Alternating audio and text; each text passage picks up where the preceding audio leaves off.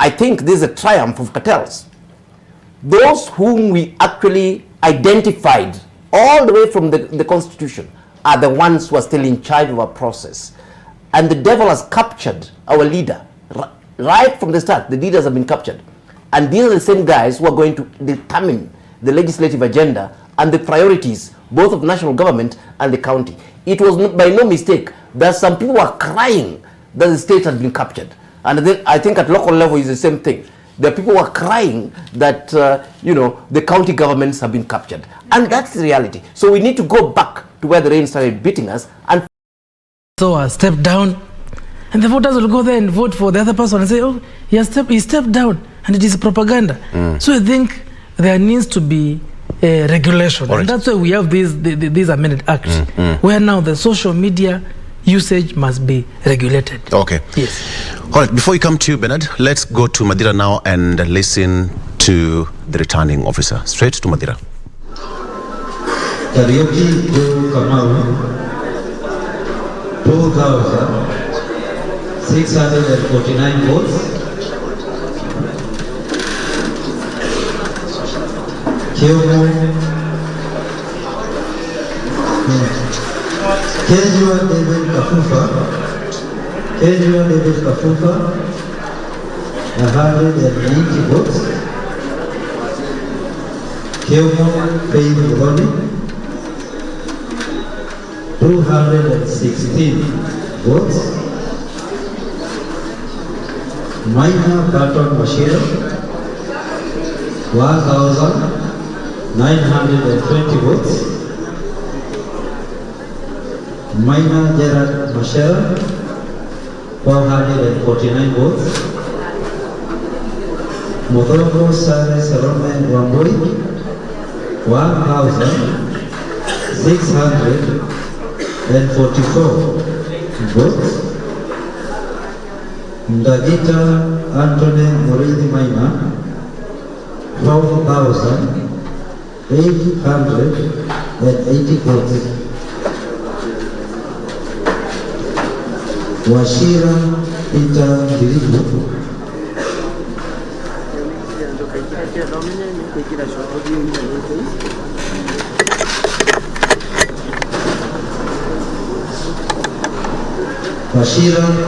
Kericho, 470 votes.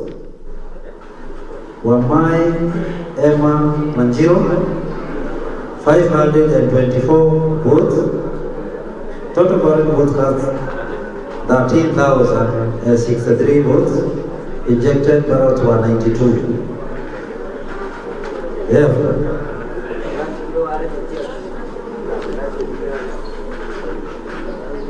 I declare Dagita Anthony Muridi Maina to be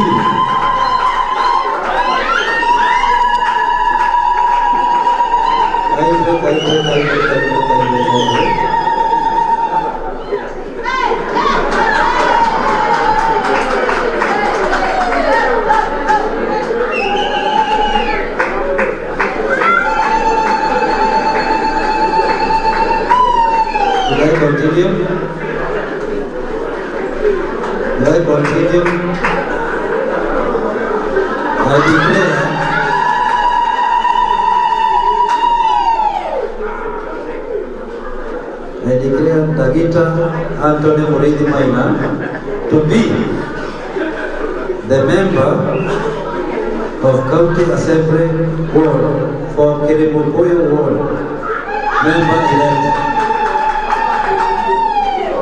Chief agents, kindly come and sign for me. Chief agents.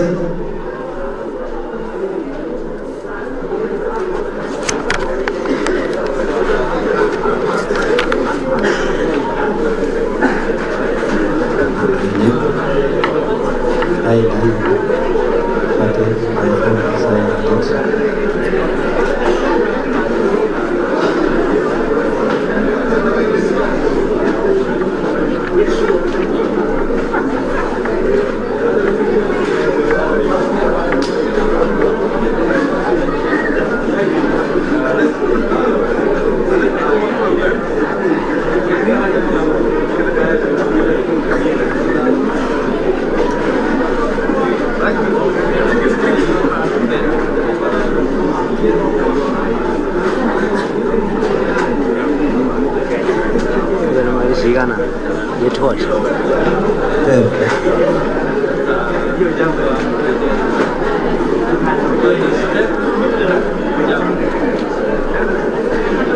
Any other ship agents? Any other ship agents?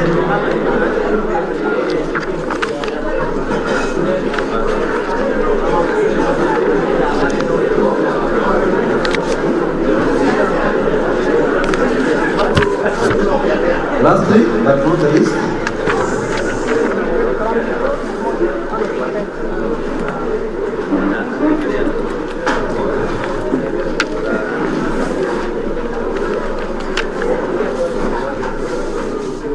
Karatina Town, County Assembly, and the declaration of the results are as follows. Votes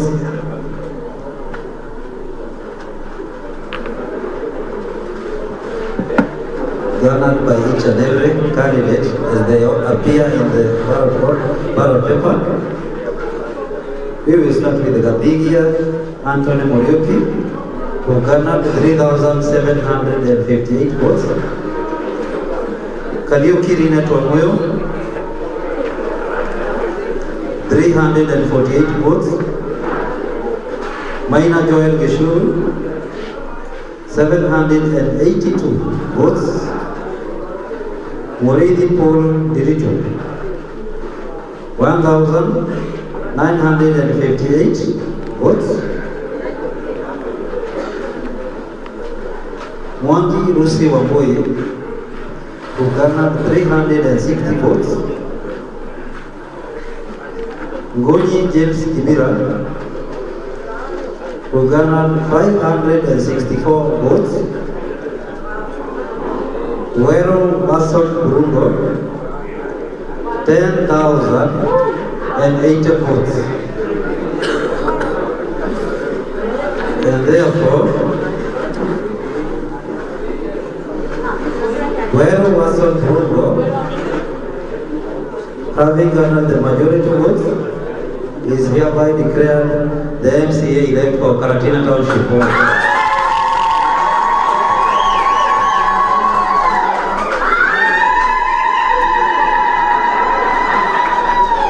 Chief Agent.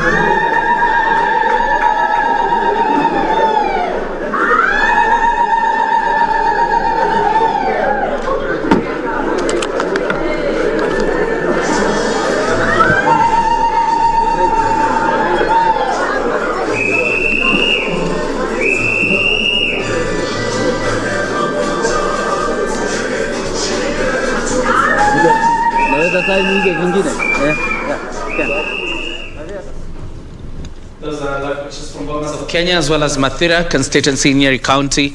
The returning officer there has just declared the results from Karatina Township ward, and I'm sure in this session is where they will declare the MP elect for Mathira constituency. But just what you've seen there is the declaration of the MCA for Karatina Township ward. We are also live from the Bomet of Kenya, where we expect a status update from Wafula Chebukati, the chairperson of the IEBC. But you can see the floor is quite busy at the Bomet of Kenya as political party agents and IEBC officials collect data and verify before it is posted on the portal as official results verified from forms 34A and B is the physical ones and the pictures taken at the polling station. Let's head over to Kilifi County now.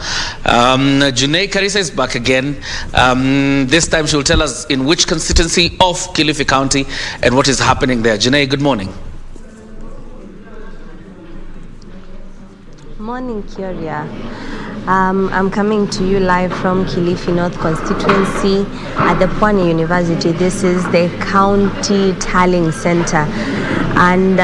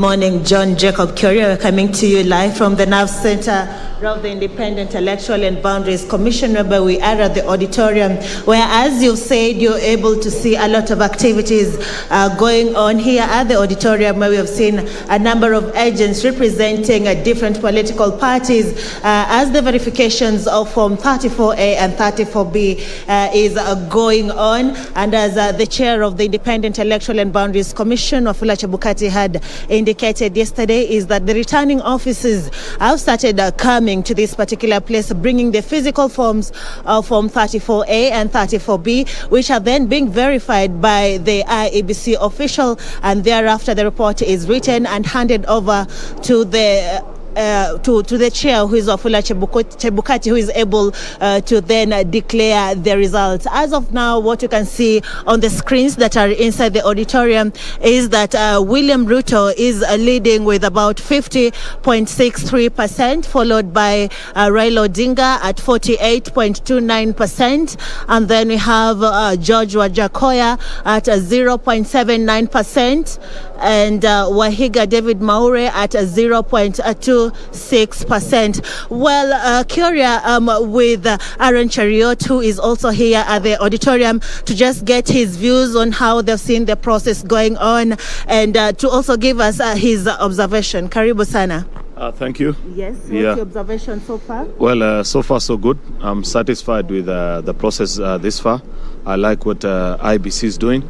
When the constituency returning officer arrives with Form 34A, which are the forms of the station, and the collated results from the constituency, the 34Bs, they take one station. We have our agents placed there. So far, I think they have verified up to 16 constituencies, and out of those we haven't found any discrepancy with what we have at our other tallying centers, our own, that is at the party headquarters and our presidential command center. So basically we are satisfied with the process this far. The only concern is the speed at which this is being done. It's quite slow. IBC have promised us that this morning, you can see there are about, I think, 7 or 8 workstations. They have said they want to increase them to 12 so that the work can move in a bit faster. I'm told a good number of returning officers have actually arrived with their results. They're now just waiting to get a table so that they can begin the verification process. So far the process is thorough. It meets the threshold of what a proper scrutiny of a free and fair election, at least up to this far. What I have seen, I am satisfied, and I hope we stay that way up to the 291st constituency. Then the election winner can be declared. I believe you're representing Kenya Kwanza, so how are the results so far on your side? They have all tallied with what we have at our... We have 3 independent verifying centers of our own who have sent us results from the 46,000 plus polling stations across the country. We have done our tallies. We know we have won, but we await the decision. The election has to be called by IEBC. The thing that we are happy about is that up to now there hasn't been a single variation between what was reported at the polling station and what is being brought here. We hope that there had been fears and rumors yesterday that probably somebody may try to change or do the other, but up to this point there is nothing of the sort that we have seen. So what you have seen brought here is exactly what was announced at the polling station up to this point, and we are satisfied, and we hope it stays that way until the end. Comparing this election to the previous elections, how would you rate the level of transparency that the IEBC has given different political parties? What I would say, the thing that sets this election apart is the decision to upload the Form 34As from the polling station immediately counting was done.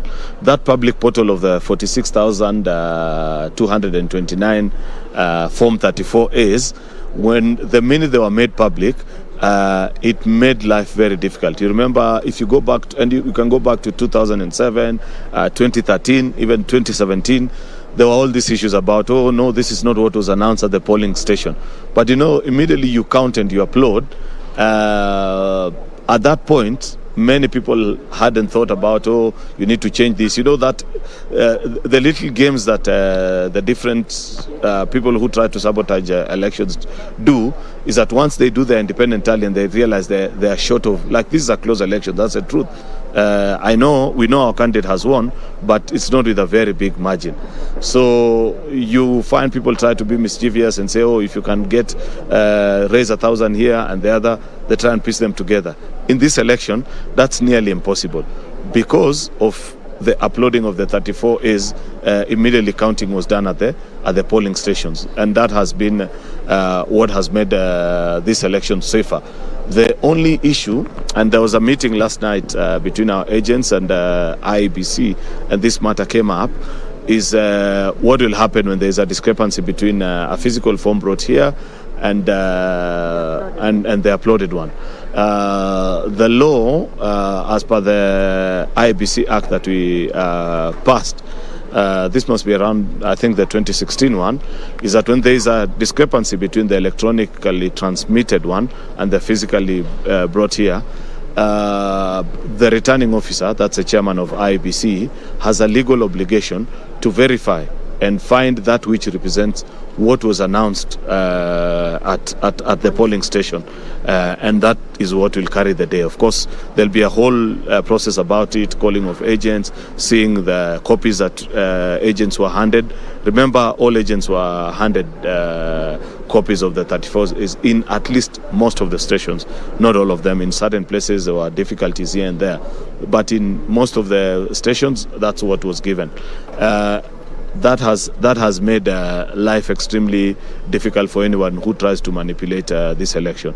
So once that matter was determined yesterday, and the chair said we will take it through a thorough audit so that we establish why there's a variation between the form that was announced at the polling station and what was uploaded to the portal. And of course, what is announced at the portal also has a timestamp and other security features. So it's more difficult and nearly impossible to tamper with than the physical one. Though even the physical one, part of what is being done here is to check many of these, all these forms actually have got very high-level security features, watermarks that are hidden and the rest, which to sit down and have the master to have the presence of mind to carry out a forgery of the same is not something very easy. But we know that we are facing people who might not easily want to concede, so we will remain to be vigilant. Yeah. We've seen also early celebration. What does this indicate? From different both political parties? I don't know. It could just be the political play. Everybody's trying to psych up their supporters. You don't want to be seen as if you gave up early.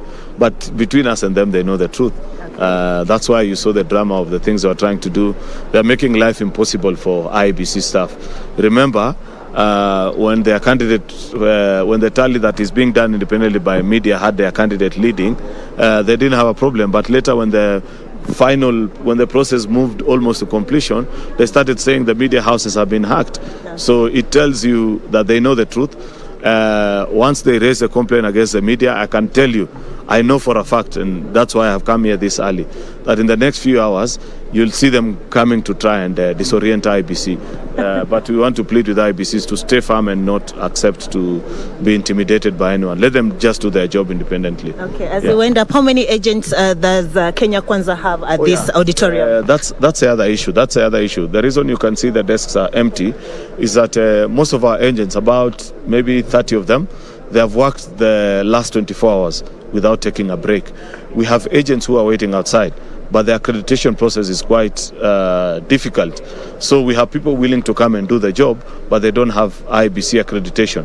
Nobody foresaw that it was going to take this long to do a verification. So if IBC can quickly verify our agents who are outside, we will begin the verification. As it is right now, you can see people are idling on the tables. You're the only agent around so far?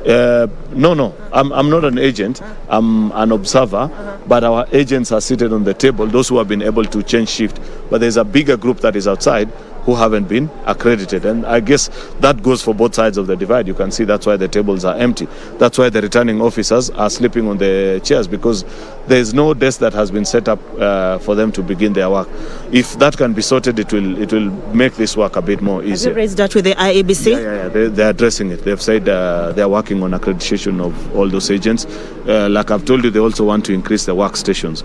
They want to move it to about 12 workstations, so that every swoop they do 12. Remember, they have 291 or 92, 292 stations, and as we speak, they have done only 12. So there's a whole 280, and I think they've announced only 6 or 7, if I'm not wrong. So there's a whole day of work ahead of us. Okay. Yeah. Thank you very much. Thank you. Well, John, Jacob, Kuria, and Victor, as well as Jane, as you've heard from Aaron Chariot, just giving us a breakdown from the Kenya Kwanza side on how they're seeing things here at the auditorium at the Bomas of Kenya, which is the now center for the IEBC, saying that right now the only problem they're experiencing is that some of their agents and observers have been locked out of the gate because they do not have accreditation, and they're now calling on the IEBC to step up and try to find a solution for that. As we had shown you the pictures here at the auditorium, is that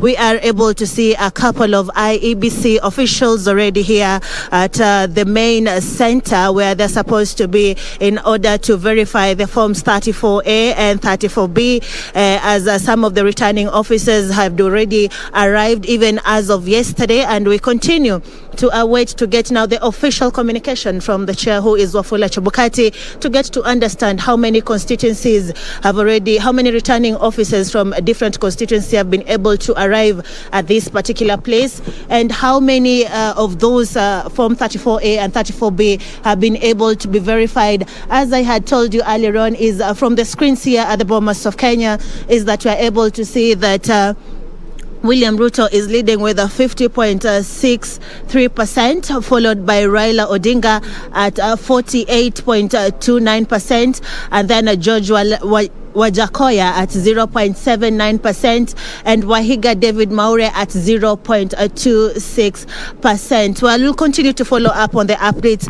that are being put on the display screens, and we'll be able to update you as we await for the chair of Wafula Chebukati and the other commissioners to come and address us. Back to you, Kuria. Good one.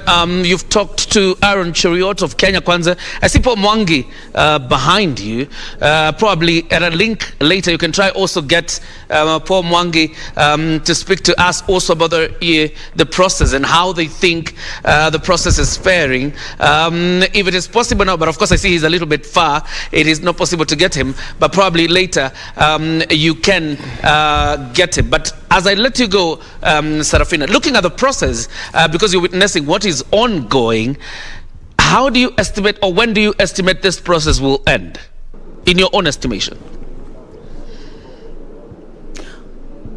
Well, from what we heard from the chair of IBC, who is Wafula Chebukati, yesterday, he was able to tell us that they are expecting to have all the returning officers to come with the forms 34A and 34B to this particular place, bring the forms, and then thereafter they will be verified from this particular place. Then after verification, they'll be able to record them, and then after they're recorded, they'll be able to do an analysis so as to get to determine for the presidential results whoever will win, on whether they've been able to attain the 50 plus 1 vote, and also if they've been able to get half of at least 24 constituencies, they've been able to win from at least half of the votes from at least 24 counties.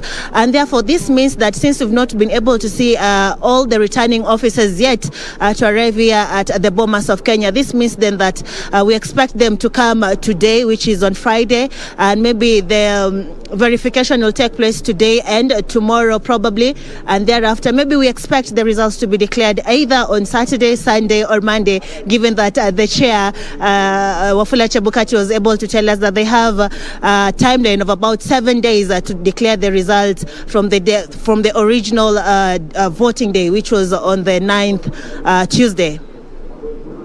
So this will probably be either from tomorrow, from Saturday or Sunday or Monday. You have a question for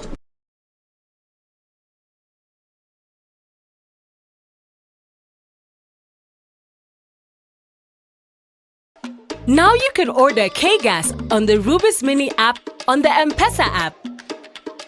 Enjoy free data bundles every time you order K-Gas. Just one of the many mini joys on the Rubis Mini app.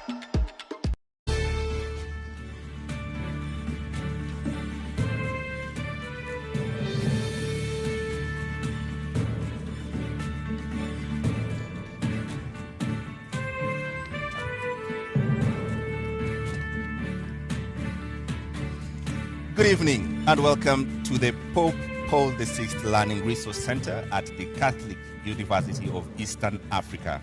My name is James Smart of NTV. And I am Sophia Wanuna of KTN News. Welcome to the second and last of two debates between the running mates of the four presidential candidates cleared to run for president in the forthcoming election. This is the fourth of 6 national televised debates organized through a joint media presidential debates initiative, bringing together literally the entire Kenyan media fraternity. The candidates participating in the debate have agreed to the rules and guidelines requiring them to conduct themselves with utmost decorum, address each other with respect, and extend honor to viewers watching this debate live across all Kenya's broadcast media platforms. Indeed, and the candidates in the debate have also agreed to adhere to the allocated time. Each candidate has 2 minutes to make an opening statement, 2 minutes to answer a question, and 60 seconds for a rebuttal. The topics have carefully been selected after a thorough assessment of the state of our nation and the sentiments of the regular Kenyan voters in various parts of this country. In line with the debate rules and the best practices, the questions we shall ask have not been shared with any of the campaign teams. Neither were they discussed or formulated in conjunction with anyone. The questions are entirely our own. And an invited audience here, seated in the auditorium, has also agreed to the debate rules. They have been fully briefed that cheers, jeers, or any other form of noise is not permitted during the debate. We have to make the exception now as we request the audience to help us warmly welcome Honorable Martha Karua and Honorable Rigathi Gachagua to the stage.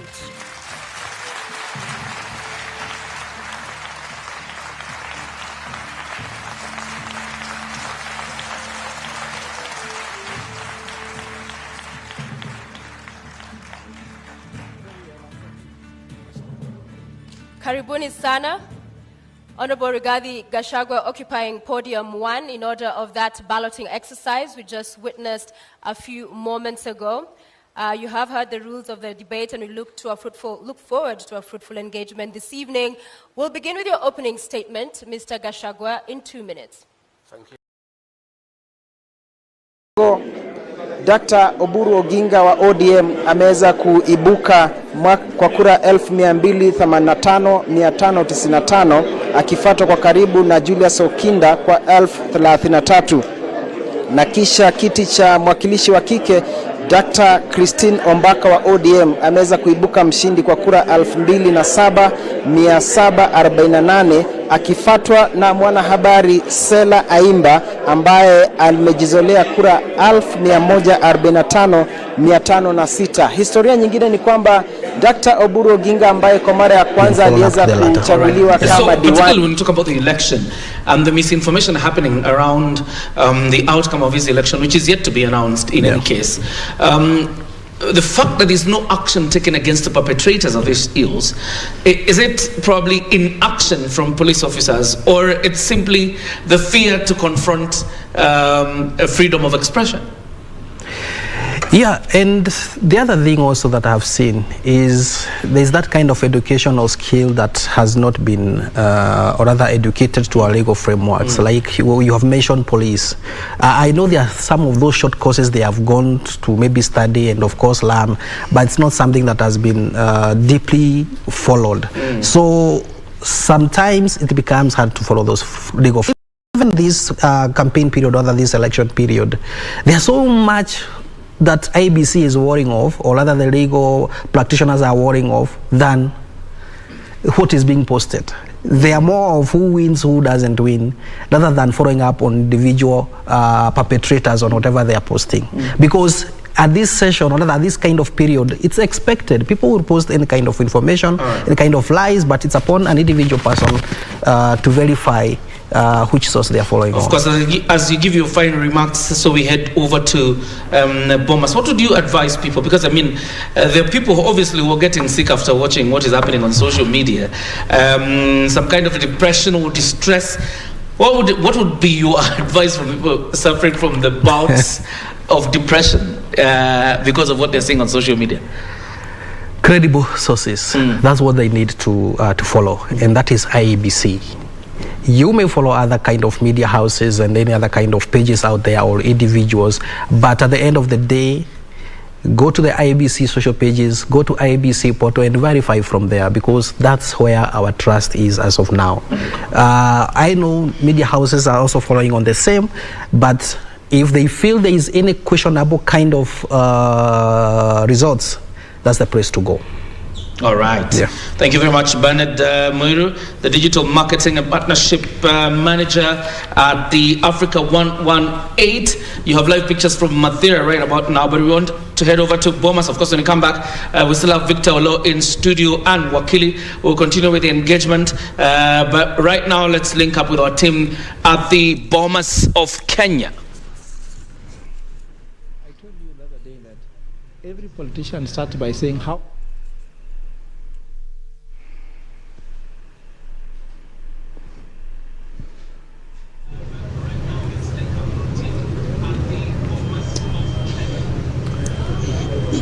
Well, thank you, John Jacob Curia there at Broadcasting House. That's right, we are here at the Bomas of Kenya, the National Tallying Center, whereby things are a bit slow at this point.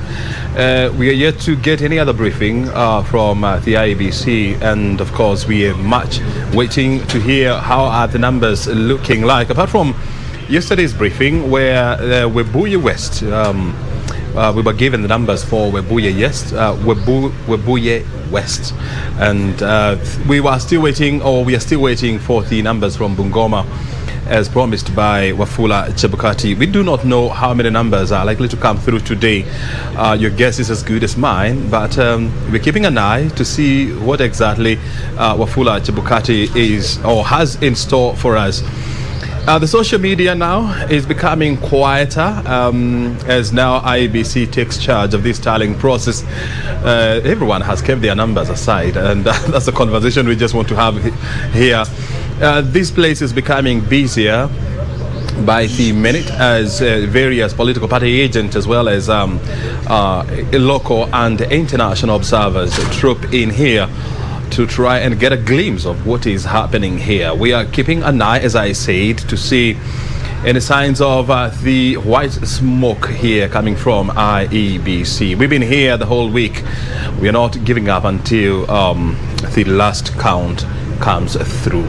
Well, I'm now joined on the set by my team of analysts, that is Churchill Saoke Doctor. He's a public policy analyst at the Jomo Kenyatta University of Agriculture and Technology. He's been faithful to us. He's been with us. And he's joining us this morning. Thank you very much indeed, Dr. Saoke, for your time. And on his left is Dr. Fred Ogola, also another public policy analyst from Strathmore Business School, joining us here as well. Thank you very much, Dr. My pleasure. For your time as well. So I want to start with Dr. What are your numbers telling you? The last time I checked, you are also doing your own tallying. Are you still tallying? No, I think that we discovered that no one is going to request me to submit my results, because it starts from the polling station when the presiding officer gives his to the returning officer. Returning officer submits his to the national presidential returning officer, who is Chebukati, and you can't see me in that value chain. So I stopped tallying because I discovered I was spending a lot of time on something which is not useful. So I'm just trying to follow everybody who is trying to find their fifth, whether they have the true note to the fifth or they have the false note to the fifth. Yes, now remember that thing of the true note. Yes. So who has the true note? I do That's not the know. big question, and that person is Chebukati. Very good. And right now the question that is everybody is asking is your fifth thing? Okay. And, Yes. and now all of us are quiet and just waiting now for the man who has the final say. Were you tallying, by the way? No, I stopped tallying. You stopped tallying? What became of you? I actually didn't stop tallying. I did tally. You did not tally? Because Oh, you were not tempted? No, I wasn't. Because you see, from previous experiences, you really have to approach elections with logic. And see elections as an object that you see it as you look at it, you approach it logically. If you go into it emotionally and begin doing those tallings, you'll end up even tallying wrong figures. And get excited or get dejected that you have either won or lost respectively, then ultimately you get disappointed of yourself being a citizen of a country, or get excited of being a citizen of the country. So I did not tally the votes. I looked at the process of how the tallying process should be done and said, okay, the final person who will give the final results is Chebukati. So that is the person I'm waiting for. I only sometimes scroll into the social media and see what people are trying to do and, and say, and write and do some of those data, but I don't take them seriously. Yeah. So why have we been tallying, by the way? Why have we been tallying?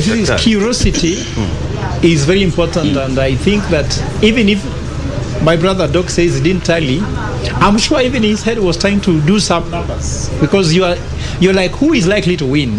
For example, you see some figures, who has won in most of the counties, who has won most of the seats, who is likely to win, who has more the numbers. So it's curiosity, but the only thing also is that some of us have a position whereby you cannot avoid somebody asking you, how are things? So let's, for example, you are a senior lecturer at JKWAT. People believe that you're a political analyst. They believe you should be able to be in a position of knowledge, not the position of ignorance. So some of us are under pressure to know what's going on. Like someone asked you, has the election been rigged? So if you are in forensic, you should be saying yes or no. Is there a way this election can be rigged? So you could be asking this question. So you try to tally and see who is right. Sometimes what I've been doing is to falsify numbers. I've been doing falsification because I discovered there's the most powerful evidence you cannot give is called falsification evidence. Let me give you why this is important. There are two types of evidence: falsification evidence and confirmatory evidence. The sun has been rising from east, setting on the west, is it not, since we were born? Do you know that has been for millions of years?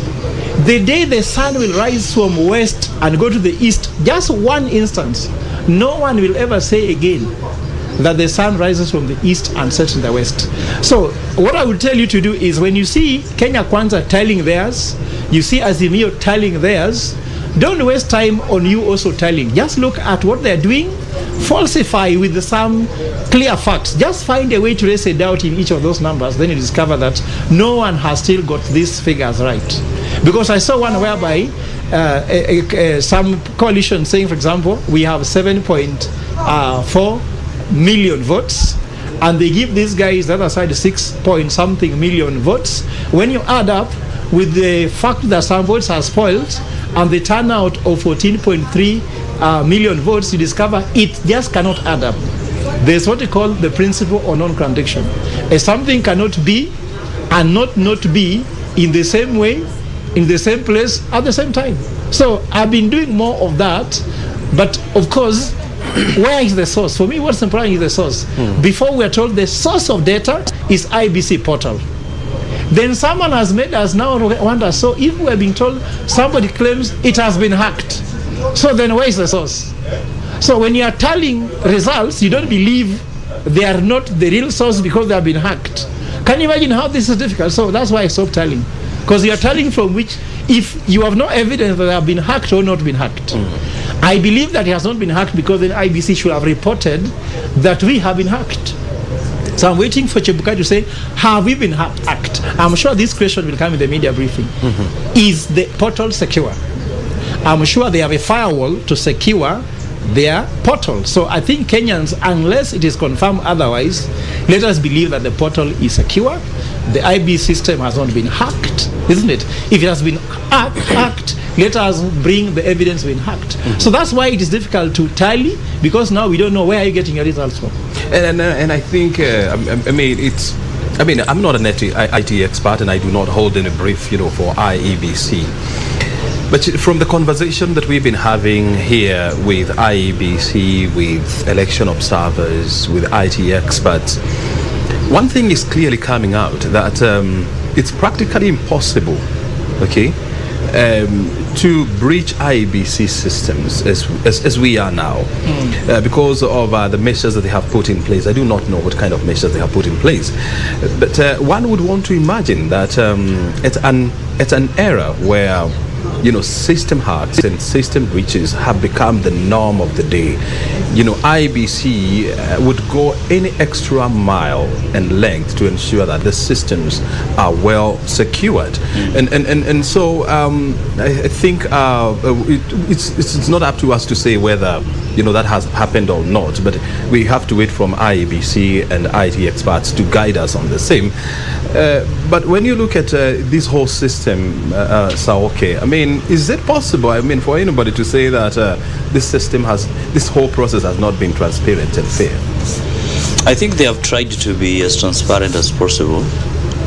Of course, it's the desire of every politician to find any small loophole to have him or herself winning an election, including finding entry into any transmission system. And I think that is why it is very important at any given time, every second, to ensure that the firewalls are safe. And I'm sure that the commission is privy to some of these things, and they have put in place maybe proper detection mechanism, because you see the issues of tax are, these are things that are so oblique to Kenyans. They are oblique to many ordinary Kenyans, and so and the people who are privy to the technical capacity to undertake or to know what is happening are very few. So it then becomes very easy for people who have that technical skill of cybercrime to find themselves through and subvert the will of the people. But then I think all these things sometimes they all boil down, and we have always said this over and over and over again, that the questions about the higher moral ethics will be something that will be very significant. It might be very ideal now, but for future generations, it is something that we must really find how to entrench within our electoral systems, because some of the challenges that we face today are because of the deficit of that high morality, as to whether, if you are given a responsibility to do something, you'll do it as per what is required. So that is one of the biggest challenges we have now. But because we have that challenge now, it means that the commission must be in a position to ensure that they have created proper protection mechanism, so that people do not enter into the system.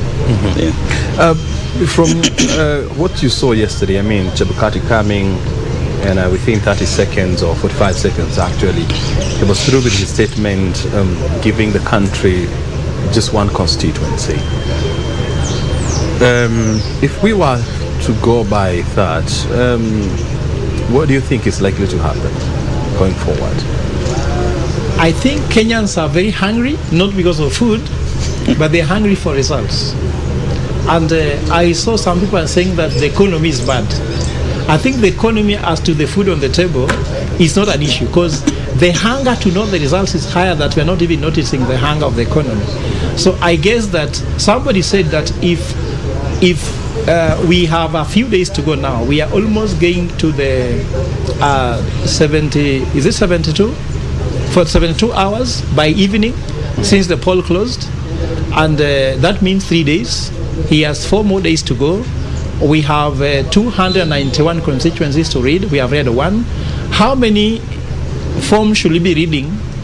Form 34B should he be reading per minute? We discovered that every 20 minutes he should be reading at least a constituency to make that number work.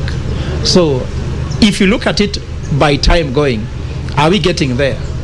So those are the questions now we're asking. I know that these things can be done so that they can come with one form and maybe read like 100 at a go, probably.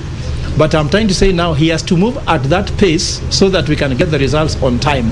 But maybe to weigh into the discussion about the security system of IBC, you know that the banking fraud in Kenya has been going up. Penetration of the banking system fraud has been going up.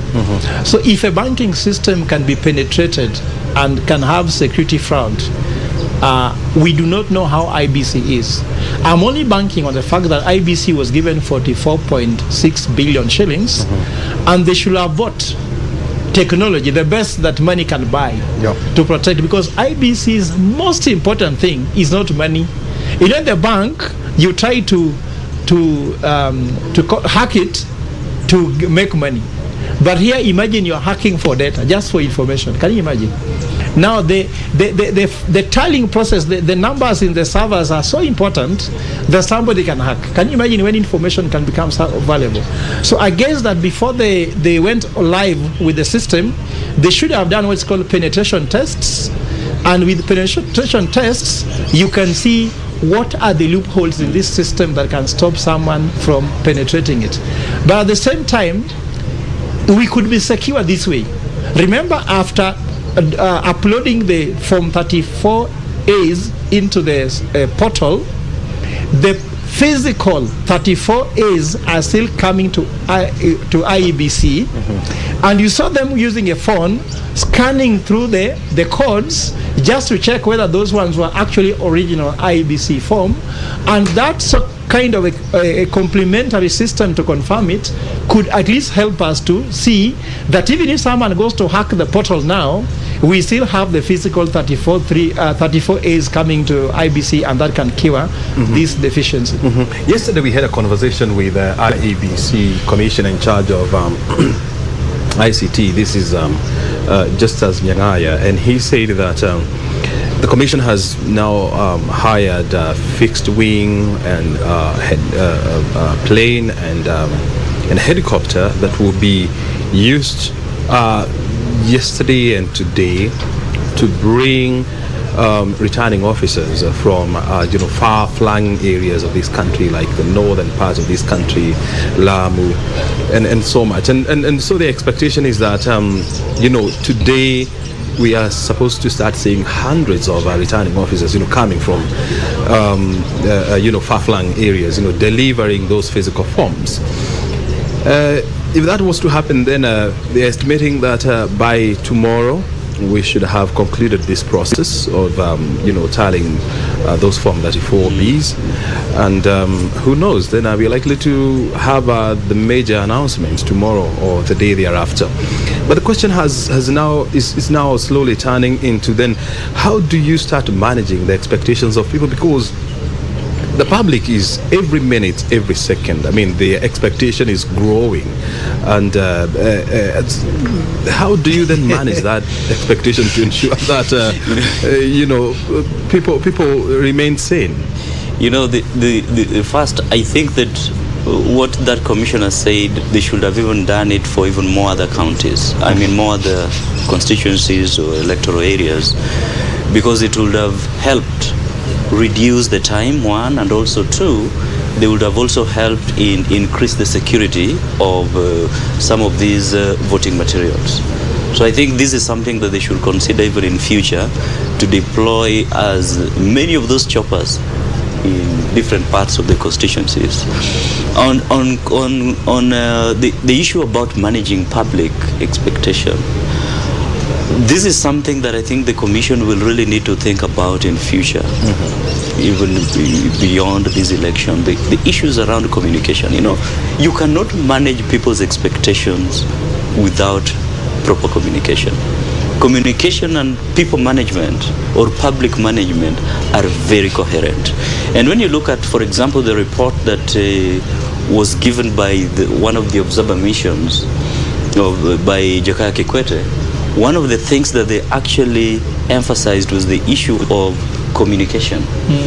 In fact, they actually gave a recommendation that for future elections, maybe the Commission should actually even partner with the state broadcaster to ensure that, they are able to give timely communication. You see, right now, one of the reasons why you find everybody, there is a lot of anxiety, is because of decentralized and confusing communication that is coming from different sources, providing non-authentic data, some of which are even trying to override the authentic data that is coming from the commission, because they lagged behind on their communication strategy.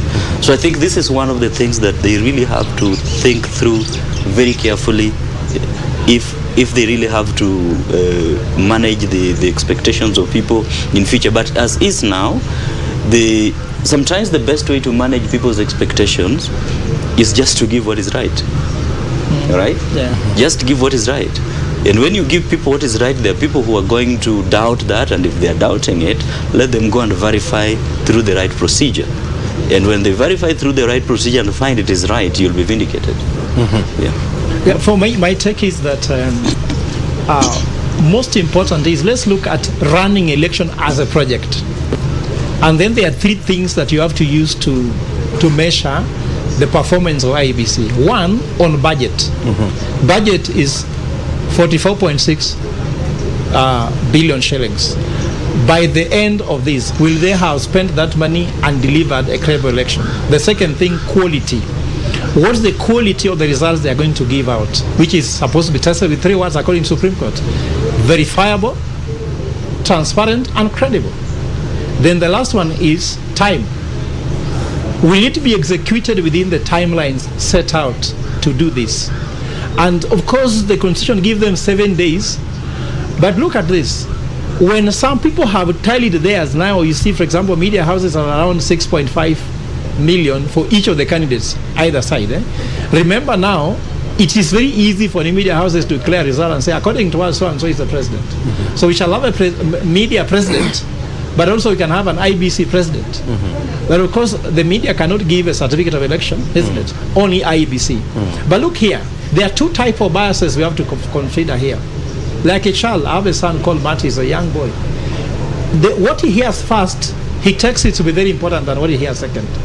And if media says these are the numbers, if IBC come with different numbers, even if they're the legitimate, people may tend to oscillate towards these people even got theirs earlier. You came later, why are you cooking them? Remember, the ones of cooking normally means you are taking longer time to give us what we should actually know earlier. Look here, how should the media be ahead of IBC, and IBC has staff and they are funded to do it? You see, these are the questions now Kenyans are now trying to raise. So for me, the earlier IBC comes, declare the results, the better, because as time goes by, people are cooking, people are sending to each other data, and they're saying we have finished telling, we know who has won, swear as in. IBC should go faster and declare the results, because tensions are taking place. And tension taking place, for example, buses are not leaving Kampala coming to Nairobi. That's a fact. Because I had something I was supposed to send from Kampala to come to Nairobi. Food is not moving. Sometimes we are fearing, how can we pass through this town, that town, when we are going to that town? So people are saying that it seems we are in a standstill. Why don't IBC come and announce these results early and quickly? So the question here of him coming to read a few forms, talking about choppers and the rest, this is not a reaction. They have run this election. Chebukati is not presiding over the first election. He's even did 2 of them in 2017. They could foresee this situation. The distance in Kenya has only increased overnight. We know them. Logistical challenges are not things that came in 2022. They have always been there. So roads have improved. Uhuru says he's built 11,000 kilometers of road, which means that we should be having better communication transport system. ICT, fiber has been increased. All the telecoms have been doing more upgrade of their system, G4. 3G or so I'm saying that 4G. we cannot be able to do worse than we did last time, and we have improvement in infrastructure, systems, knowledge, and experience. But where are you basing your argument that, or where do you draw a conclusion that, we are doing worse than we did in 2017? Of course, looking at the point whereby it is taking longer. By this time last year, IBC had announced more results.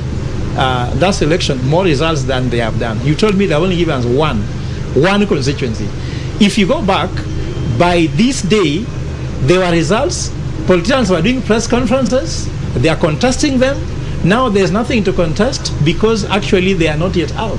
But don't you think that's a better, public nervousness management process as opposed to people just seeing numbers, going up? And that's what I'm telling you. You have to balance now. The issue is balance, quality, budget, and time, because people are reacting to which one most. People are reacting to time even more than the quality. You got my point? So what is the balance? I'm saying there must be a balance. Because sometimes you need to have deployed these choppers earlier. It costs you more money, but you save on time, and also you bring more credible results. But of course you cannot, look, until last evening, we still had constituencies that were still going on with their tallying process. And so even if you are to deploy a helicopter, 24 hours in advance, until the returning officer declares that this process is now closed, the person cannot be airlifted to Nairobi. Yeah. So it will be an exercise in futility. But IEBC has been very consistent and very clear on this, that we are playing within the legal time frame given to us by the Constitution or by the law. And so if the country deems it fit that we need to hasten this process, then should it be now up to Parliament to relook into this and come up with maybe timing that they think favors the public? It could be a double-edged sword because, you see, if you try to reduce the timing again, other implications will arise. They might try to do a shoddy job and run over it, and then still declare a wrong result on the basis of the short time. So it's a tough balance. All these things are balances that all depend on. They all depend on. You want to provide credibility of election within the constitutionally laid out guidelines. Are you ready to provide a credible election? Because if you're ready to, you will provide it however time you're given. But if you are not ready to, however long the time is or however short the time is, you will still not provide the credible election. So it all still depends on whether you want to provide credible election or not. But you see, O'Brien, look here. We grew up knowing that you start for exams, KCP, in November, and you receive the results somewhere in January, if not February. KCSE was even taking longer.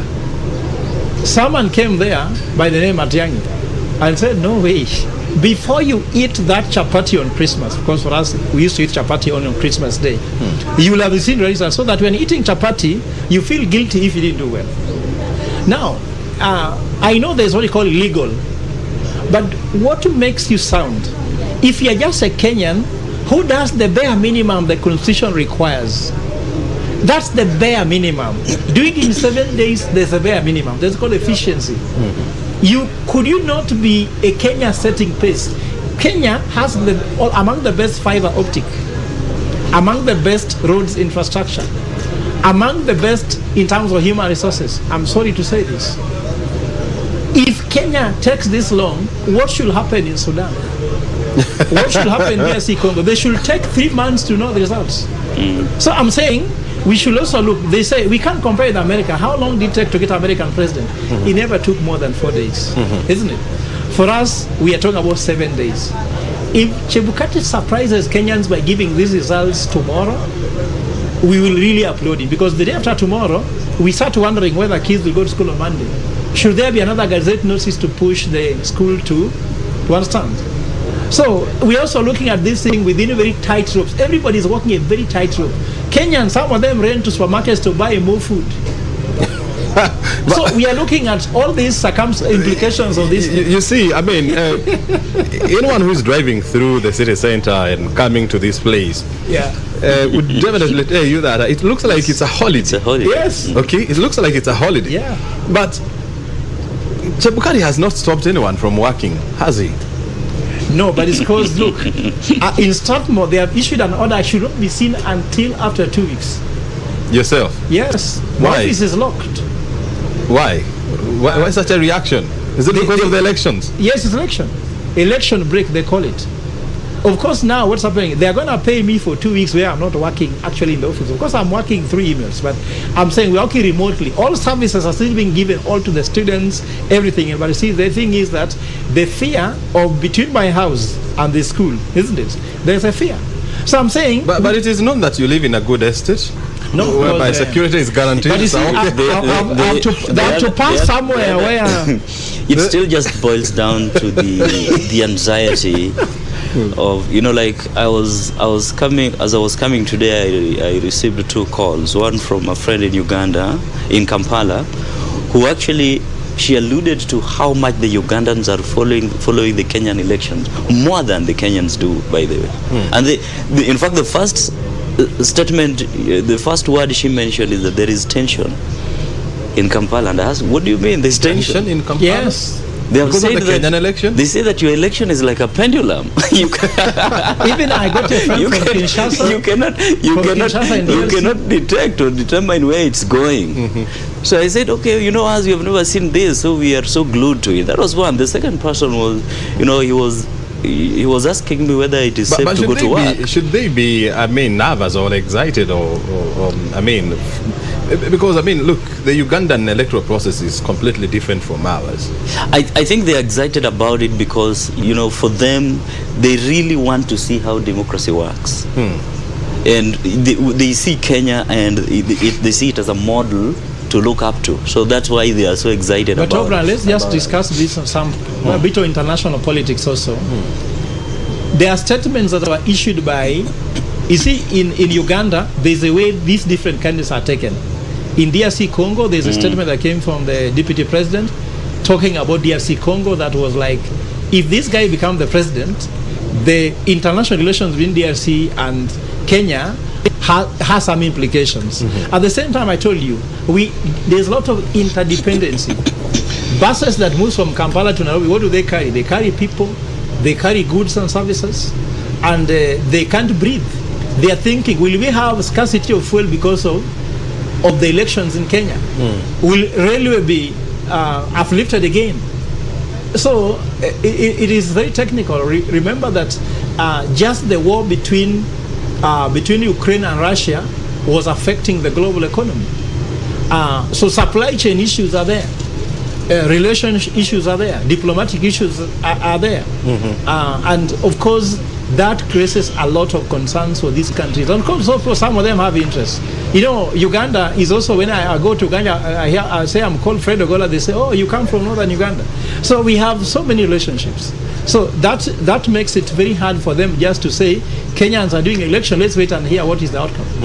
Yeah. I mean, and if you just joined us, I mean, the picture that you're seeing on your screen, tallying officers from different constituencies, as well as verification officers from IEBC and political party agents, including and local as well as international observers who hold up inside the National Tallying Center, undertaking the verification process and of course retallying the numbers to ensure that they match with what has been announced at the constituency level, and of course the numbers matching with the number of registered voters as well as people who came out to vote. They're also going through the numbers of rejected voters, rejected votes, not voters, and to ensure that everything is in place, because the last thing you want to do is to have this process contested. And so that's why IEBC has set up about 6 tables where the verification process of forms 34As and 34Bs have to undergo through the hands of various actors, and that's in this hall. And I have told you there are multiple of them. There are international observers, there are local observers, political party agents, IBC officials, returning officers, as well as other interested parties, and so that is the process that is taking place there inside the National Tallying Center. And yesterday, when we were having that conversation with Justice Nyang'aya, the ICT, the IEBC ICT Commissioner, he said that the turnaround time, for the verification of one Form 34B is between 20 and 30 minutes. That's right, 20 to 30 minutes. That's the turnaround time for the verification process of one constituency. And so that explains the reason why sometimes, these delays are expected. We're still waiting for the first press briefing of the day by Wafula Chebukati, the chair of IEBC. And we're just watching and waiting to see how many more constituencies Wafula Chebukati will be able to announce, and whether he's going to give a hint as to when this process is likely to come to a close. Of course, he has said that he's not in a rush. I mean, he's playing within his 7 days that he has been given by the law, and so he's in no rush. And what they are doing is to ensure that the process is smooth, and of course it meets the required legal threshold. We are still in the house talking to Churchill Saoke. He has been our in-house or resident analyst since we began this process, and Fred Ogola, he has also been our resident analyst here at the Bomet of Kenya. We are going through what has been happening and asking ourselves questions, and I now want to turn to Fred Ogola and ask him this question. Suppose we conducted the elections on Tuesday. Suppose Wafula Chebukati announced the winner on Wednesday. Would you buy that? The day after? Yeah. Of course, I'm not the one to buy it. you see, but yourself. I mean, you're saying that this process is taking too long. Of course, but what if he came on Wednesday, the following day, and announced? We can question how fast has this happened, but so you still question if it is fast. You still question either way. Because you see, I told you, and you're still questioning the fact that it is taking long. I told you the three things to measure it: quality, on budget, and time. You have to balance it. Nevertheless, the person that Chebukati is so scared about and is trying to report to now is Supreme Court. So the person who need to see whether that is the correct or not is the Supreme Court. So for that matter, if so you're trying to say that Chebukati is doing this process for the Supreme Court or for Kenyans? But the person who can deny this is only the Supreme Court, because the candidates cannot deny it. Legitimately, no, they can't. They can raise concerns, but the person who has the last word now is Supreme Court. Actually, when you're doing this game looks like game theory. You know what game theory is about? Who is the player? The candidates themselves, the parties. Then we have the arena, the field. Is here political field. The voter is the one who voted. Now we have the referee. The referee is IBC headed by Chebukati. But we have a super referee. The super referee is Chebukati. Like, for example, you nowadays go to football, as a player you score the goal, then you wait for the referee to agree it's a goal, point there that it's a goal, then secondly look at the screen and see whether VAR is saying it's a goal. So look, there are two referees, the referee, the super referee. So all these guys must be satisfied with the electoral process so that they declare the winner.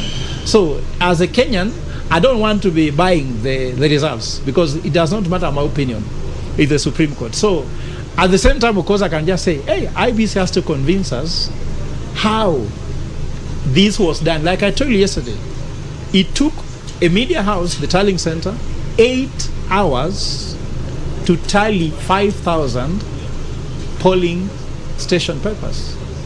Now, to tally all this, if you go by that number, should take 73.5 hours. We haven't reached that hour yet. But the point is, we also don't want to reach Monday, because we don't want another Gazette notice telling children to go to school the week after next week. But you see, I mean, when you look at the whole process, of tallying and declaring the winner, I mean, anyone else who is tallying, they don't have to wait for the returning officer to bring the physical forms to them. Yeah. They're just going to IBC website, downloading the photo. The IBC portal, downloading the form, looking at the numbers, and then tallying and coming up their numbers. But for IEBC, the process is completely different for them. Apart from downloading those forms, from the portal and doing their own counting and tallying, they have to wait now again for 34 A's from the polling stations and 34 B's from the constituencies, to land here, to receive them, to confirm that indeed it is true, to certify, and of course to verify. That is definitely a longer process than all of us are doing. And so it will be expected that the turnaround time for media houses or individuals would definitely be faster than IEBC, because again, your threshold, my threshold, the media houses threshold is completely different from the one for IEBC, because no one is going to take us to Supreme Court, right? They have the staff and the money. Did Treasury give you 44.6 billion shillings? Me? Yes, as media houses to tally. Do you have a budget for tally? Well, these people have been given 44.6 billion to organize the voting, tallying, logistics, everything. So I'm saying you would require them to use their resources effectively and efficiently and deliver. How many staff have they had? I hear apart from the full-time staff, some of them are going into around 300, 400 staff. And also their volunteers.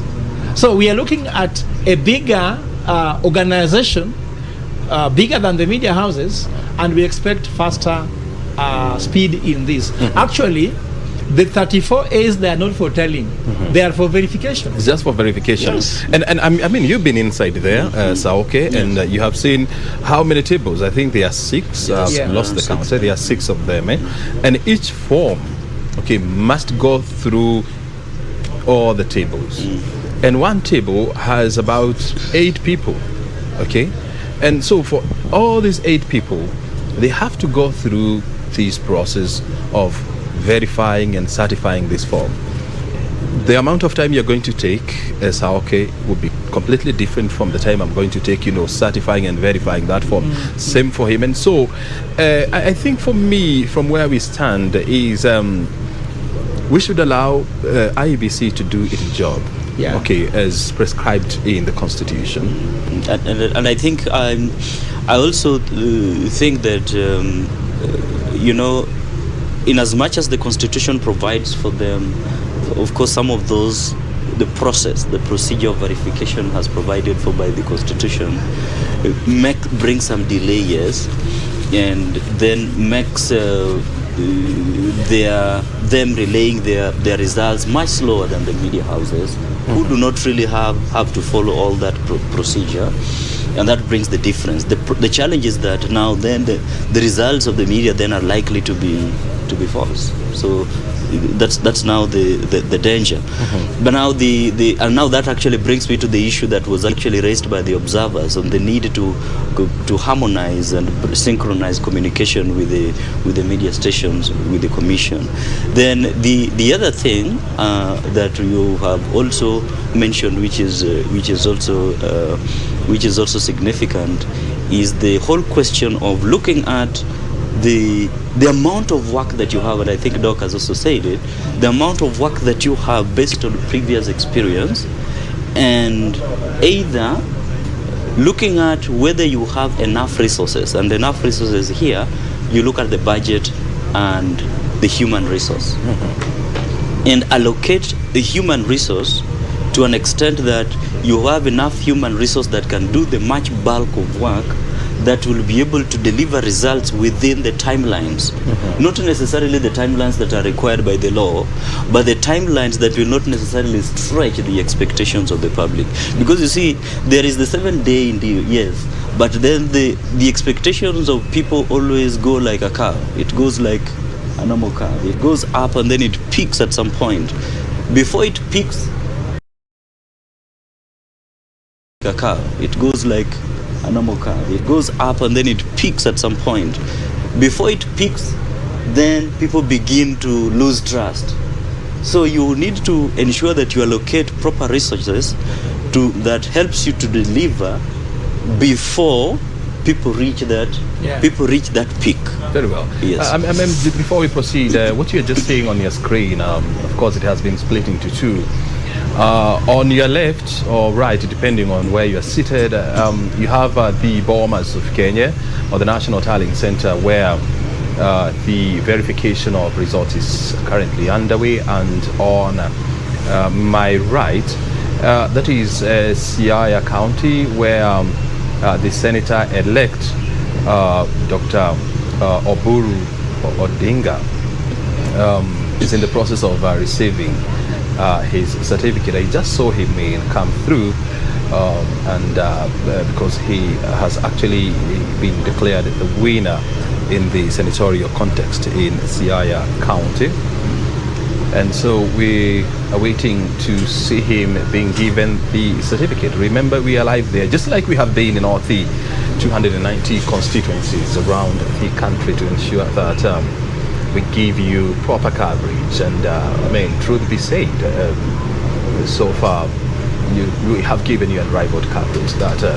That is a crown that we must be very proud of as Kenya Broadcasting Corporation. And that's why we are here, with a team of what you'd call the creme de la creme of public policy analysis here in Kenya. Dr. Fred Ogola is from the University of Strathmore Business School, and of course Dr. Saoke here from Jomo Kenyatta University of Agriculture and Technology. Let's now first of all take you to Siaya and listen in, and then hereafter we'll come back with more tidbits. It's a show of good work. You are committed, you are very accurate, and we believe in your results. Thank you, and God bless you.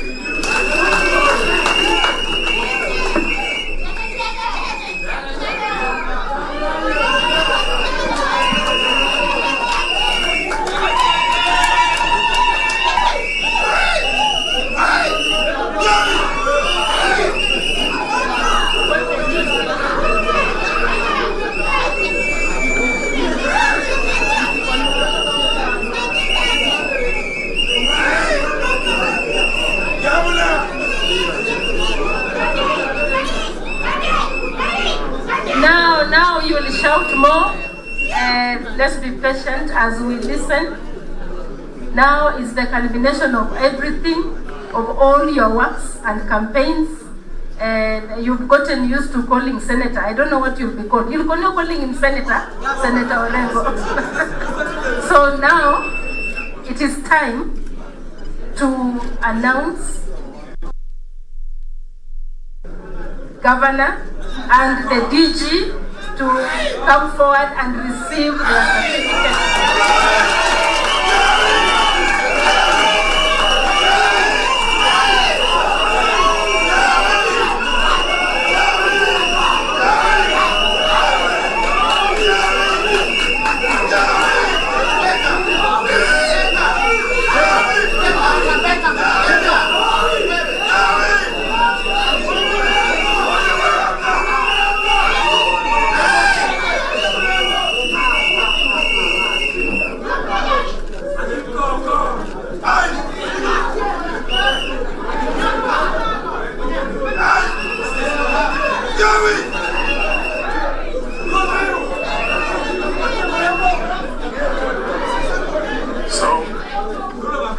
Good morning, everyone. I also want to join the rest of my colleagues in thanking the good people of Siaya for bestowing their trust in us. We commit to impacting their lives. We want to thank the media, the security team, and IEBC for conducting peaceful and transparent exercise. Thank you very much, Governor.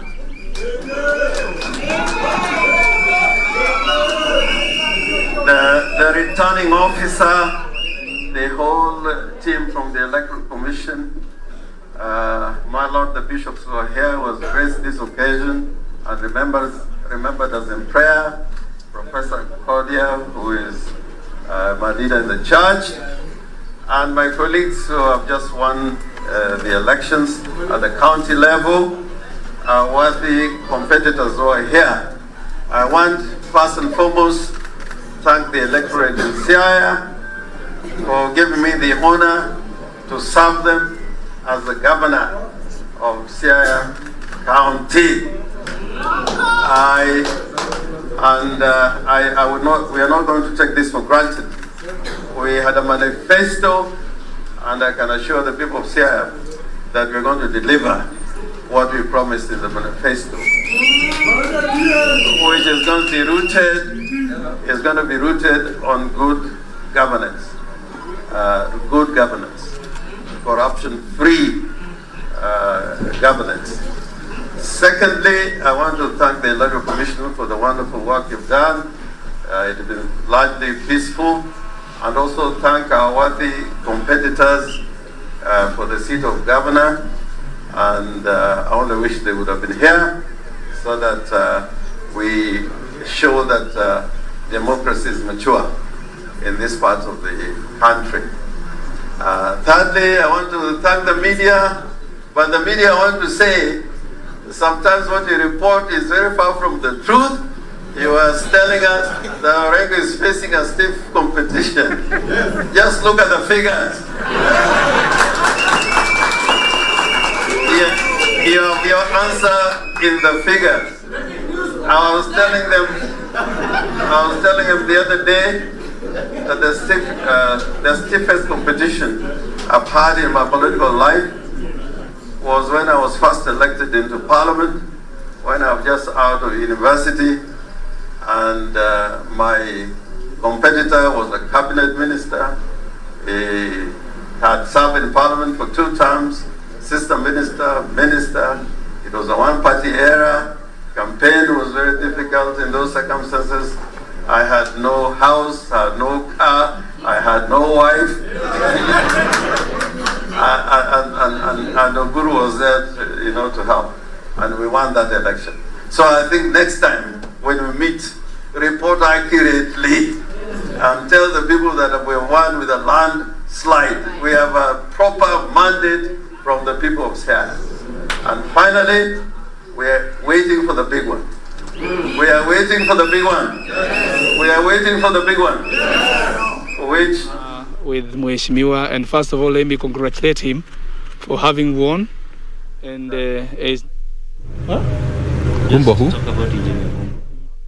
no assembly. And we want to thank all those who have been in this process to share information.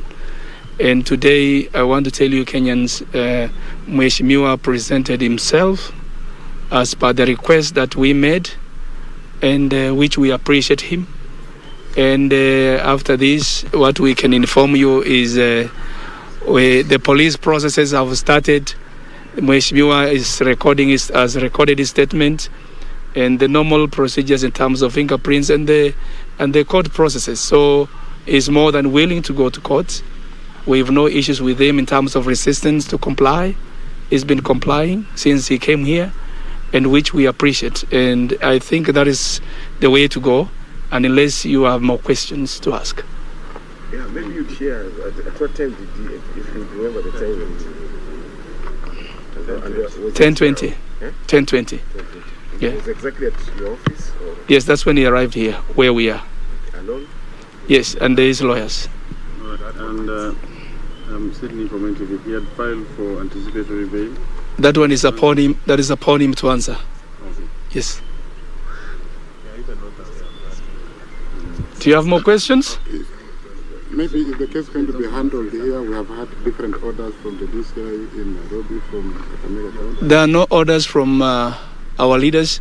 What is there is the normal process. We have courts here. We have courts here. So the issue of orders coming from somewhere, no. We are not aware of orders. What we are aware of is Mheshimiwa is here with us, and we are following the normal police processes, and that's all.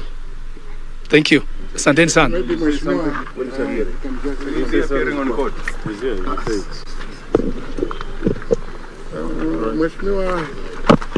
finally? Yes, I went to Nairobi to make an application to the High Court so that the court can give me anticipatory bail pending arrest. But when I saw on TV yesterday our regional police commander asking me to surrender, I drove all the way from Nairobi to this place, and I'm ready to cooperate with the police so that I can also know what killed that young man. Because on Sunday night, before Sunday night at around 6 p.m., my private bodyguard was attacked badly. He was in a coma for 3 days. He's at life care. And on the same night, I survived an assassination attempt, a matter which the police are aware, because there were gunshots around that place. And wherever we were on that voting day, there were other people with guns as well, including my competitor, including the police officer was manning that particular polling station. So we will also be making applications that all those firearms that were there be subjected to a forensic investigations. Anyway, I will have my day in court. And Kazima from NTV. Yeah. What about your certificate? We heard that your agent went to collect it, then he was denied. The procedures are that the certificate can only be issued to a person whom I have authorized. So I had not given any written permission to anybody to collect the certificate on my behalf, but I have done it, so that is not an issue. But the matter here is whatever we are here, and I'm here in my opinion to cooperate with the police, go through all their processes so that we ensure justice is served upon all parties. Why did you go underground for a while? I've told you I went to Nairobi to make an application at the High Court. When you make an application, you have to sign affidavits so that the advocates can file them in court. And that's exactly what I did, what I went to do. But when I heard the police are looking for me, I came. Let's go now. Thank you so much. Thank you so much. And there's something a different thing I want to say. I want to take advantage of you people because you have worked together.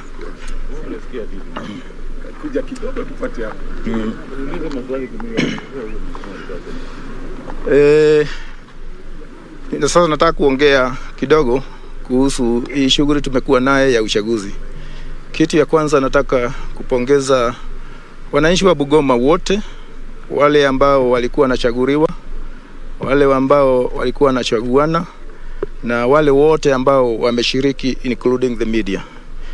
Kama vile mnavyojua hapo bereni Bungoma ilikuwa inajulikana kukifika wakati wa uchaguzi kama vile tulikuwa naye, kunakuwa na waziwazi mwingi. Hata hapo bereni kulikuwa hata kunakuwa na vita, na hata watu wengine kama sehemu za Mount Elgon walikuwa na hama.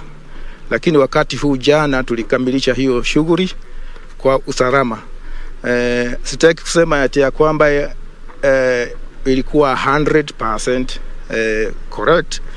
Shughuli kama hiyo kawaida lazima iwe na one challenge or another, but generally I want to say that we have some peace.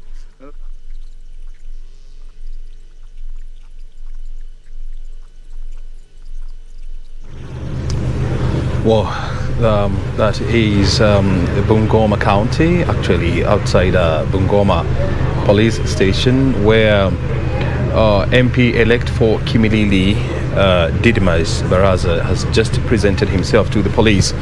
Remember, yesterday he was given 6 hours by the Directorate of Criminal Investigation to present himself to the police to answer questions to alleged case of killing of a bodyguard attached to Brian Haemba, who was also contesting in that area. And so we will be following up keenly and watching to know where exactly this story is going, because this is indeed a developing story. Well, we're also keeping an eye here at the National Tallying Center to see where the numbers are going. Wafula Chebukati, the IEBC, is the man of the moment. The whole nation is waiting for him to exactly hear how the numbers are looking like and when are they likely to know who exactly carried the day in the presidential contest. The other winners are being declared at the county as well as constituency levels, so nothing much you expect to hear in regard to that from Wafula Chebukati. We're still camping here at the Bomet of Kenya, whereby we are monitoring the situation here, and as I told you earlier on, it's a beehive of activity. To use an old cliche, so many people coming in from political parties, agents to international as well as local observers to IBC officials, returning officers from various parts of the country are also trooping in here to present their forms 34A and 34Bs to the Commission for verification and certification. We're also giving you, some interesting analysis on what to expect and the situation that is currently unfolding and what you are seeing right on your screen. The pictures from the inside the National Tallying Center, where officials are going through the verification and the certification process of the forms presented. So far, we only have certified or verified reports or results from Webuye East constituency.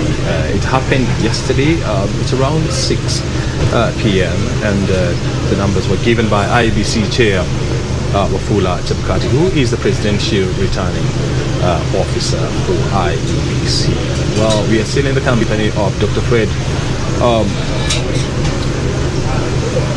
Dr. Fred, remind me your name. How did you escape? Yes, Fred Ogola and Churchill Saoke.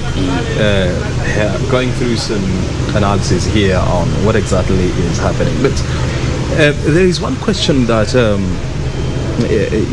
people are not giving a lot of thoughts, because somehow the economy is now operating at half the capacity, if not lower. And we are at a time when the country, our economy has really suffered. There was COVID-19, there was locust invasion, then there was drought, then the Ukraine-Russian war that has created a global energy crisis, and now here we are. So many people are not going to work, schools are closed. What is happening to our economy? I think that at the moment, of course, we won't say we are doing very well. I told you last time that Treasury has suspended business indefinitely. There is some sort of, if you like, a period when not much can be expected, because now you can't expect Treasury to go and make a decision on how they are going to deal with it. I mean, on your screen you can see the IBC chair is finally in the hall, and you can see he's sandwiched between one of these commissioners and the vice chair, that is Juliana Cherero, and so anytime from now we should be going inside there to listen in to whether Chebukati has new numbers, and if yes, what are the numbers saying, and other issues that he is expected to respond to from members of the press. So please continue. Yeah, so actually, as you said, we don't want to hear anything but numbers. Telling us that things are working well, we don't want to hear. We want to see the numbers, so we hope that you'll give us these numbers. But in the meantime, as I say, this is a time when not much can happen. You can't tell Uhuru Kenyatta do anything because he has entered a period called temporary incumbency. Also, we don't expect a lot of business to happen at the Treasury, because then people can say, when Uhuru Kenyatta was under this situation, that and that happened. So you hear these things that when you are away. So we don't want to hear that when you are away. So people are not working. people are consuming, of course. No one has stopped having lunch, breakfast, or dinner because there's election, but they're not going work because there's election. So when you're consuming and you're not generating, you can say we are moving towards negative. And that's why the impatience is coming in. And I think that it's a sacrifice every country makes at any given time. Like, for example, in the US last election, even people had to cordon the streets to protect the streets if somebody may want to break into a shop. So it is a cycle that everybody goes through. America does it every 4 years. Kenyans are now doing it every 5 years. Some countries do it every 7 years, for example, Rwanda. So it's something which is a necessary evil. Go through it like China. Well, I mean, they are very lucky. And that's why some will say maybe you just need that system to work. Nevertheless, they also have their own issues that they deal with. You know, in China, freedom is not something you can just talk about. For example, if you go to China, you can't call on WhatsApp. You may never access Facebook. So there is what they pay for and there's what they get. So that is a very teething issue. But if you ask me, what should we be doing? As I told you, read a book, take a walk, do research, not researching for results, but do research. Do the things you can do when you don't have to be in your station. For example, I am here analyst. When I'm not on TV, I have my laptop in the car. I go there, I can answer some emails. There's something I need to read. Very good. And now, as you can see, time now that we've been waiting for is IBC Chair Wafula Chebukati, and now let's listen in.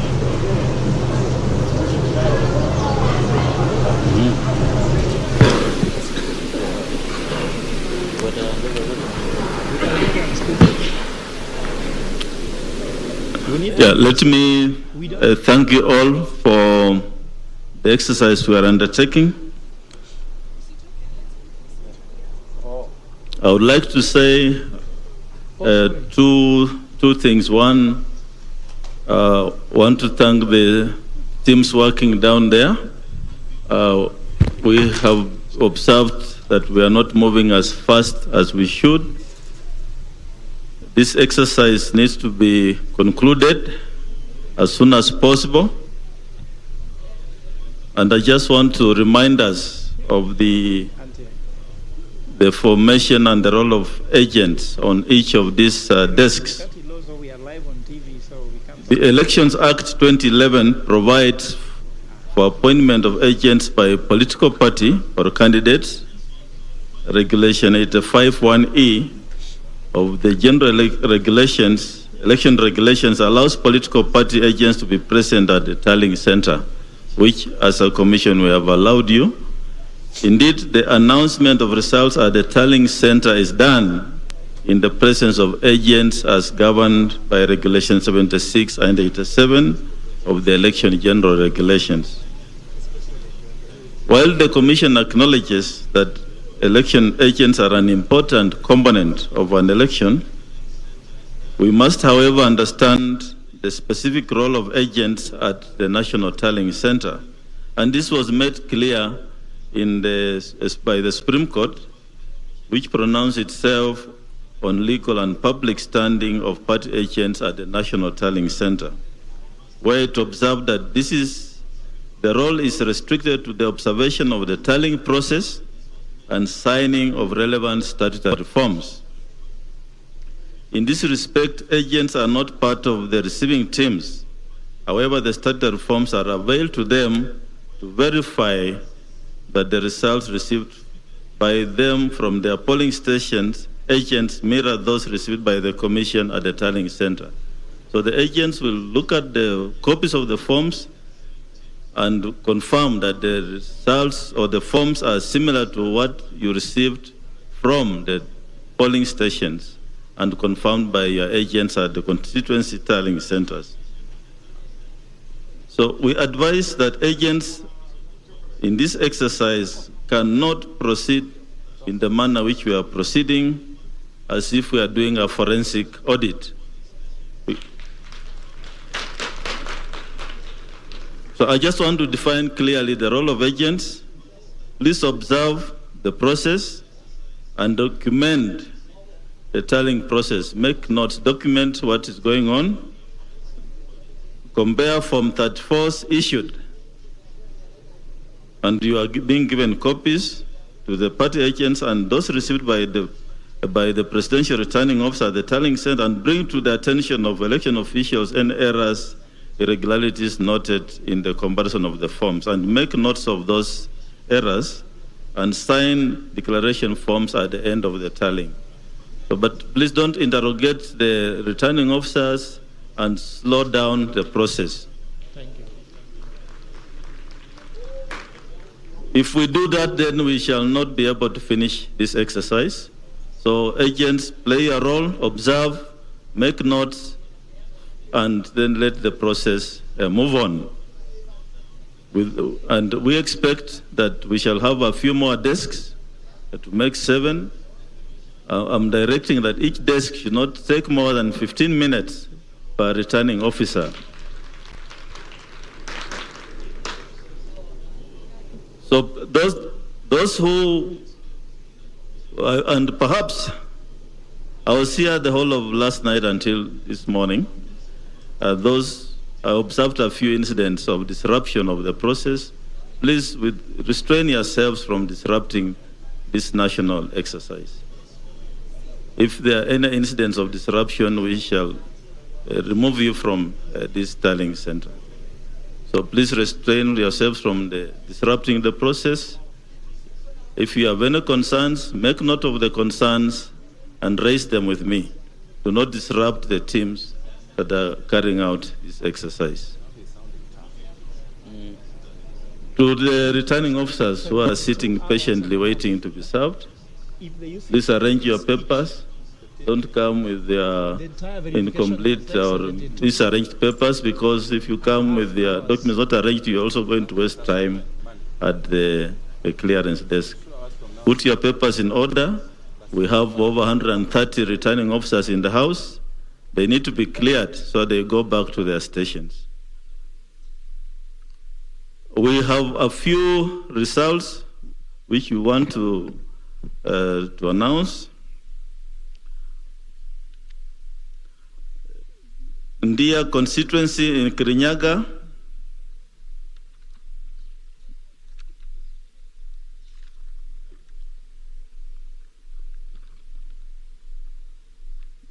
the total registered voters 69,743. Total valid votes cast 48,548. Rejected ballots 346. Odinga Raila 6,872. Ruto William Samoei 41,293.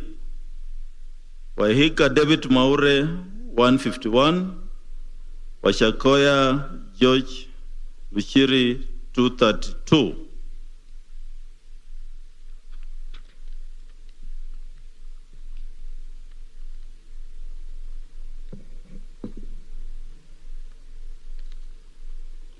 Katuntu South in Kiambu County, Katuntu South constituency in Kiambu.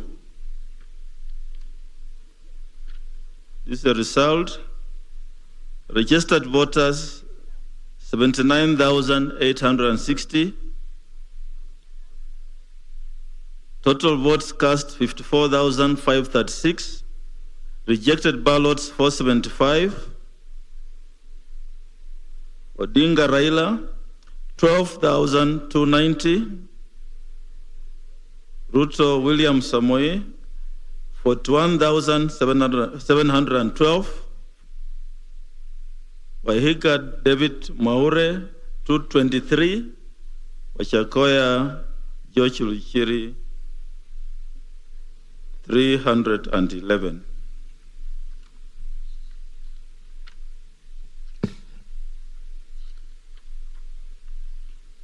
This is the result for Yatta constituency in Machakos.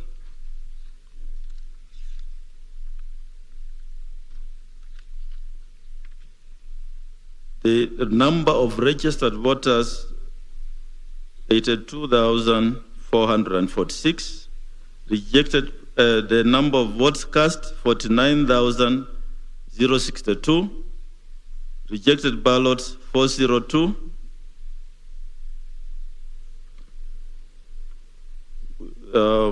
Raila Odinga 38,225. William Samoei Ruto 10,391. Waihika David Maure 121. And Wachakoya George Luchiri 325. Then we have Aina Bukoi constituency in Uasin Gishu.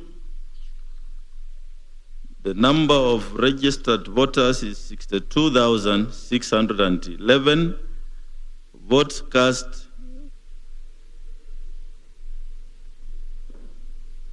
44,102. Rejected ballots 265. Odinga Raila 8,620.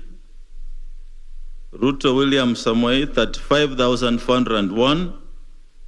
Waihika David Maure 51. Wachakoya George Luchiri 90.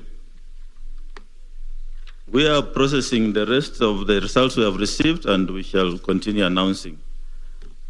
Perhaps the chief agents, if you are here, we can give you some 15 minutes break with your teams. Maybe you can consult on the remarks I've made and come back for us to proceed with the process. We can take a 15 minutes break. Thank you.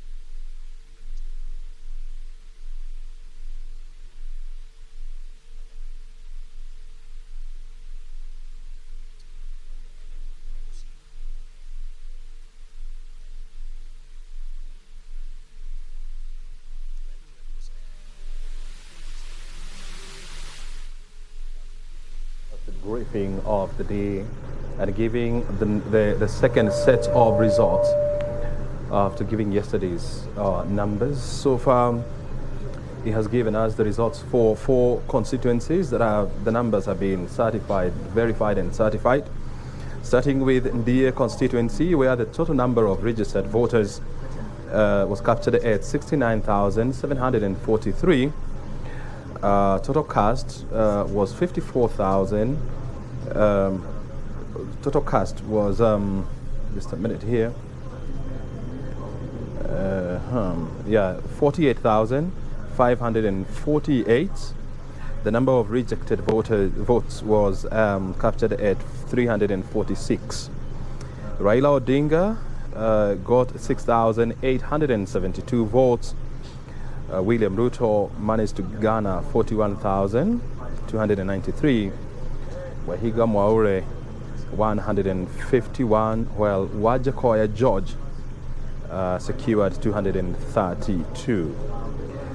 We have also been given the numbers for Gatundu constituency.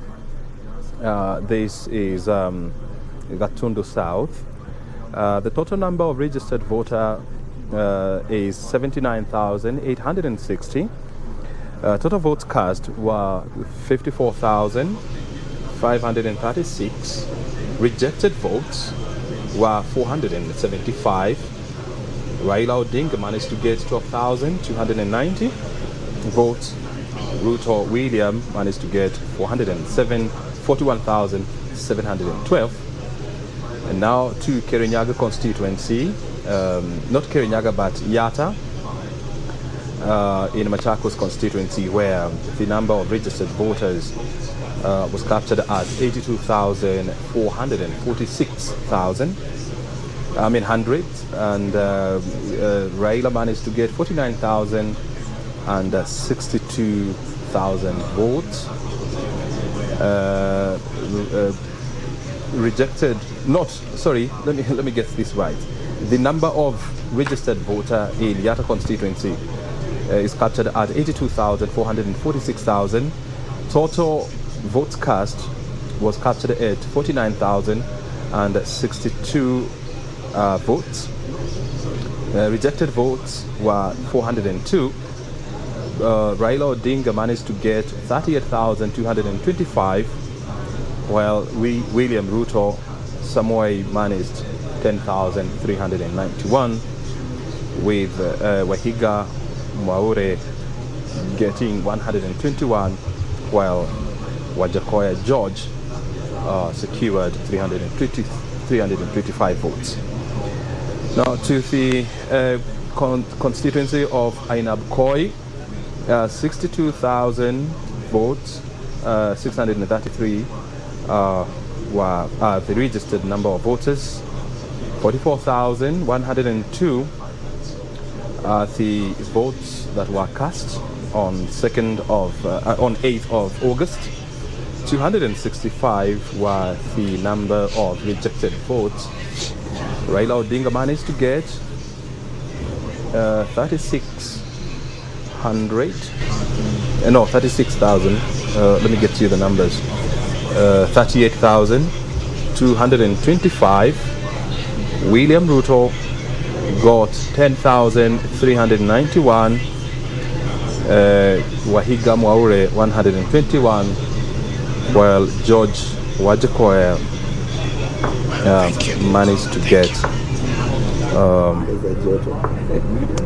how many votes? Managed to get 325. That is Yatta constituency. And in the constituency of Ainabkoi, the total number of registered voters stood at 52,611. Total number of votes cast was captured at 44,112. Rejected votes was 265, and Raila Odinga managed to get 8,620 votes. William Samoei Ruto secured 35,401, while Wahiga Mwaure managed to get 51 votes, and Wajakoya George 90 votes. This brings to total to 5 the number of constituencies so far cast, and it means that we still have 285 constituencies remaining, while IBC Chair Wafula Chebukati has bemoaned the fact that the verification process is taking too long, and he's blaming this on party agents who are taking more time than expected to verify the numbers. And of course, he has actually directed that each constituency to take about 15 seconds, and when you 15 minutes, sorry, and bearing in mind that there are 285 constituencies that are yet to bring in their results or their forms, it means that we are going to take about how many? 69 hours. 69 hours, right? Yeah. So 69 hours. If we were to use an average of 15 minutes, that take us to when? This will be like another 3 days, but of course he said maximum, so the verification should actually take shorter period of time, because we believe you cannot verify what you have no evidence about. So each of the agents of the presidential candidate should have theirs. For example, there you have it in your hands. You look here, you have it in your hands. And he's directed something very interesting. Don't question or interrogate the returning officer. Not where there's an error, then we're using that area, then you can use the right channel to address it. Because the issue was yesterday, for around 2 hours, when one of the agents raised an issue, the process was delayed by 2 hours of the verification. So he's avoiding that, because if you're losing 2 hours every time we come from every constituency returning officer, then we could be talking about a month. Actually, he said we may not finish. He didn't even say we may finish late. We may not finish. Yes, if we continue with this trend. Yes, yes. You have seen the numbers, and what do you make of them? I mean, the numbers aren't bad. I mean, when you look at some of these, like for example, you see India, which was quite a stronghold of UDA. His garnering, this was of course expected, UDA gathering 41,293 votes, and Azimio getting around 6,000 and something votes. The interesting thing that I see in all these figures is the representativeness in terms of how each and every candidate is getting votes. I mean, even Mwaure he's gotten votes, and Wajakoya, people thought that Wajakoya is not going to get anything. So people took him as a joker, and he appears to be actually getting consistently number of votes from all these constituencies. The other thing, sorry dog, before you say something, is the number of rejected voters that are coming out. Yeah, that is actually it's quite also alarming. It's like, for example, if you are in a Koi, the number of rejected votes were actually much higher than the number of votes that Wajakoya and Mwaure managed to garner. But those are the dynamics that we are watching here.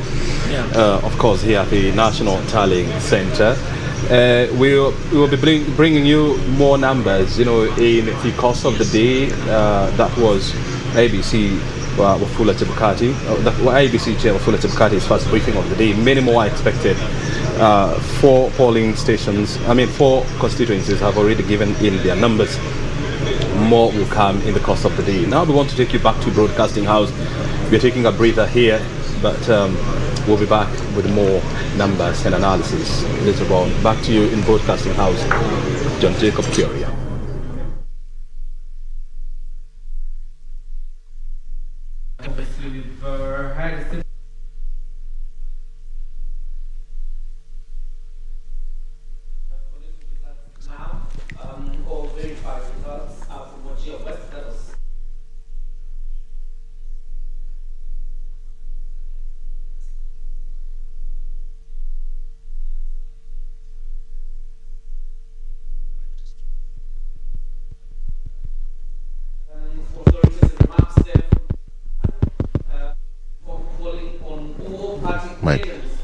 To stop doing a forensic audit of forms and avoid any disruption.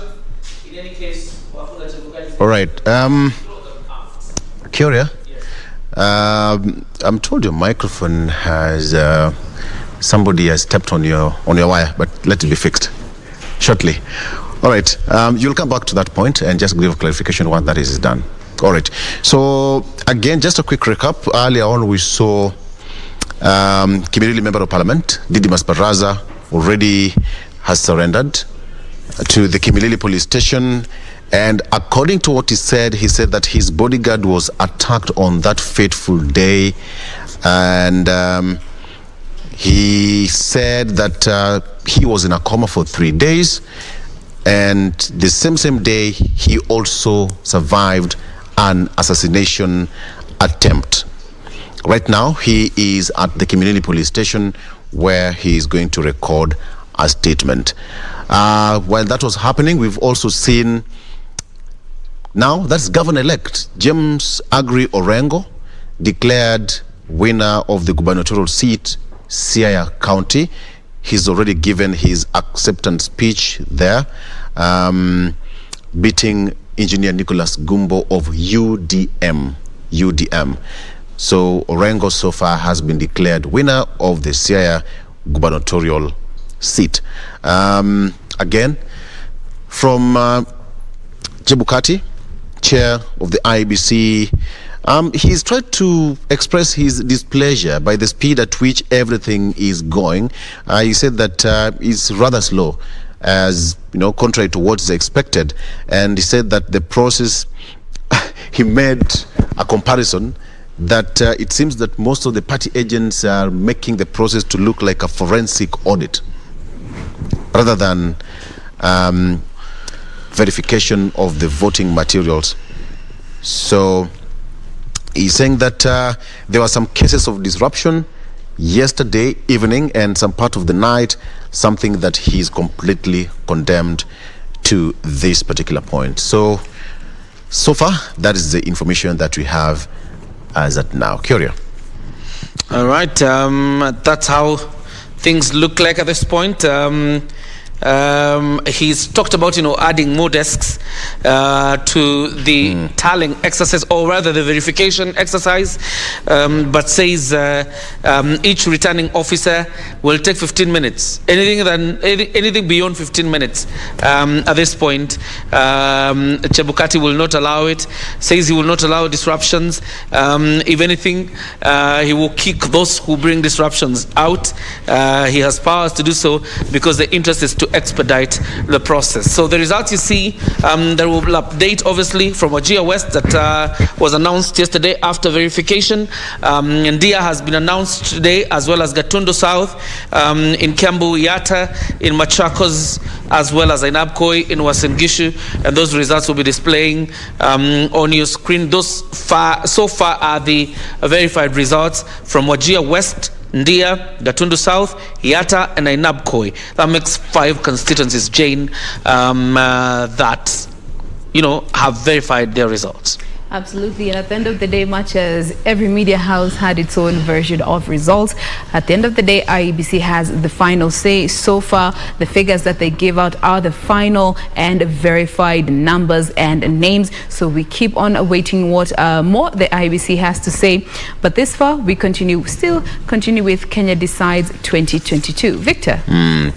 All right, so Wakili Kevin Katisha, before we literally probably can give your final remarks, but you've heard what Chebukati said. That is something we talked about here in the morning. The speed at which, and what if the grace period is not met? And this is something that is now worrying the chair. Yes. Yeah. And so, Victor, the chair had to take control of the entire exercise because he is the one responsible for the tallying and declaration of the results. Yes. And if he doesn't take control, then it means be interfered with and slowed down. And remember we discussed about the need for IBC to add more officials. Yes. And you have heard him say we'll add more extra 7 desks, which I think will help. But the issue of the agents, which he said categorically, and I agree with him, he's a senior advocate, and he quoted the regulations very well. The role of the agent is not to interrogate the Form 34B. The role of the agent is just to confirm that 34A and B they are matching. The interrogation part was supposed to be done at the polling station on the issue of whether a vote is valid, is supposed to be rejected, is supposed to be stray. All those issues were supposed to be done at the polling station. At the tallying center is a matter of verifying. So the agents the agents at the tallying center should not really interfere with the process and slow down the process.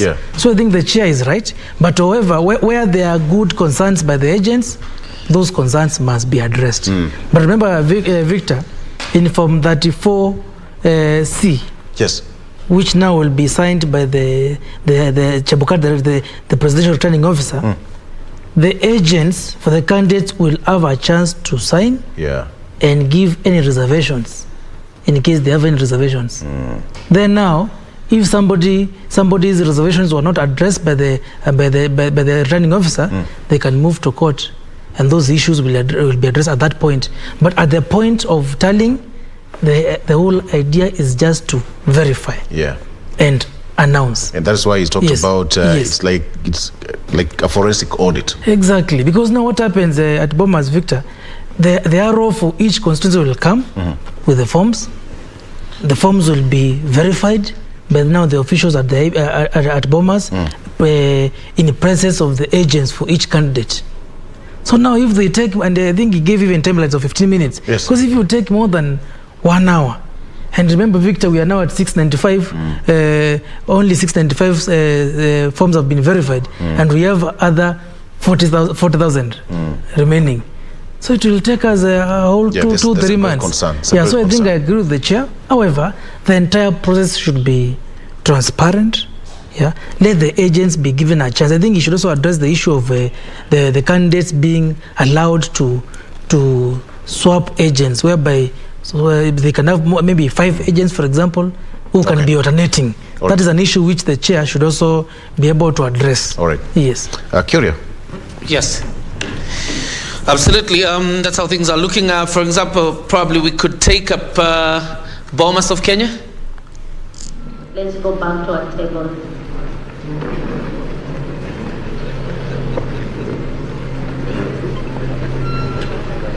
I have 2 announcements, 2 constituencies.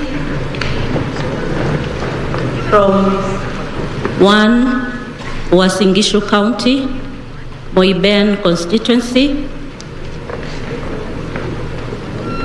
Registered voters in the constituency, 77,877. Total valid votes, 56,502. Rejected ballots, 345.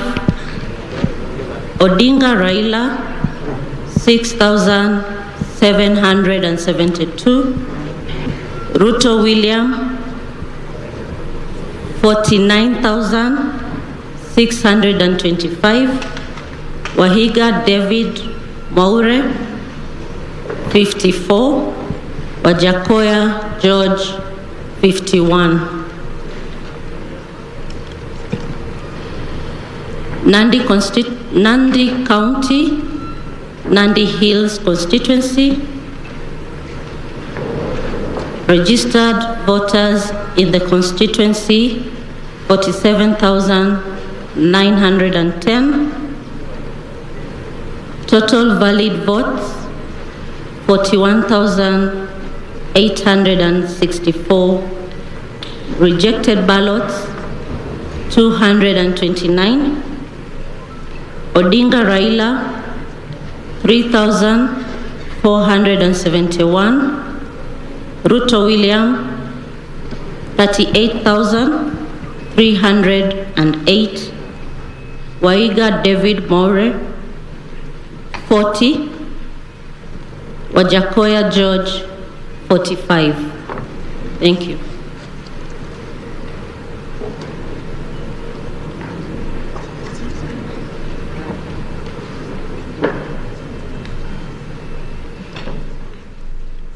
Right. That is the latest from the Bomas of Kenya. That is Cherera there, giving a quick update. And that is how it's supposed to be. Every time they have a verification, they update the media. And that is why now the chair says that they need to move with speed so that they can beat the timeline given by the Independent Electoral and Boundaries Commission. Katisia, I'll just give you a minute to give your final remarks, then we head to the next. Thank you, Victor and Korea. As I said earlier, this is a good experience for so many Kenyans, because as we are seeing, there is a lot of transparency by the IBC. Everything is on the table, right from the polling station. I'm shifting that the constituency tallying center, and now at the presidential tallying center. IBC has tried a lot to enhance on the efficiency at which they are doing their job. Now, as you have seen in the other positions, MCA, MP, Senator, there are not many issues. Actually, Kenyans are focused on the presidential tally. That's where the focus is. And actually, Kenyans are already getting anxious. Yeah. So it is upon the IBC, as they have always said, that they assured Kenyans that they will give them credible elections. So it is upon them to ensure that there are credible elections. The other thing, Victor, which I think I can quickly mention, the way elections were cancelled in some areas, and of course IBC gave their reasons. There are candidates, believe you me, who believe that slightly affected the outcome. Yeah, because for example, if in Mombasa somebody wanted just to go there to vote for the governor, at the same time, of course, they will vote for the other seats. Yeah. It means that the cancellation of that election has affected general outcome. Yes, the general outcome. Right. In Kakamega, the same in every area where elections were postponed. And actually, it was mostly errors by the IBC officials. Because if, for example, in a place called Kitui Rural constituency in Kitui County, the papers which were there were supposed to be the ones I don't know whether it's Sotik, and then the Sotik ballot papers were there. So now that election on the last minute had to be cancelled.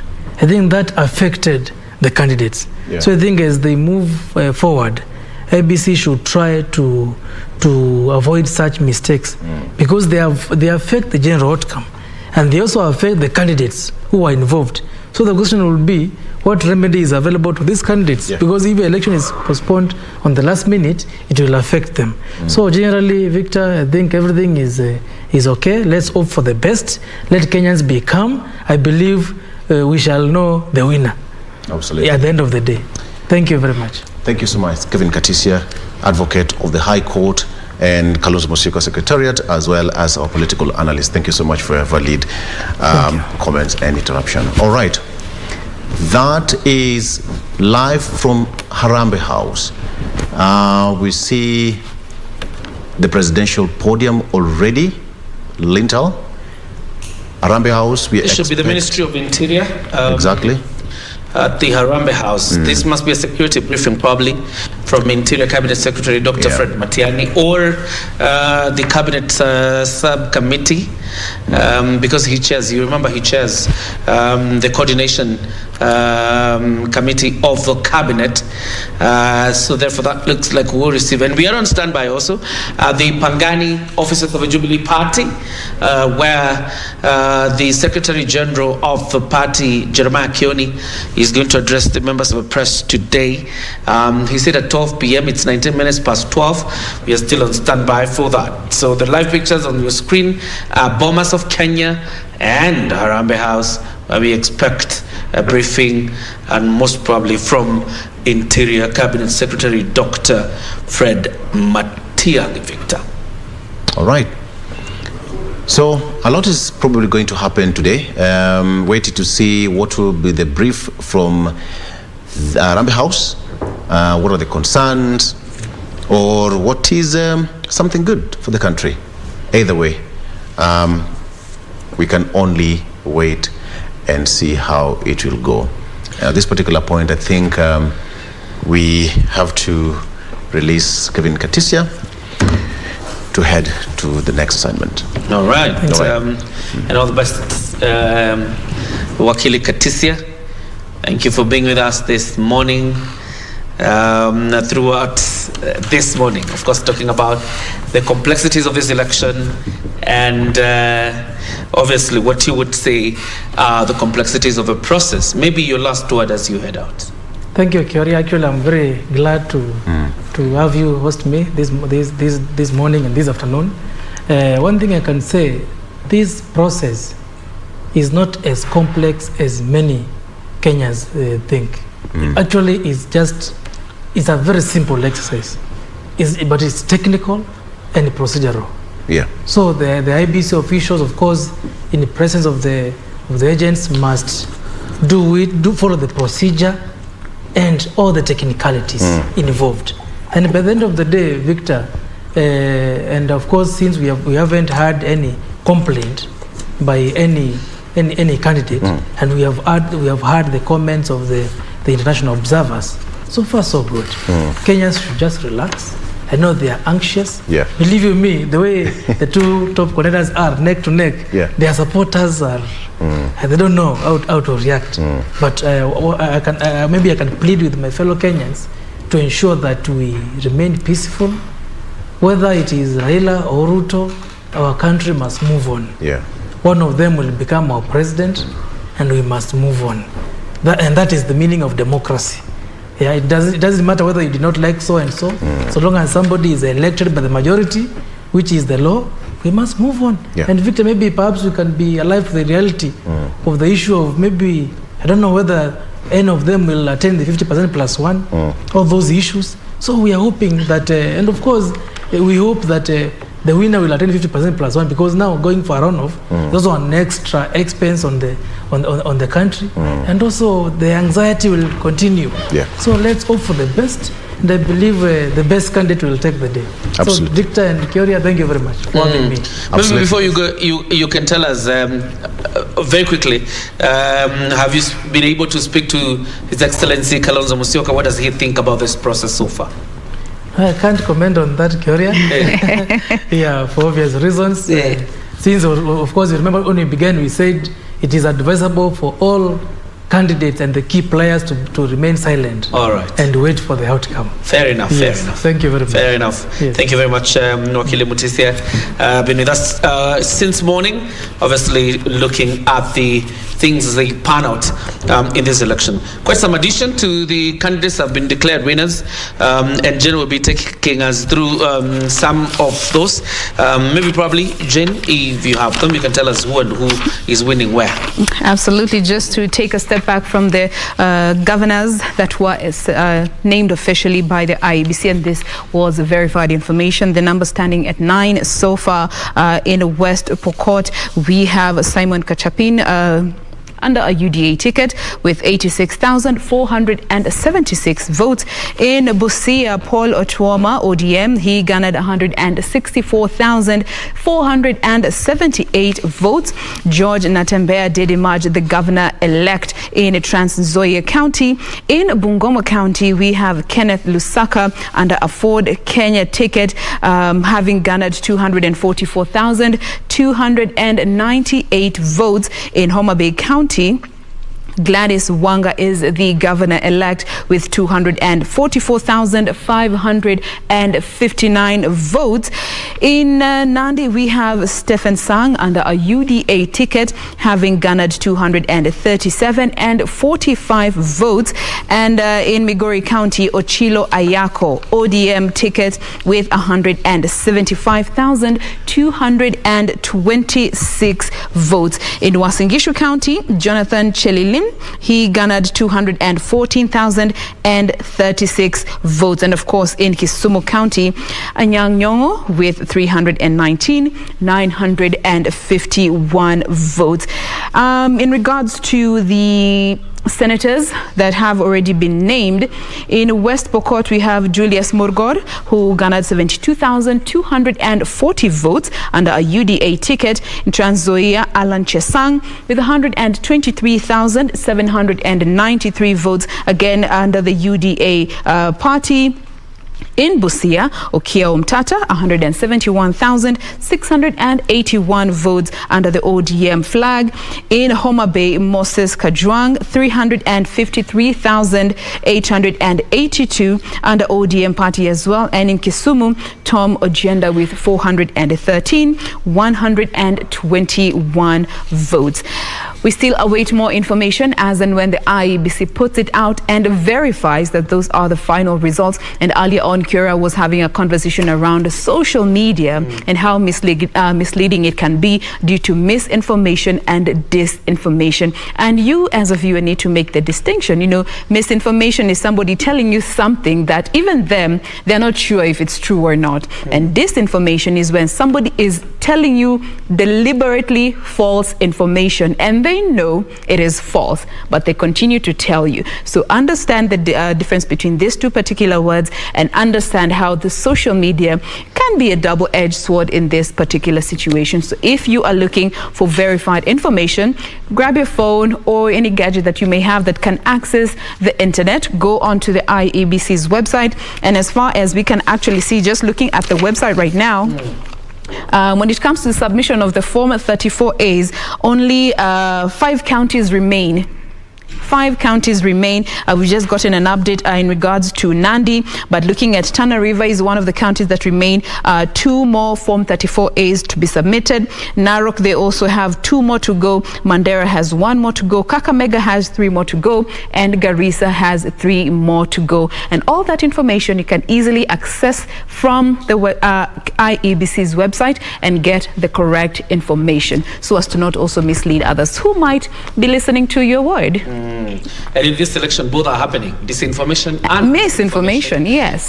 Both are happening, so you need to be on the lookout and be very careful in terms of what you consume. But in KBC, it's nothing nerve-wracking. We're giving you facts as they are. Verified information. You can rely on us. What we're posting for you is verified information. Of course, you've mentioned that Governor Anyang' Nyong'o has already been announced the governor for Kisumu County. The latest was James Orengo, who has also won in Siaya County. Jonathan B. Chelilim, otherwise known as Kotimoja, has won in Uasin Gishu County, and so has Hilary Barchok in Bomet County. And of course, we take this opportunity also to wish quick recovery to the former governor for Bomet County, that is Isaac Ruto, who we understand has not been well for the last 3 days. And we wish him all the best in terms of recovery. Victor, it looks like it's an election that is really slow in terms of confirming results, but finally we could have probably one of a record credible election, not 100% credible really, but a record credible election compared to the other elections we've had in the country. Yeah, based on the security features and what we even had from our analysts here and Wakili Katisia, who said that from 2017, the kind of beating, quote unquote, that IEBC received back then, they could not afford actually to make the same mistake they did last election. And that is why IEBC Wafula Chebukati he's completely in control of this election.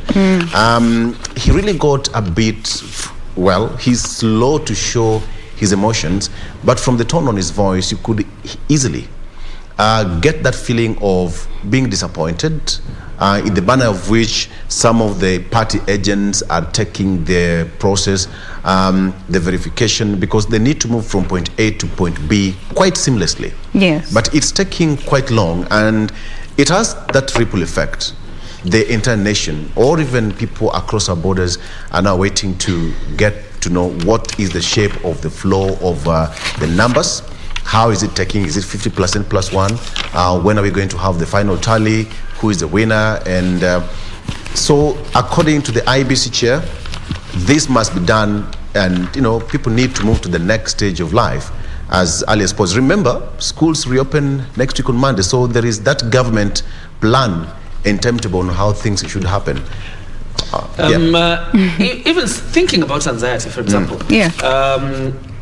In terms of the declaration of results and what Chebukati says we need to expedite the process, if I were Chebukati, which I am not, and obviously seeing how media managed to tally this vote, I'm not very sure that I'm in a position to advise Chebukati. But if I were to advise Chebukati, for example, I would rather we take some time with looking at the forms and ensuring that everything is correct, than these parties discover anomalies and then go to the Supreme Court and we get a nullification out of it.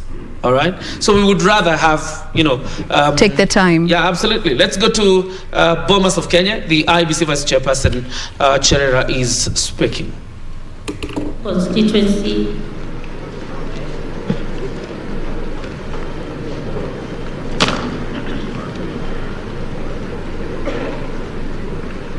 Registered voters 95,645 and 54, registered voters 95,654. Total valid votes 60,743. Rejected ballot 609. Odinga Raila 20,997. Ruto William Samoe 39,225. Wahiga David Maure 246. Wajakoya George 275.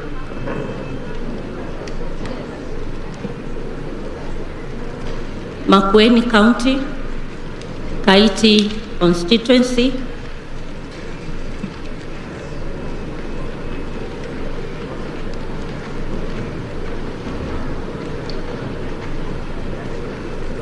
total voters in the constituency 65,188. Total valid votes 41,643. Rejected ballots 228. Odinga Raila 33,617. Ruto William 7,659. Wahiga David Maure 95. Wajakoya George 272. Thank you.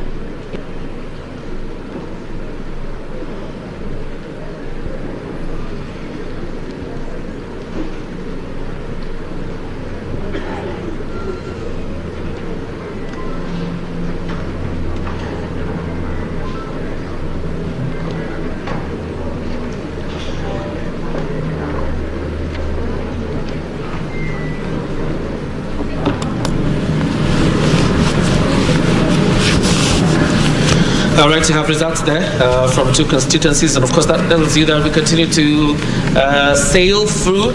That makes like about 9 counties, if I'm not wrong. Yes, it's about 9 constituencies. We have 290 constituencies with 9. That means that we have about 281 to go. And remember, at some point also we shall count the diaspora vote. When you talk about counties in Kenya, there are 47 counties. The diaspora is regarded as a 48th county. And every country that voted, including the US, the UK, Uganda, Tanzania, Qatar, those countries are regarded as constituencies within the 48th county, that is the diaspora. And we shall also be looking at those results. Victor? And now you can even see the pace at which the results has now taken, and I think this is what Chebukati talked about. Probably it shows that there was just some laxity, and after that press conference, now we can see the pace has completely gone up. So within a span of 15 minutes, we've seen 2 announcements already, and I think moving forward, the party agents have realized where the problem was, and chances are it has now been fixed. So I doubt that is the case. I doubt that's the case. Could it be the... Before they took the 15 minutes break, remember they have been given a 15 minutes break. Yeah. Before they took the 15 minutes break, I think they had dispensed or were almost completing these new results we are receiving right now. That tells you we shall have a lull of another 1 hour or so. But where is this? Okay, let's go to Nzoia, where Natabe is speaking.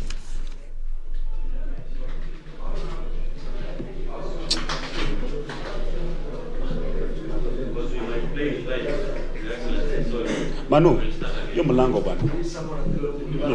Please.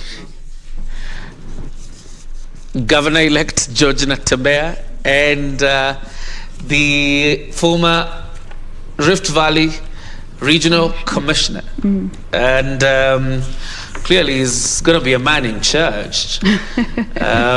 Even when he has won, you can see the seriousness with which his face appears. But in any case, Jenna was saying, looking at the fact that they have been given a 15 minutes break by Chebukati during that announcement, I would imagine they didn't take it almost immediately if there was something they were clearing up with. So they have cleared up with these constituencies and then handed over to the commission, obviously for announcement. So if they take the 15 minutes break as instructed by Chebukati, it looks like we'll have a lull of another probably 1 hour or 30 minutes before we can get results from other constituencies. But let's give them the benefit of doubt. Let them prove us wrong, because I mean, judging, and it's rightfully so as you're speaking, from what we have seen so far, from history, and you know, if history is anything to go by, it is meant to give you, to help you make a projection. Now we can go to Natambea? Yes. All right. We fight all the challenges that have been tabled this county for the longest time, including very high levels of poverty, food insecurity, poor infrastructure, lack of health services, among many other challenges. There is and that possibly caused disunity among the communities living in Nzoia County. How do you propose to bring these people who had diverse political opinions together in moving forward the county of Nzoia? My rallying call, even during campaigns, has always been to ensure that we have unity in this country. For the longest time, many communities have felt excluded from government. Of course, I appreciate the fact that my competitors and supporters, at the end of this exercise, those supporters will have another governor. I'm going to be their governor. And therefore, I'm going to ensure that we include everybody in the government we're going to form, so that nobody feels excluded. Actually, I have that other task of ensuring that we enhance unity in this county.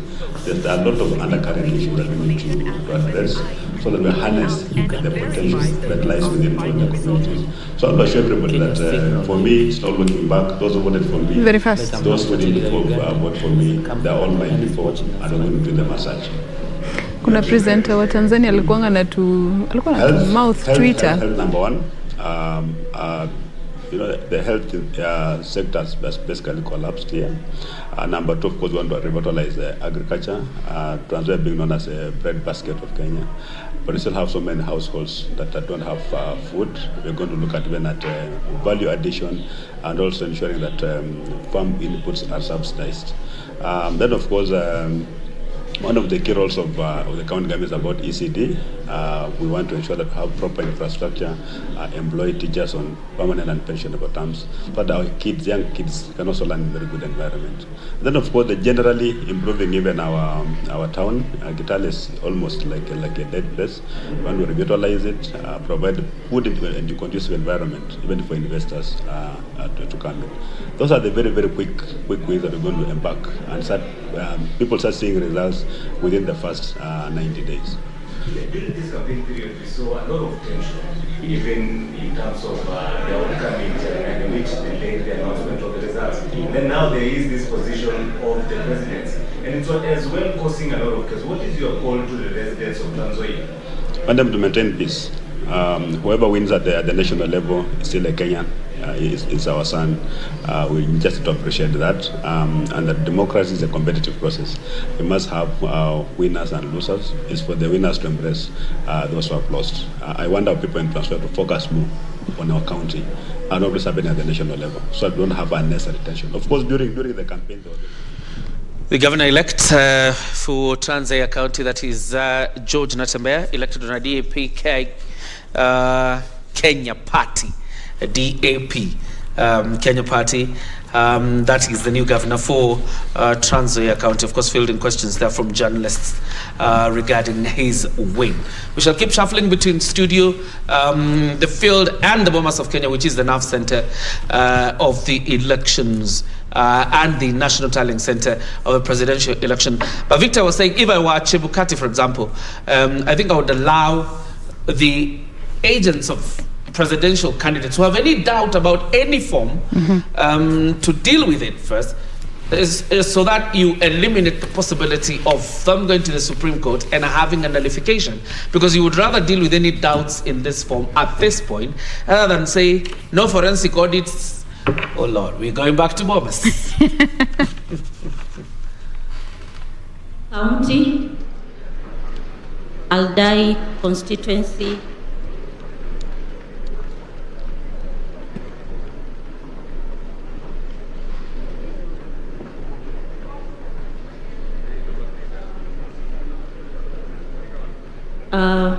total voters in the constituency, 78,005.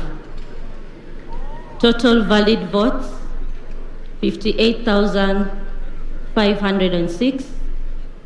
Rejected ballots, 279. Odinga Raila, 6,919.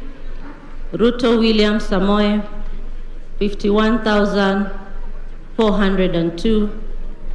Waiga David Maure, 60. Wajakoya George, 125.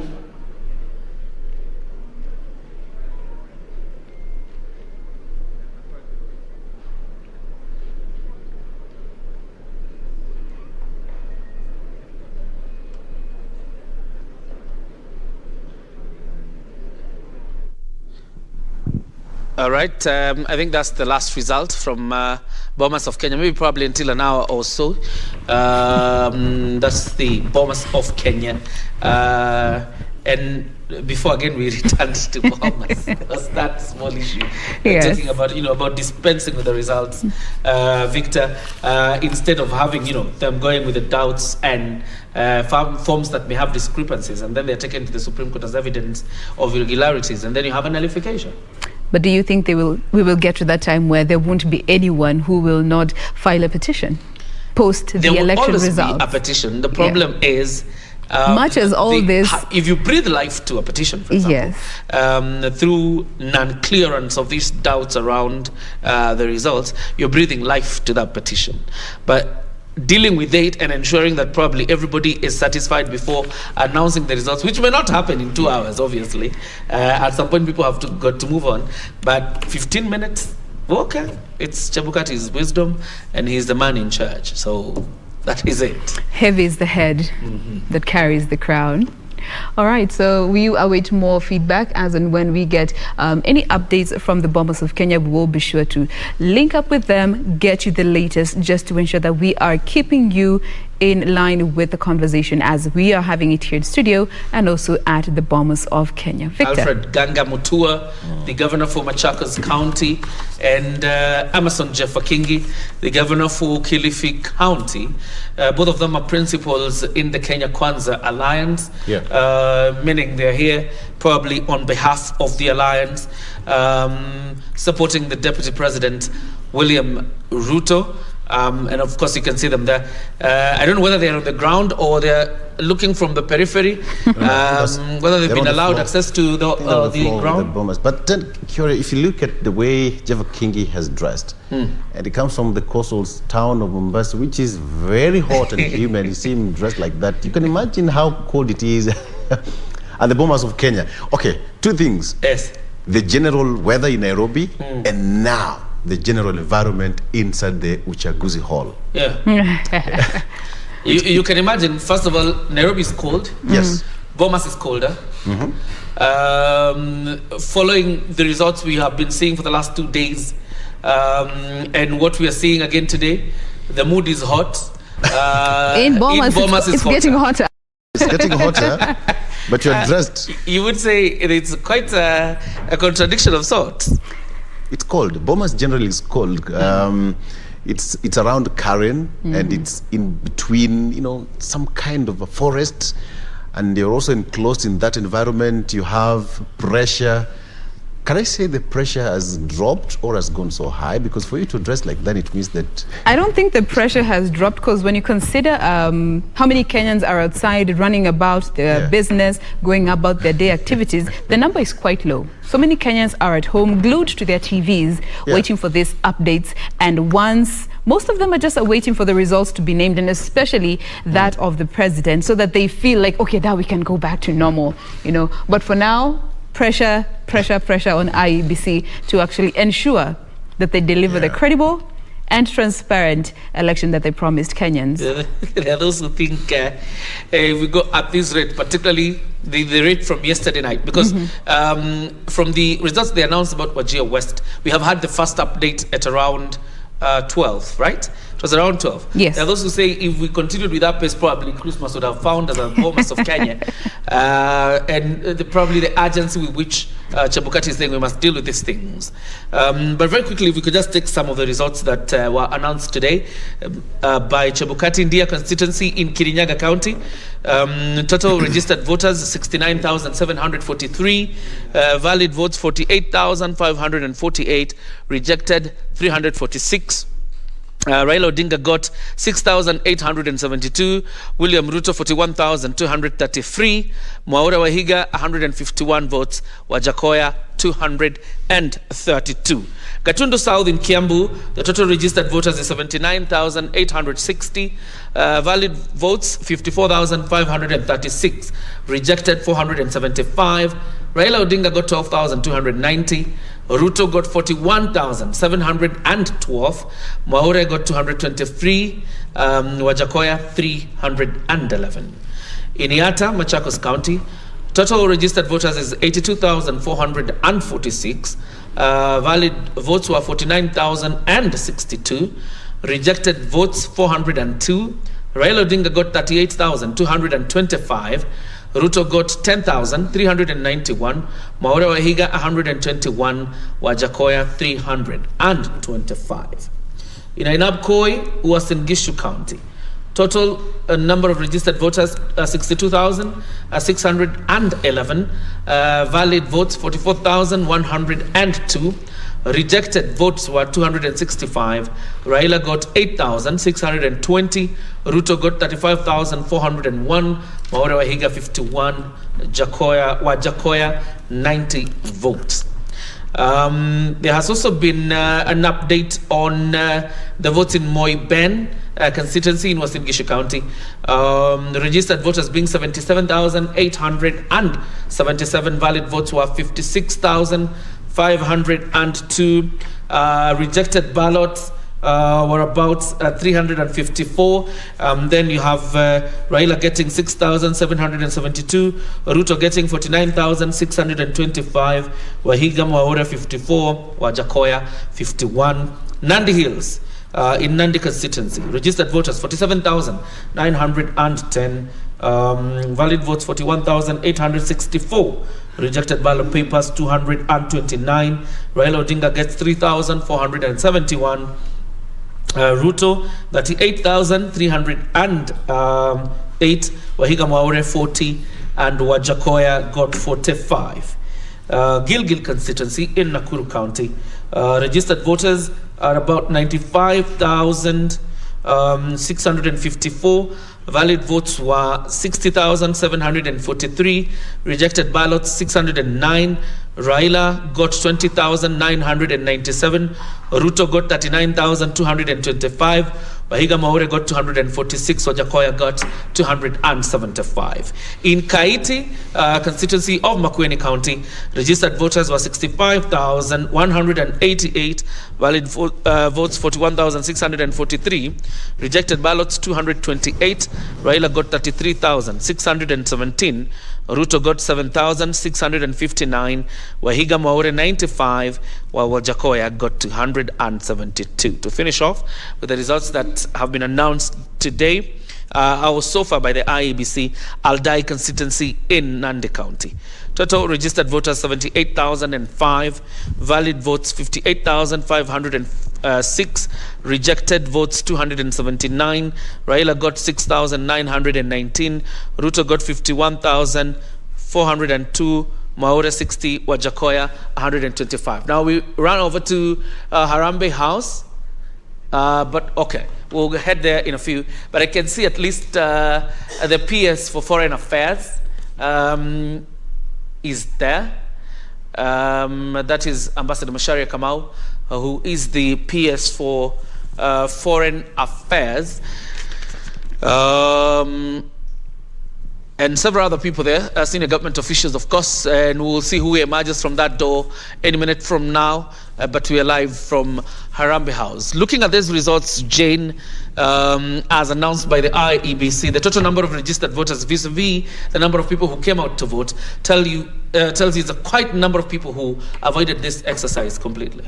Again, and just looking at how historic these elections will be. Number one, looking at the voter turnout. Number two, looking at the thorough process that IEBC has undertaken. When they were telling us they're preparing for these general elections, we can clearly see that's what they meant. And number three, I've actually just seen a tweet of somebody saying that this year the elections were designed to be slow deliberately to ensure that transparency is at the center of this conversation. And much as the numbers were not as was expected by both the IEBC and even as the general population and the media fraternity, we still await to see the final numbers as it will be verified and announced by the chair, that is Wafula Chebukati. Victor. Just to add on top of that list that you've given out, Curia, there's an information here that Kenya Governor Anne Waiguru has successfully defended her seat, brushing off a scare from, Woman Representative Purity Ngirishi.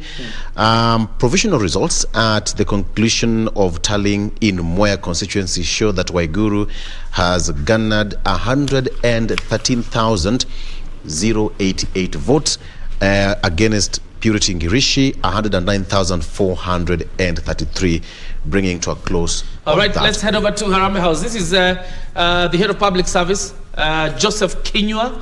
Let's hear what he has to say. Probably this could be the assumption to office committee.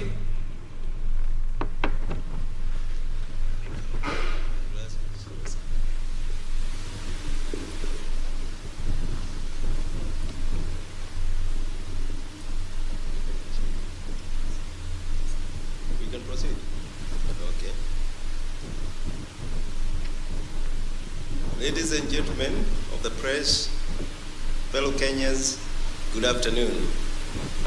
In fidelity with the dictates of our constitution, I have this morning chaired the inaugural meeting of the Assumption of the Office of the President Committee.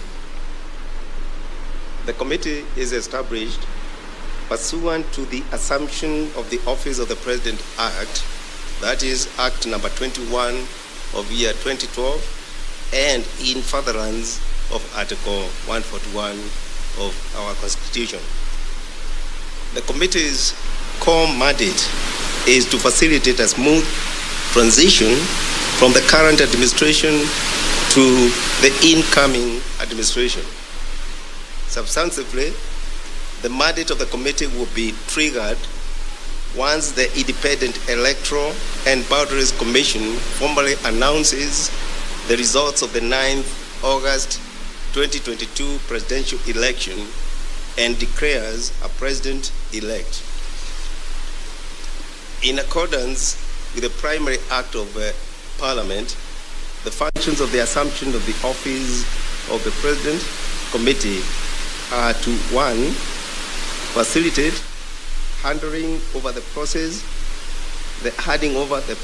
of the outgoing president to the president-elect. 2. Organize for the security of the president-elect. 3. Organize for the necessary facilities and personnel for the president-elect. 4. Coordinate the briefings of the president-elect by relevant public officers. 5. Facilitate communication between the outgoing president and the president-elect. And last but not least, prepare the program and organize for the swearing-in ceremony. Finally, I wish to inform you we will be making periodic briefings to the nation as the transition process kicks off. I thank you.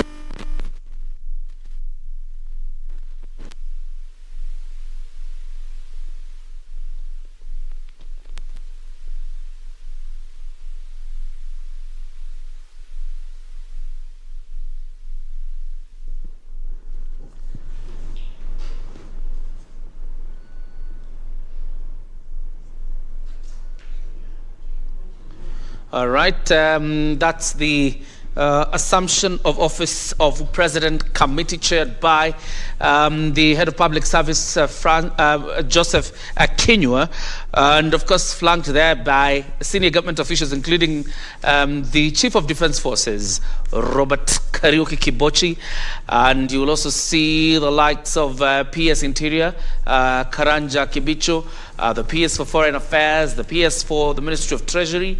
You also have the Inspector General of Police, Hilary Mutiambai, amongst other government officials really that form the committee that takes over the mandate of ensuring that the new president or the president-elect settles in, and part of it being organizing for security once we have a president-elect. Of course, this will be triggered by the announcement by IEBC of a president-elect, and so we were right. That is the of assumption of office of president committee. Of course, also facilitate that the president-elect gets facilities and personnel once he has assumed office, and that's not the only mandate for the assumption of office committee. And I think it's the right time for even Kenyans to understand what to expect once we get to this time that we're all looking forward to, that Chebukati will announce the president right there. And what you also need to understand as a viewer, once the Chebukati announces the president-elect, there will be a 14-day period that is constitutionally allowed for any petitions to be filed at the Supreme Court to challenge the president-elect, to challenge the results of the IEBC. And once that 14-day period lapses, the IEBC chair communicates the same information of who the president-elect is to the incumbent and the Chief Justice in written form. Now, once the chair has communicated this information in a written form to the Chief Justice and the incumbent president, the president will then be sworn in 2 Tuesdays after the official communication by the chair of the IEBC, and from then they assume office as the president, and they will no longer be referred to as president-elect, but as the president. That is generally how things are supposed to flow. But should there be a petition that is filed at the Supreme Court within this 14-day period, the Supreme Court will take their time to go through all the petitions, and once they reach a decision that consequently terms the president-elect's win as valid, the president will be sworn in the following Tuesday from the delivery of that particular verdict, supporting or rather terming his election as valid. So that is what you need to know in regards to assumption of office of the president, from being sworn in to them stepping into acting, or rather stepping into the space of the president once sworn in. Yeah, quite an interesting one. And Victor, you will remember there has been some level of haggling in the National Assembly as regards this committee, with the argument that it is supposed to be chaired by the Secretary to the Cabinet. And you'll remember the Garissa Township Member of Parliament, Aden Duale, has tried to introduce a motion in Parliament seeking to compel the Executive to appoint the Secretary to the Cabinet so he can chair the Assumption of Office Committee. This is the first briefing that we are getting from that committee. I don't know whether it is late in the day or they have done it in good time, but clearly the committee is now being chaired by the Head of Public Service, who probably would assume then also acts as the Secretary to the Cabinet. Victor. Yeah, just giving their commandate there. Actually, he's given a number of responsibility, and again, coupled with what you said, is just to plan for the program for that particular event and facilitate communication between the outgoing and the incoming head of state. But as you correctly put it, he said that will only commence once and will be triggered by the final outcome of the general election. And they said probably this is the first one, as you correctly put it, and we are likely to see or whether they'll have another press briefing, or could be the last one, now that he's already outlined their commandate, how it's going to be. But it's encouraging that they are actually showing the people that, you know, once this is done, this is what is going to happen. Expect this. Yeah. These are our role when it comes to in the transition process. This is what we need to ensure that President-elect has been facilitated with, because most of these protocols, many Kenyans don't know. You know, and you can remember even from previous elections, they walk in as a candidate, but when they walk out, they are the president. And from there, protocols come alive, you know? So what happens from that particular point? And this is definitely encouraging for our viewers and all Kenyans at large, just even showing the people that we expect a peaceful transition of power from the incumbent to the president-elect once announced by the IEBC. And I don't think it's too early for them to be having such briefings with the press, you know? Now, there's nothing wrong with the press briefings. Actually, at this point, when we are talking about the transition from one president to another, and clearly the assumption of office committee of the president is quite in charge, Victor. There's another conversation that ought to happen, because there will be succession in counties, either from a governor who was seeking a second term and was failed, or a governor who has served 2 terms and is assuming office. And it would be interesting probably in the coming days. We will talk to the Intergovernmental Relations Technical Committee, because on the handover of assets and liabilities to the incoming administration, it doesn't appear really like there's a good inventory that is ever taken. So you end up having a situation where even property that is supposed to be in the hands of government ends up in, you know, people's pockets, or ends up being in private hands. And we have seen that happen a lot in counties. So in the coming days, probably we need to also engage the Intergovernmental Relations Technical Committee to tell us the process of handing over of government from one governor to the next administration. And you can imagine now the international community is so focused on Kenya. I mean, our brothers and sisters across the border in Uganda following this conversation live, in Tanzania as well, just seeing how Kenya, and even just yesterday we were having this conversation, how Kenya has set the bar high. And the question will be, can we maintain this standard of having general elections moving forward? And 2027 will be the ultimate test. I don't think there's any room for going any down further. We cannot. The commission that comes after Chebukati, because obviously Chebukati will exit after the end of this election probably, because he has served 2 election cycles.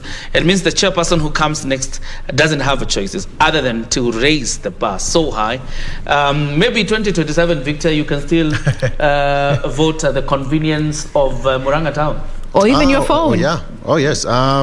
Something that we've been discussing here, and even the analysts have been talking about throughout the week, the introduction of technology in conducting an election, something that should be considered probably in the future. We've come a long way up to this particular day now that we are still using the physical papers from one corner of the country coming all the way to the bombers of Kenya for verification.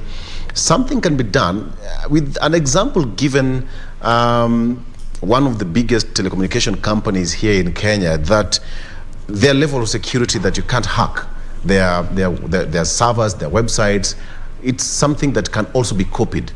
But the level of trust also came into the picture that as a nation, we are still lagging behind. That is why the issue of technology in conducting an election in this country is something that can, should also be looked into.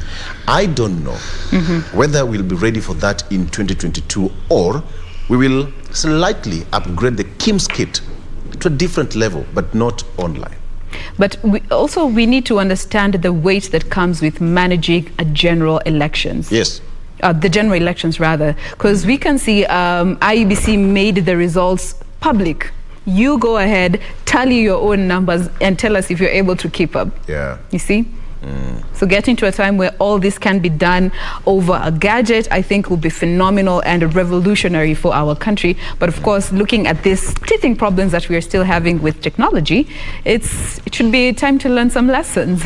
And probably then, if the grace of tallying votes will still exist, if that window will still exist for the media, we probably have an opportunity to do things better than we have this time. And I think we have received quite a number of beatings this time.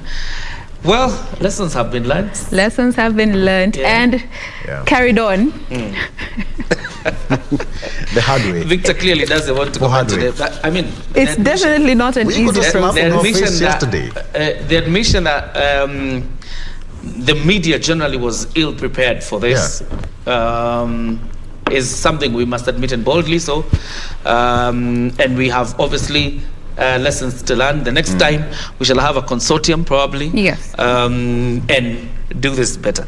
But we definitely don't step down from our mandate to ensure that we are bringing you verified information. Much as we were having our own tallying as individual broadcasting house, we're still at the forefront, and especially as KBC Channel 1 with reporters all over the country, bringing you real-time updates as and when they are verified by the Commission, and we confidently share with you this information right here on KBC Channel 1 as Kenya continues to decide.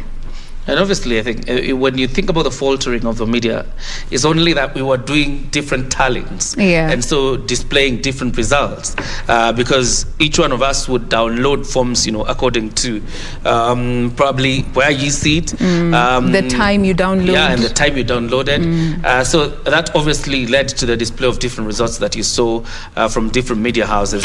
A consortium would have healed that problem, probably by ensuring that all of us have it. All right, but remember, as a viewer, when it comes to the transmission of these results, there is a path that they follow from the polling station. Once all the Form 34As are filled at the polling station, they are then transmitted to the constituency tallying center.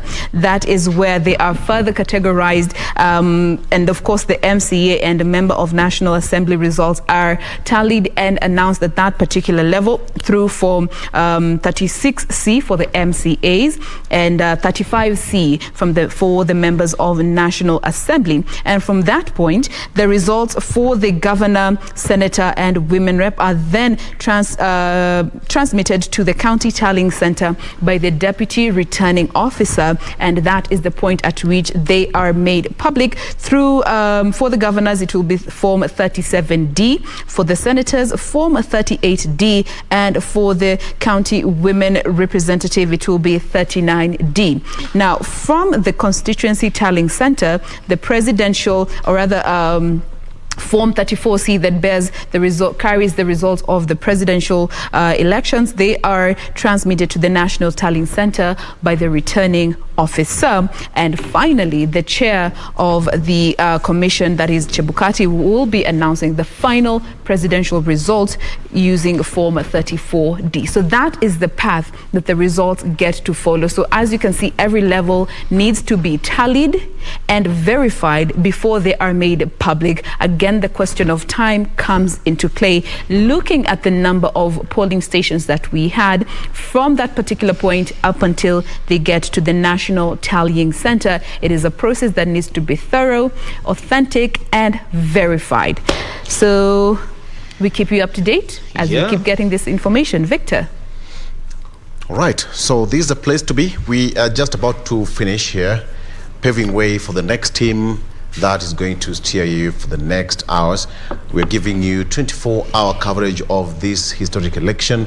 Already a number of polling stations arriving at the Bomas of Kenya, with Wafula Chebukati and his team giving you updated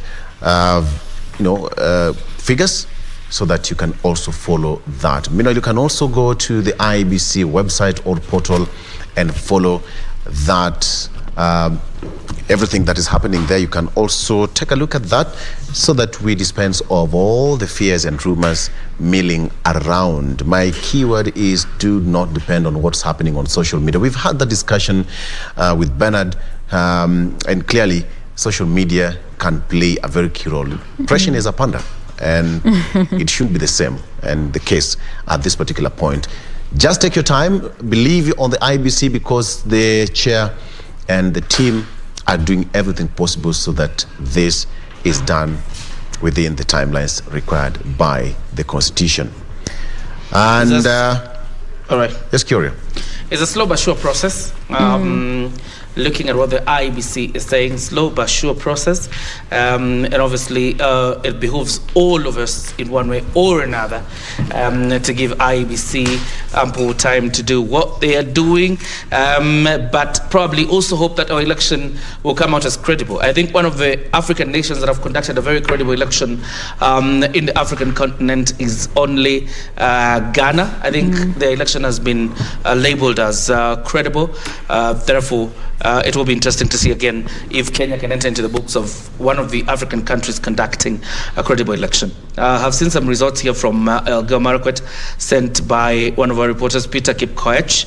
You have Governor Wesley Kipyego Rotich of UDA, who has garnered 147,705. The senator is Onesimus Kipchumba Murkomen of UDA, who has gotten 141,091. The woman representative will be Caroline Ngeleche, an independent candidate, who has gotten 104,928. The members of parliament, Keyo North constituency, Adams Kipsanai of UDA, who got 26,560. Keyo South constituency, Gideon Kimayo of UDA, 35,881. Marakwet West constituency, Wakili Timothy Toroitich, an independent candidate, who got 27,803. And Marakwet East, David Kangogo Bowen has recaptured that seat on a UDA ticket, 16,185. That's as far as the results of West, that is Elgeyo Marakwet, look like. All right, you have live pictures from the Bomas of Kenya as the verification exercise continues. That is at the Bomas of Kenya, as the verification exercise continues at that center. It appears like there's a small break. They indeed actualized the break given to them by Wafula Chebukati. Let's see when they come back what it will be looking like. Right. And just to mention that, remember Alex Tolgos was running against Kipchumba Murkomen, and he's come second to Kipchumba. Of course, Kipchumba Murkomen retaining his seat as the senator of Elgeyo Marakwet. Tolgos is the outgoing governor of Elgeyo Marakwet's county. So it was a tight race. Now Kipchumba Murkomen is back to the Senate. He was a debater by excellence. He's a debater. So it has to be given over to him. And you would say his contribution again in Senate has been quite significant in a way, because he's been the legislator or the senator for the Elgeyo Marakwet County, majority leader at some point.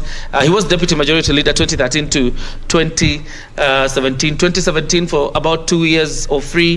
He was the majority leader until the fallout between the deputy president and the president when he was ousted as the majority leader in the Senate. But his contribution in the floor of the Senate has been quite significant, and his contribution to legislation also significant. He has been really elected for the third term in Elgeyo Marakwet as the county senator. You have live pictures from Bomas of Kenya. This is the nerve center of everything there is to talk about the presidential election, Jane. Now, from the screens, it may appear to be very calm. They are indeed taking that break, but we are sure to know that they will be coming up, having a brief, going back to the tables, continuing with the verification, then keeping us updated with each figure as updated, to just make sure that they're also exacerbating the process to take as little time as possible. But remember, they have until 7 days as constitutionally provided for the announcement of this particular results. But we hope they will do so in the most practical and realistic time possible. Absolutely. The results will keep streaming in, and we shall keep returning to the Bomas of Kenya every single time the commission wants to announce verified results. Probably will expect the process to pick up quicker now that there are directions from the IEBC chairperson Wafula Chebukati. But that's just it. We need to roll it up here and wind up, Jane. Absolutely. It's been a beautiful time keeping you up to date with what we have as the national broadcaster. Of course, also informing you what's happening at the Bomas of Kenya from 6 a.m. up until now, just 15 minutes past 1 p.m. But the coverage does not end here with us on KBC. We do have our subsequent teams that will be relieving us and allowing you to stay updated with all this information, not just from the Bomas of Kenya, but across the country with our different reporters where they are stationed. For now, we want to take a very quick breather before we get to come back and get to wrap up the show with you. But let's catch a quick breather. We'll be right back. Absolutely, and want to acknowledge a bit about the number of people watching us from Chepterit in Nandi County. Thank you for your time. We're taking a breather. Coming back in a minute.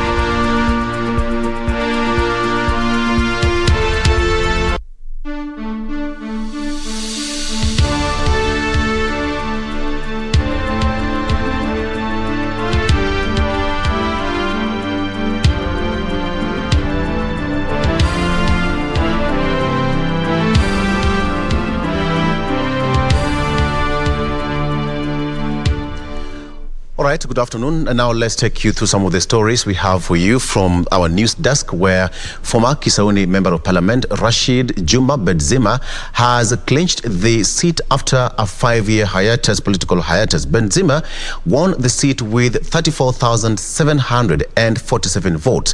Now, the returning officer, Ibrahim Wario, declared Benzema winner at the constituency tallying center within Shanzu Teachers Training College, where he also issued him with the certificate of victory. In the speech, the MP-elect thanked the electorate for voting him and called on the residents to maintain peace after the general election period.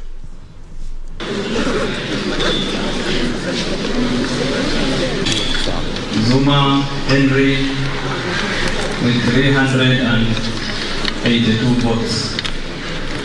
So, pertaining this election, I declare Benzema Rashid Juma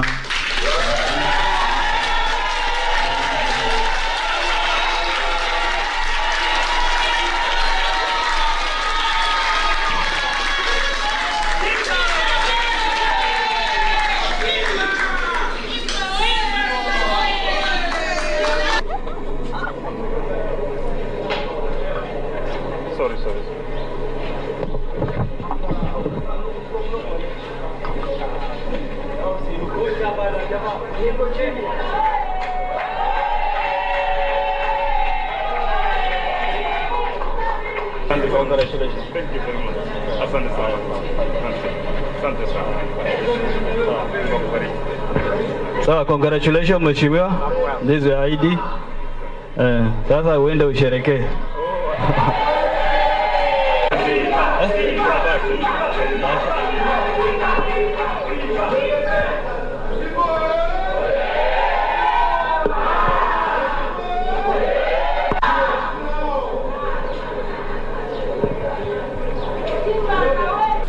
Leo ni siku kubwa sana kwa watu wa Kisauni. Wametoa sauti yao na wamenipa mimi uaminifu wa kuwa mtumishi wao.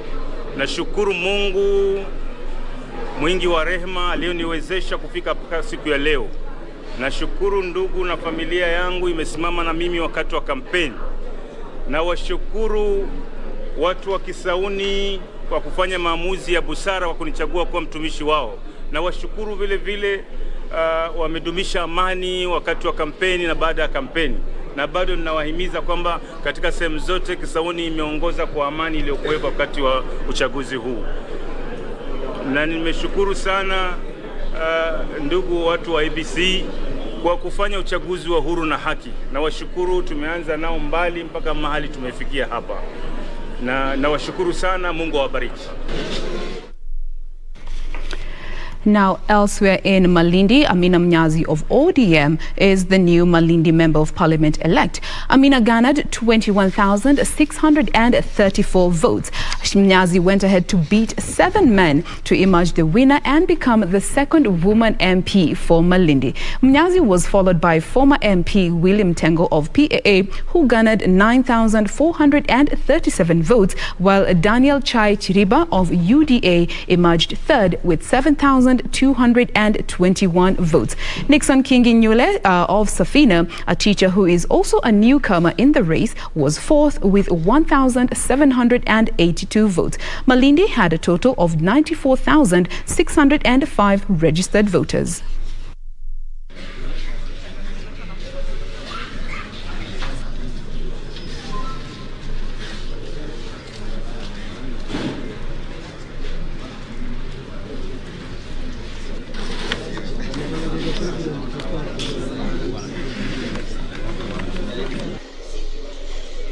$7,221.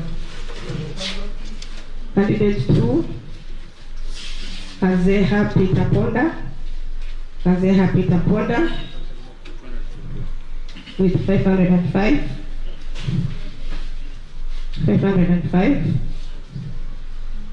And we have Kalama Kennedy Mulewa. Kalama Kennedy Mulewa with 900 votes. The fourth candidate, Nyazi Amina Laura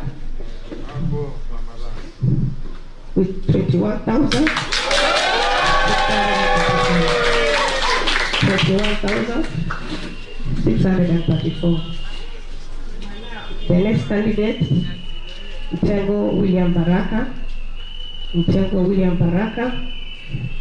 9,437. 9,437.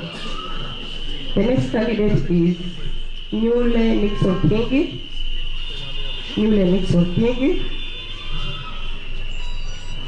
with 1,782. 1,782. Okay, this is Form 35C.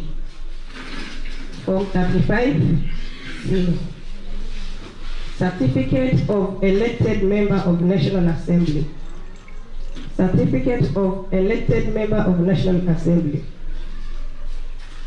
The constituency returning officer hereby declares that Amina Laura Mnyazi of ID number 25078757 has been duly elected as the member of National Assembly, constituency returning officer, Malindi constituency, in the election held on 9th day of August 2022.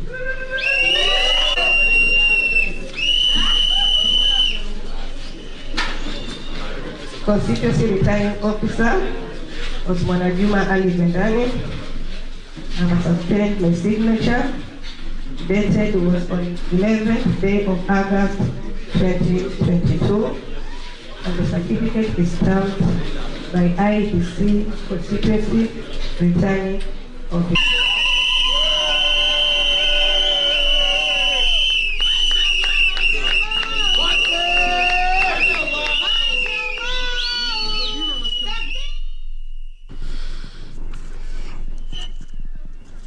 Quite some celebration there in Malindi. And talking about celebrations and the results of election, let's head over to Nyeri County. Gishu Washira is on standby in Nyeri to tell us about the latest in Nyeri. Gishu Washira, good afternoon. What's the latest from Madeira?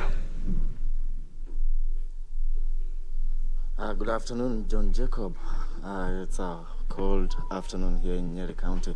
Now, for the last 1 week, we've been tracking election and the final campaign period from Mathira constituency here in Nyeri County. And now today, finally, the election results for Mathira constituency were released, and the candidates were declared winners from the member of county assemblies, member of the National Assembly. The deputy returning officer also declared winners of the woman representative position, member of parliament, governor, and also the Senate. And now we've moved from the constituency tallying center in Karatina of Mathira constituency to Nyeri town, where the county tallying center is based. Now here at the tallying center, it's what you're seeing behind me is people are waiting for election results from Mathira constituency, where we've come from, and also election results from Kieni constituency, which are yet to be concluded. And just to give you a peek of what happened in Mathira constituency, incumbent Nyeri Governor Mutahi Kahiga of United Democratic Alliance was declared the winner in Mathira constituency, garnered the highest number of votes in Mathira constituency, getting 48,637 votes. Jubilee's candidate Ephraim Maina got 759 votes. The New Democrats Party candidate Dr. Thuo Mathenge was the second, getting 15,993 votes. And Peter Munyiri of Chama cha Kazi got 1,381 votes. For the senatorial position, NAK Kenya's candidate Kabando got 2,428 votes, and Jubilee's candidate Nyokabi Priscilla got 10,973 votes. Wambugu Nyamo of Democratic Party getting 1,351 votes. The winner of the senatorial position was declared is Wahome Wamatinga of UDA's party, who got 57,704 votes. The county woman representative position results were also given at Mathira constituency, and Jerry Njori of Jubilee Party got 6,296 votes. Rose Wamboi of Chama cha Kazi getting 2,781 votes. Karungaro Margaret getting 2,024 votes.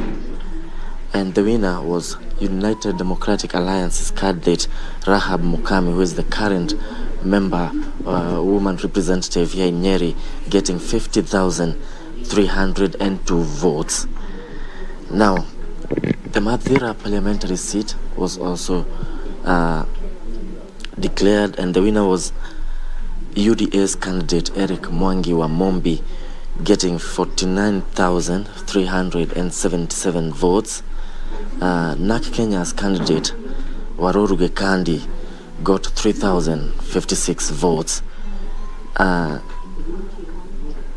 Kirago Nicholas of Usawa Kwa Party getting 2,032 votes, while Jubilee's candidate Wambura Maranga got 4,344 votes. Dhoko Fenasio of Farmers Party got 1,210 votes, and Morioki Daniel Keige of Justice and Freedom Party getting 8,148 votes. Earlier we spoke to the MP-elect Mathira constituency, that is Eric Wamombi, and he said that his main agenda will be to continue with the legacy and the works that were being done and carried out by the now UDA's running mate Rigathi Gachagua. You remember very well that Eric Wamombi, the former MCA for Konyo Ward, has been mentored politically by Rigathi Gachagua, and he says that his main agenda in Parliament will be to continue with the works that UDA's running mate Rigathi Gachagua has been doing. And we also spoke to the person who came in second, that is Daniel Keige, who got 8,000, and Daniel Keige conceded defeat and committed to work with Eric Wamombi. That's all we have from Nyeri County. Kevin Washira, a fantastic job you're doing there from Nyeri County. He has already left the Mathira constituency now at the Nyeri County Tallying Center. He will be telling us about the overall results of the election in Nyeri County. But of course, what you have had is a clean sweep for UDA in Mathira. Governor Mutahi Kahiga got the majority votes in Mathira. So did Wahome Wamatinga, Senator, as well as Rahab Mukami, the woman representative, and Eric Mwangi Wamombi, an MCA who was just picked after Kenya Kwanza announced that Rigathi Gachagua would be the running mate for Kenya Kwanza. Now let's head over to Kilifi. Janae Karisa is also on standby. Let's see how the results in Kilifi look like. Janae? Good afternoon, John Jacob. We are coming to you live from Kilifi North constituency in Kilifi County, where the constituency returning officers are bringing in results from the 7 constituencies of Kilifi County, so that the county returning officer can do the tallying at the county level and declare the winners of the governorship, senator, women rep positions, and of course the presidential results. All in all, we understand that 6 out of the 7 constituencies have already declared all the seats and have declared at the constituency levels, and so most of the numbers we have, that is what we have used to come up with our own tally. Please note, this is our own compilation, not from the IEBC data. The county returning officer is yet to give us their side of the data, so this is just from the constituency tallying centers, the results that were relayed. We have just done our own tallying as we wait for the county returning officer to announce the official results. So for the president, Raila Odinga is leading with 204,128 votes, followed by William Ruto with 77,138 votes. So Raila Odinga has managed to garner more votes in Kilifi County. For the governorship position, Gideon Mungaro is leading with 145,576 votes, followed by Aisha Jumwa, a distant second with 65,732 votes. George Kithi of the Power Party is coming in third with 64,233 votes. He has managed to clinch more seats, more votes from Ganze constituency, where the Power Party has managed to sweep the electorates in that area. For the senatorship position, we are yet to receive results from Kilifi North constituency.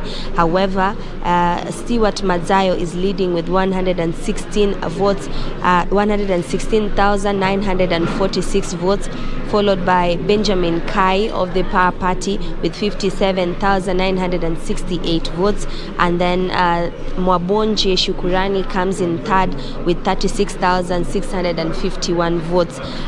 So Stewart Mazayo is leading. Once we get the Kilifi North results from that constituency level, we'll be doing our own tallying and giving the definitive figure from our desk. For the women rep position, Gertrude Mbeyu has managed to garner most votes in Kilifi County with 112,762 votes, followed by Christine Zawadi of the Power Party with 80,268 votes. Something to note, Kyoria, is that the Power Party that is popular in Kilifi, whose flag bearer is the current governor, Amason Kingi, really did some groundwork, and they have managed to put up a good fight for the senatorship and women rep position, that they're coming in second, as opposed to the governorship position, where Aisha Juma of the UDA party is coming in second. For the parliamentary results, the ODM party has managed to clinch 4 seats. The Power Party comes in with 2 seats, and the UDA party with 1. In Kilifi South, Ken Chonga has managed to fight for his seat with 24,300 votes. In Kilifi North, Owen Bayer has also secured his seat with 27,558 votes. In Malindi, Amina Mnyazi, as you had seen earlier, has come into the political scene, being the second woman to govern the constituency of Malindi with 21,634 votes. In Ganze, we have Teddy Mwambire, who lost his bid to Kennedy Tungule with 24,497 votes. Kennedy Tungule is from the Power Party, was vying on a Power Party, and he has managed to secure his win. Ganze constituency has dominated its seat with the Power Party. Most of the MCAs, as well as the Member of Parliament, has taken its win in that region. In the Kaloleni parliamentary seat, Paul Katana has managed to secure his seat with 16,968. His opponent coming in a very far second with 4,500 votes. So he managed to secure his seat, Paul Katana. In Rabai, a new entrant into the political scene, that is Anthony Kenga, he managed to clinch that seat. ODM candidate William Kamoti succumbed to an accident earlier during the campaign season, and so that seat was left vacant. His brother managed to succeed him, however he lost in his bid for the parliamentary seat to Anthony Kenga. This seat also has been dominated by the Power Party. At least the Power Party has managed to clinch a seat in Rabai constituency, and with 10,737 votes. Also, the MCA position in that region also is not predominantly for the ODM party. However, they have managed to secure the win for PA. In Magarini constituency, the current Member of Parliament, Michael Kingi, has come in a distant third. He has managed to be beaten by ODM's candidate Harrison Kombe, who managed to get 11,946 votes during this election. And he is followed by the UDA candidate, who also managed to garner some votes. Then the PA candidate, who is Michael Kingi, and the current Member of Parliament coming in at a distant third. So in total, ODM has managed to secure 4 seats, the PA party has managed to secure 2 seats, and the UDA party only 1 seat. For the MCA position, out of the 35 wards, 16 have gone to the ODM party. The PA party has managed to get 7 seats.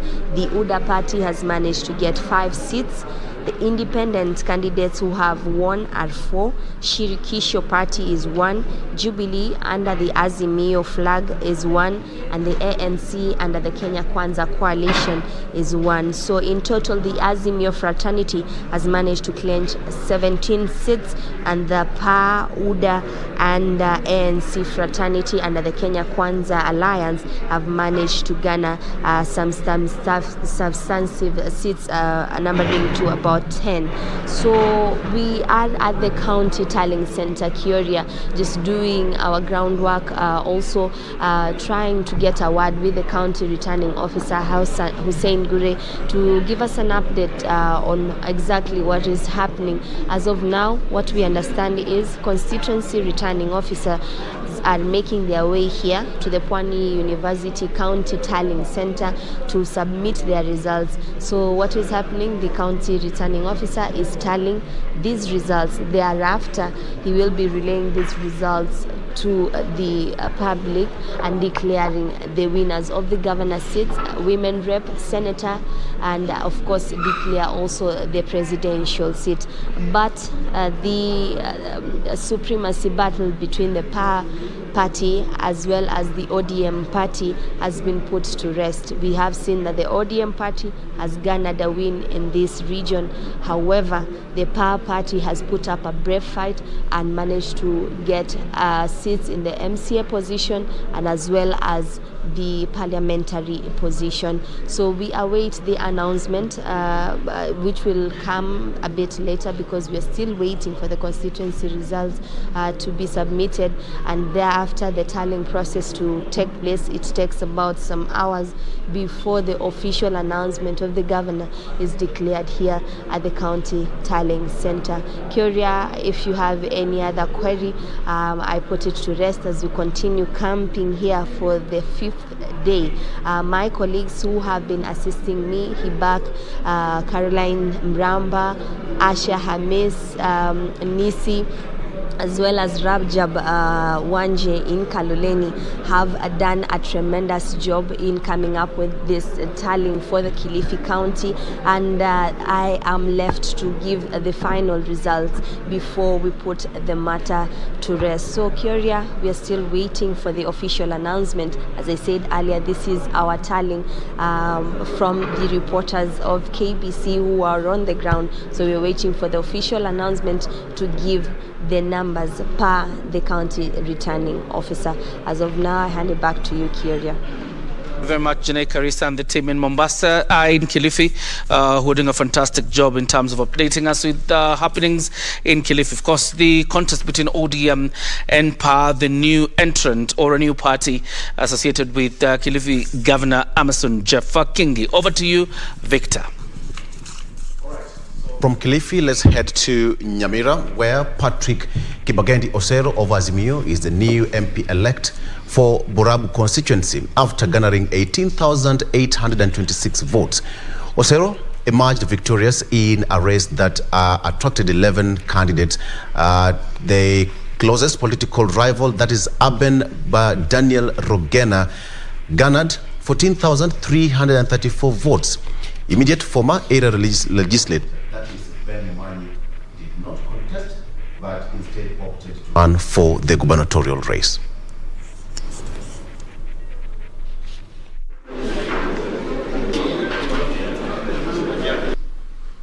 Votes garnered by each candidate are as follows. Akobe Moseti, 413. David Ogali Obiero, 393. Ekaraba Jared Mahaka Siso, 1,539. Kambi Yabesh Nandoro, 3,791. Nyakeli Ragira Enoch, 331.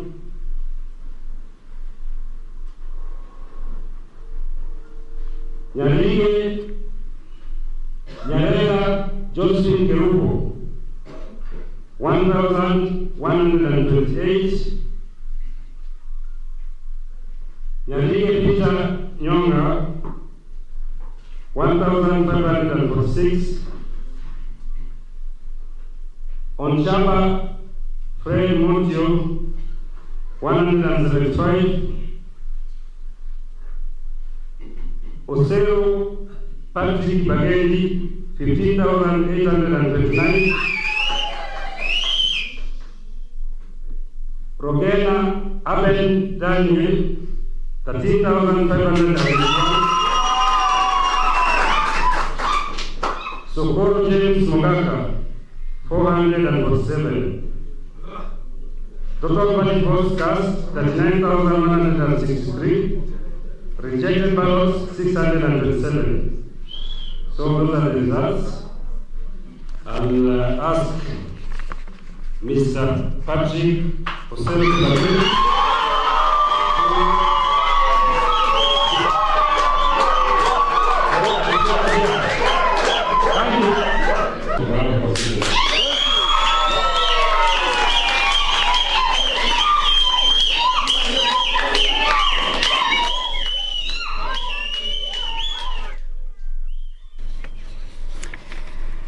Now, Ali Wario Guyo has defended his seat as Garsen MP on an ODA ticket. Guyo garnered 12,825 votes to deface his closest contender, Bute Ahmed Bashora, who garnered 7,646 votes. Now, the Garsen National Assembly seat attracted a total of 7 candidates.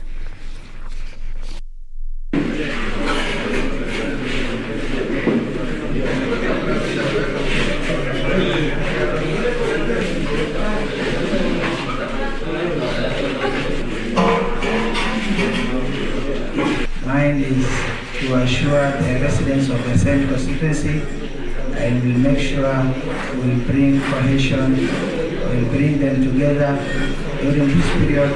Now the election is over, it's time to work. It's time to work for them. So I urge everybody to maintain peace and unity, love.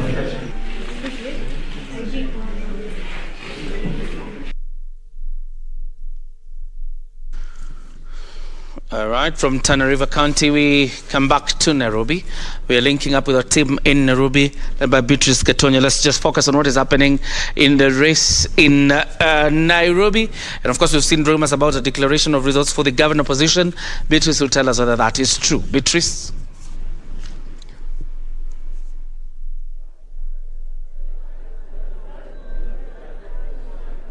Have 17 constituencies in Nairobi City County. So far, 3 of them have arrived. We've started receiving their results, verifying and preparing to prepare the results declaration forms. As you can see behind us, we have a team of our officials verifying the results that we've received from the polling stations of 3 constituencies. These are Langata constituency, Makadara constituency, and Kasarani constituency. Yes. All right, maybe perhaps you can tell us, do you have maybe a timeline for when this process will be through? There's no timeline for this exercise. We must receive the results from all the 3,643 polling stations, verify them, and prepare the result declaration form.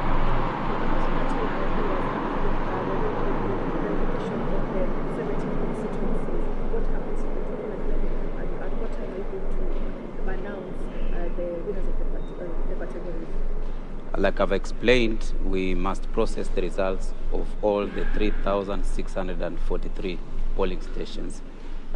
These polling stations belong to constituencies. So as a returning officer presents results from their respective constituencies, we shall process for that specific constituency and put it in our result declaration form that must have all the 3,643 results before we can be able to declare winners. Yes. All right, maybe now we can just release him to head. As I said earlier, he has quite a busy task ahead of him. Asante sana for joining us here at KTN News. Like I said, we are here at the County Parliament Center of Kasarani, and as you can see on the cameraman, quite a busy. Probably the last one. Pardon? Probably the last one.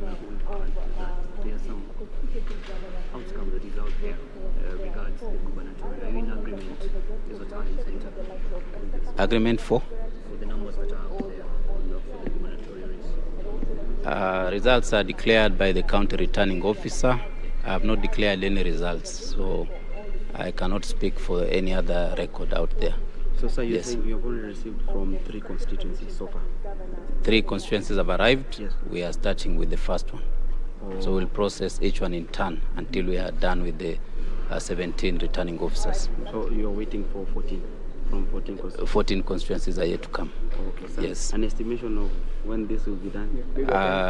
We can't estimate. Yes. The law requires that once we receive results from the constituencies, we speedily process them. Yes. So that's what will happen until we've processed the last polling station in Nairobi City County. Okay. Yes. So give it maybe 2 days. Yes. We should be able to see final results. On Monday? Yes. Stay here with us. You will see when we'll finish. Okay. Thank you. Thank you very much. Karibu.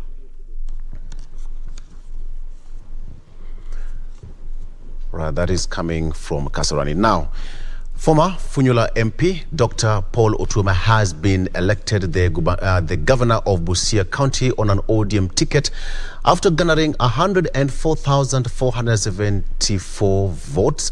Dr. Otuoma defeated his main competitor, Sako Bunyasi of ANC party, who polled 92,144 votes. Now, Dr. Otuoma thanked the people for expressing their faith in him. 88, Catherine, 33. Of count income and election results from Putula.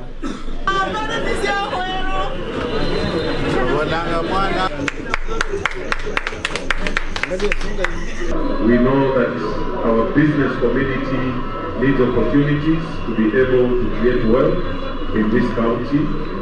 We know that our agriculture basically needs to be fixed in terms of providing food security and economic opportunity to the people of Busia, and we are going to make our contribution to our country. A walk in the park. I love what the people of Busia have done by choosing potential and not anything else. Other than that, only God understands. 7,000. Simon Kingara, a candidate from the UDA party, has been elected as the Member of Parliament for Ruiru constituency after having garnered 68,784 votes. His closest opponent, former MP Esther Kadhogo of the Jubilee Party, got 27,674 votes. Now, Ruiru constituency has over 172,000 registered voters, but this time around they posted only 62% of the voter turnout, with slightly over 102,000 having shown up to vote.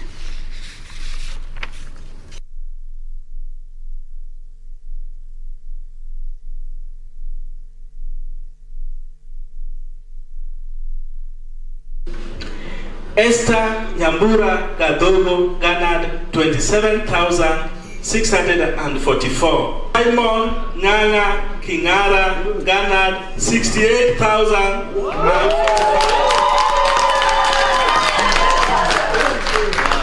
Constituency returning officer hereby declares that Simon Nganga Kingara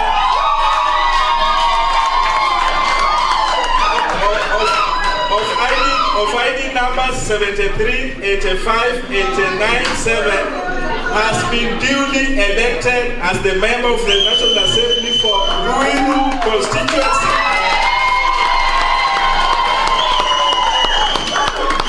In the election held on the 9th day of August 2022. Congratulations. Shukuru sana watu wa Ruiru walitokea kwa wingi sana. Vita ilikuwa mkali sana kwa sababu ya chama. Chama ilikuwa na vita mingi, lakini kwa sababu ya nguvu ya Mungu nimeweza kupatiwa ushindi na wananchi wa Ruiru. Kwa hivyo niwashukuru na niwaambie nitaendelea kufanya kazi na wao. Wale walisimama na mimi, asante sana sana sana. Wale hawakusimama na mimi na bado ni watu wa Ruiru, bado tuko pamoja na tutakafanya kazi kama kongamano moja. Kwa sababu gani? Kama nimechaguliwa kama mtumishi wa watu wa Ruiru, itabidi nifanye kazi na watu wote wale wanaishi Ruiru. Kwa hivyo hakuna yule atapuswa katika Ruiru kimaendeleo. Kabila zote zitahushishwa katika kimaendeleo. Ofisi kama ilivyo kawaida yangu tutafanya na watu wote bila ubaguzi wowote, na hapo ndio tutaweza kuwa na ushindi kama Joseph Mburu Kahangara is the Lari MP-elect. Kahangara polled 26,702 votes to defeat the incumbent Jonah Mburu Mwangi, who garnered 10,931 votes. Now, in his remarks, Joe Kahangara termed the election as very challenging, noting that unlike his competitor who was funded, he funded their respective parties.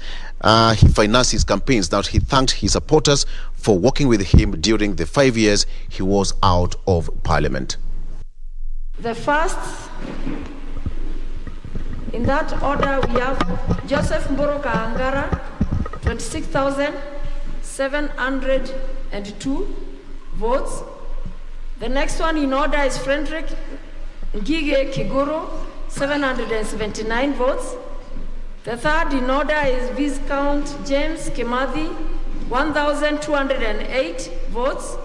The fourth in that order of the ballot paper is Jonah Mburu Mwangi, 16,931 votes. The fifth is Devin Jogona Mwaura, 7,137 votes. Then the sixth is Naomi Wanjiko Wainaina, who has 396 votes. And the seventh is Joseph Kericho Wanjiro, who has garnered 3,734 votes.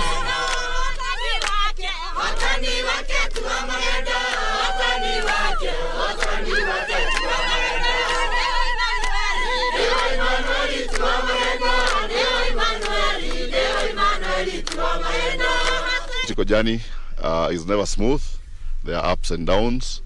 I also, let me mention my worthy competitors who have also worked, towards getting this position. They have not made it easy for me. There are some who had a lot of resources, maybe.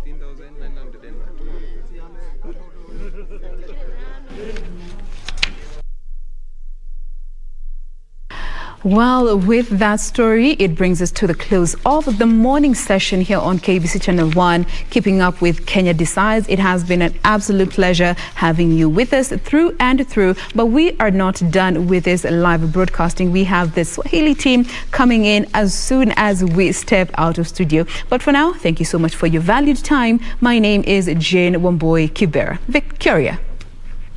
That's just it. We need to put a cap to Kenya Decides, the morning session that ends in the afternoon. And of course, we live in the able hands of Harriet Salim and Kamcha Menza. My name is John Jacob Curie. Have yourself a fantastic afternoon. See you around, Victor. All right, so it's been real. Let's do this again tomorrow. My name is Victor Lowe. Enjoy the rest of your viewing. Bye-bye.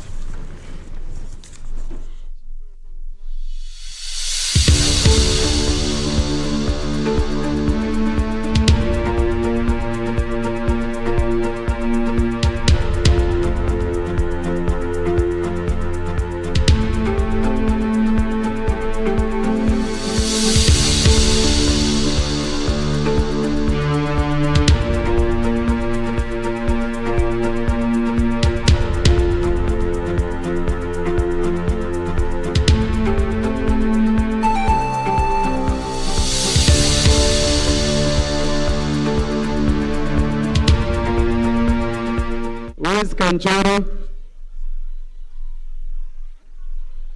and can we have some order? Where is security?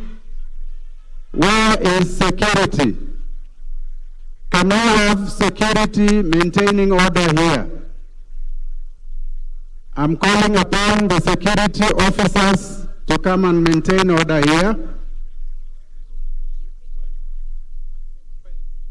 Yes. I am asking the chief agents to come for a meeting.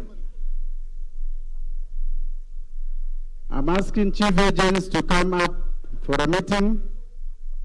And I'm asking the security to come and maintain order on the floor of the tally center.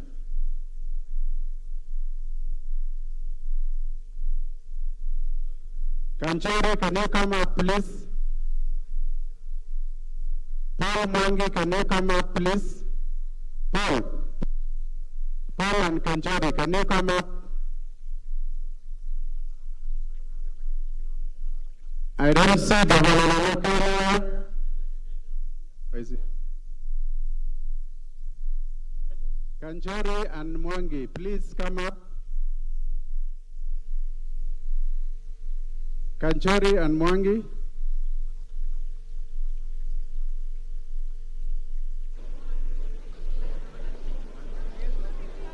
I am asking anyone who is not busy of the hall. Anybody who is not doing work at the tally desks to vacate the floor of the hall. Anybody, can you vacate the floor of the hall?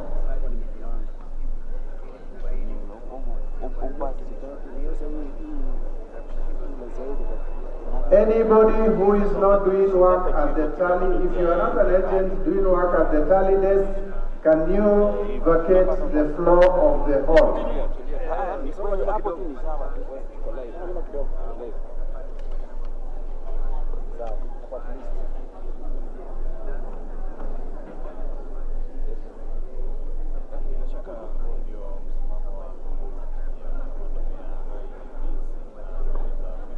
Mheshimiwa Fred Gumo and the chief, please, we want this floor cleared. We have provided desks for people to sit.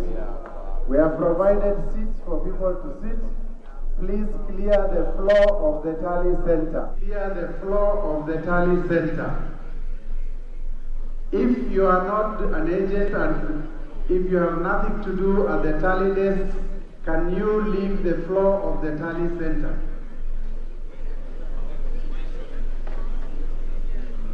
Anybody standing, can you leave the floor of the tally center?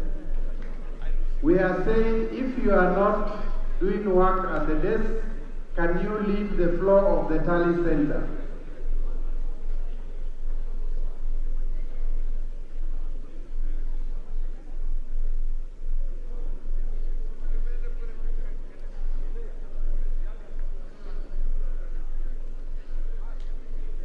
The people on the floor of the tally center who are not doing any work, can you leave the floor of the tally center? Security.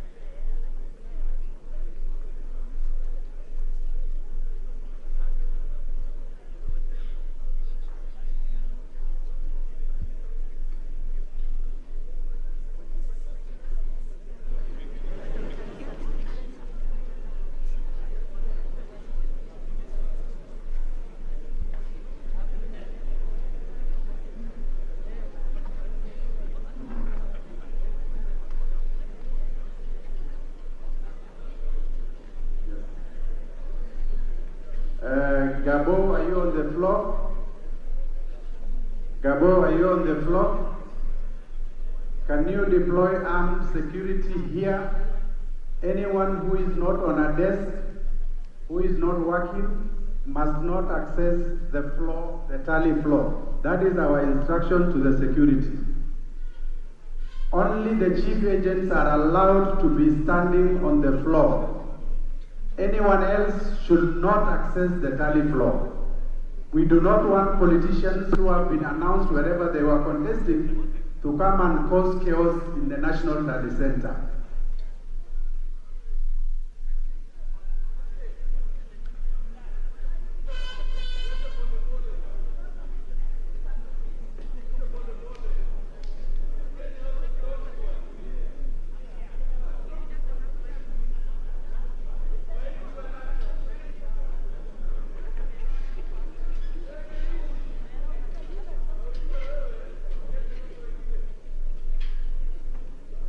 It must be.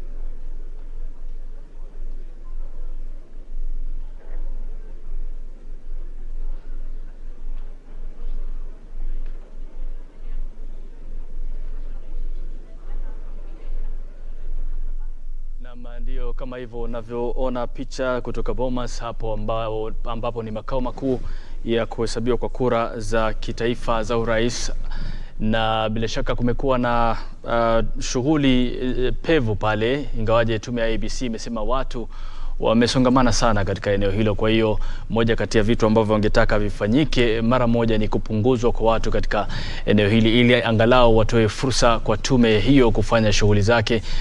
Nakumbuka hapo awali walipokuwa wanatoa taarifa walisema kwamba watu wamekuwa wakiwasumbua wale maafisa wa uchaguzi katika maeneo tofauti, na wakasema kwamba iwapo kuna mtu ana malalamiko yote, basi malalamiko yanafaa kuwasilishwa moja kwa moja kwake kama mwenyekiti wa tume hiyo, na sio kusumbuliwa kwa maafisa wa vituo mbalimbali ambao wamekuwa wakiendelea na shughuli zao, wengine wakileta karatasi zile za uchaguzi kupitia visanduku ambavyo vilitumika katika maeneo tofauti ya kupigia kura. Kwa hiyo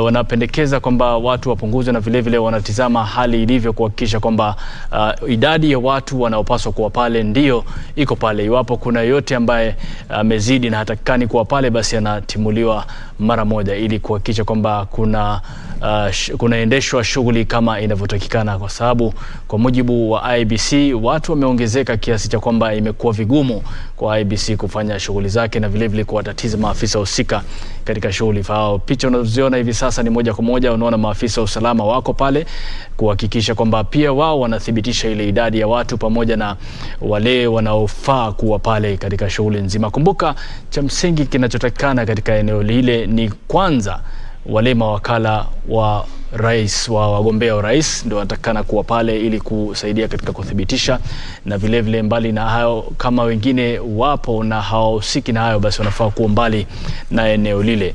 Ni shughuli ambayo sasa hivi inaona kwamba imesitisha kidogo shughuli ya IBC katika ukumbi ule wa Bomas mpaka kutatuliwe lile tatizo ambalo limeonekana kuwashughulisha maafisa wa tume huru ya uchaguzi na mipaka IBC katika eneo lile. Nakumbuka kwamba Wafula Chebukati ambaye ni mwenyekiti wa tume hiyo alitangulia kusema kwamba shughuli hii ipo shwari, na iwapo kuna mtu ana malalamiko yote, basi anafaa kuandika rasmi kuhusiana na kile anachokilalamikia na awasilishe malalamishi hayo kwa tume ya uchaguzi na vile vile maafisa husika, na sio kusumbuana na maafisa wadogo na wengineo wale wa tume ya IEBC. Ni picha za moja kwa moja kutoka Bomas ambacho ni kituo cha kitaifa cha ujumlishaji kura za urais hapa jijini Nairobi. Kumbuka, kwa mujibu wa sheria wana siku 7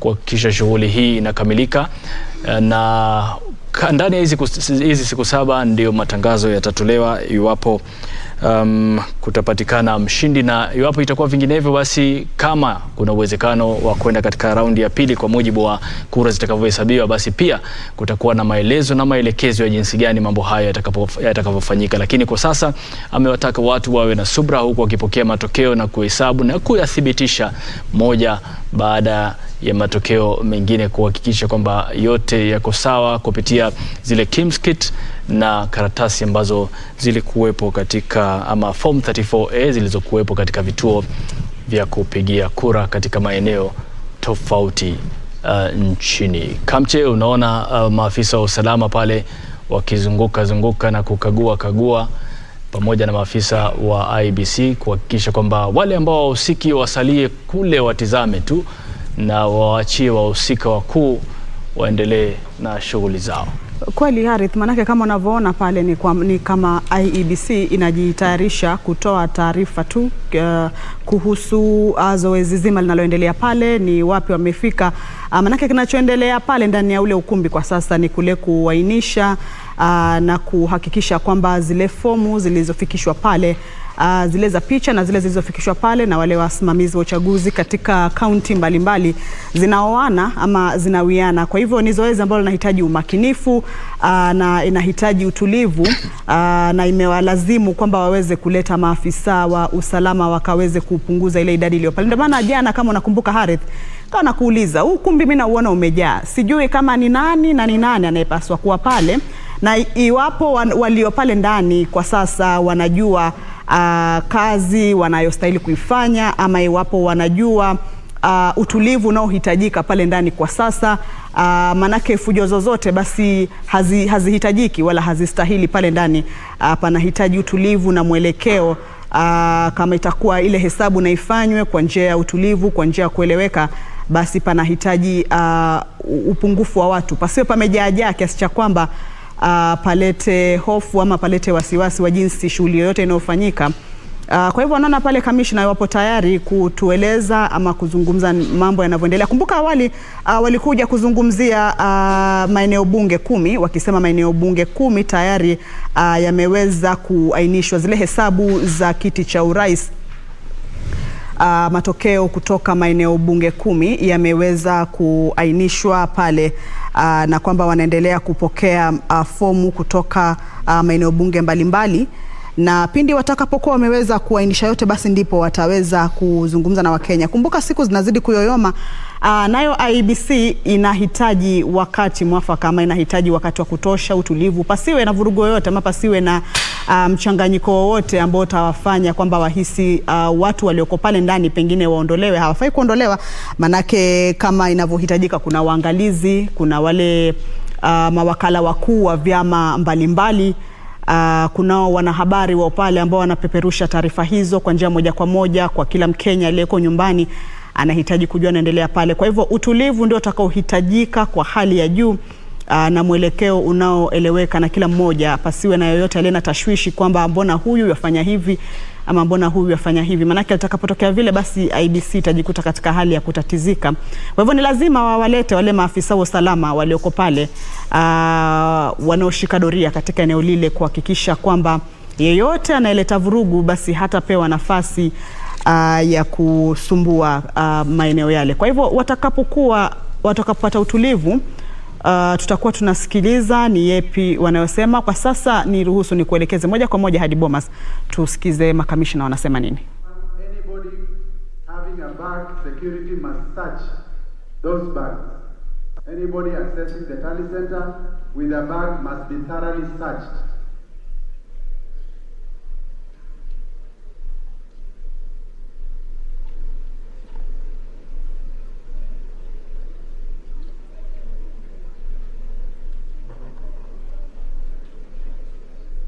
Kuna shughuli ya panga mambo yawe shwari katika ukumbi ule wa Bomas. Kumbuka Kamche umesema kwamba sehemu ile imejaa, ukumbi umejaa. Kuna sehemu ya watu ambao iwapo wamepewa vibali kazi yao itakuwa ni kukaa na kusubiria kinachozungumzwa, lakini hebu tusikilize wanachokizungumza kwa sasa kabla ya kuendelea. The chairman said, this is a tally center, it is not an interrogation center. Observers and agents will watch. If there are any issues, they will record for their own use. It is not going to be an interrogation center for returning officers. Our officers must be respected, and all the desks must enforce that arrangement. We are not here to interrogate returning officers. So as you do your work, ensure that the returning officers are respected.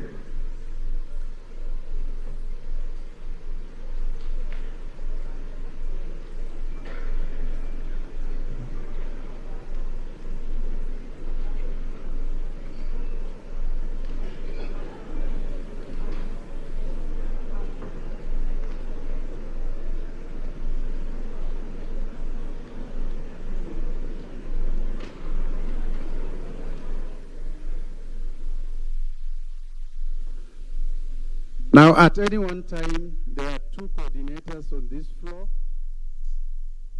The 2 coordinators are at this front here. I can see Osman. Can you raise your hand? At the middle there. Hali Mutisia, go there. So there are 2 coordinators at any one time on the floor. For now, it is Hali and Osman. If there are any issues, agents can consult them. We do not want heckling. This is not a marketplace. There are computers. Since yesterday, agents were allowed to come with their computers for purposes of checking the Form S copies they are given against their own downloaded forms from the web portal. All agents were allowed yesterday. It is not anything new, but they must declare what computer they are coming with. And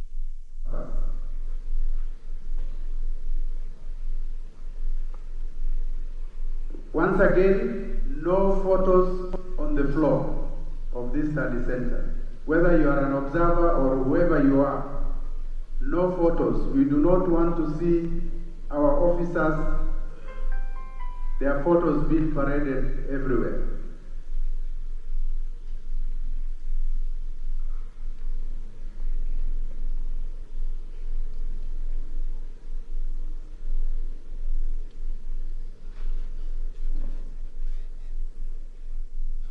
Mambo ambayo huchukiza wakati mwingine, na moja kati ya mambo ambayo huchukiza yamejitokeza hii leo kutokana na IBC kulalamikia sehemu ile watu kuvuka mipaka ambayo waliowekewa katika shughuli ya kuangalia na kufuatilia mambo yanavyoendeshwa katika ukumbi ule wa Bomas.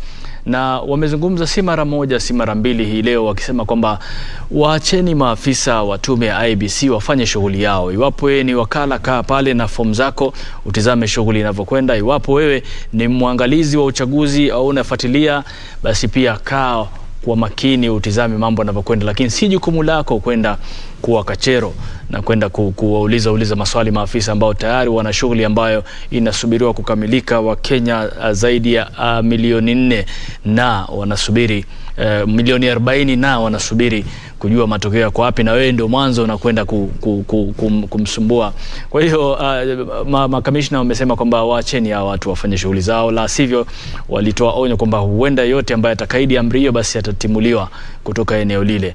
Na baadaye ukishatimuliwa tena usiwe ni wakulalamika kwa nini nimetimuliwa, na tayari mmeelezwa mara 1, 2, 3 na zaidi kuhusiana na taratibu zinazotakana mahali pale. Unafahamu kwamba Kamche, eneo lile ni eneo ambalo watu wanasema kwamba macho yote yako pale, a very sensitive area kwa sasa. Kila mtu anataka kujua, kwa sababu pakikoseka kitu pale basi kidogo mchuzi wote unakuwa hauliki. Kwa sababu wakati wa mapishi chumvi ukizidisha kwa bahati mbaya, japo useme mtu akugonge mkono tu chumvi izidi, inakuwa matatizo, inabidi mchuzi wote umwage. Kwa hiyo ndio wanakuwa makini na wametoa tahadhari kwa wale ambao hawatakiwi kuwa pale na wasiwe pale, kwa sababu kuna viti ambavyo vimetengwa mahsus kwa wale wafuatiliaji na waangalizi na wachunguzi wa mambo kuhusiana na uchaguzi, vimewekewa mahsus sehemu yao wao wanakaa wanafuatilia pamoja na mawakala. Lakini kuingiliana na kazi za maafisa wa IEBC basi ni jambo ambalo litakuwa linatatiza shughuli, na kisha baadaye pia linaweza kuchelewesha shughuli ambayo kikatiba IEBC wanajua malengo yao na makataa yao yamefikia wapi. Kwa hiyo mbali na hayo ni kwamba nje ukitembea tembea angalau watu wameanza kujitokeza, japokuwa wengi wanajitokeza, na utaona kwenye makundi wakizungumza kuhusiana na lini tunasubiri matokeo yanatoka lini. Wengine wanajadiliana kuhusiana na mpaka sasa yale matokeo aliyoyaona. Wengi wanasema kwamba matokeo yatangazwe, watu waendelee na shughuli zao.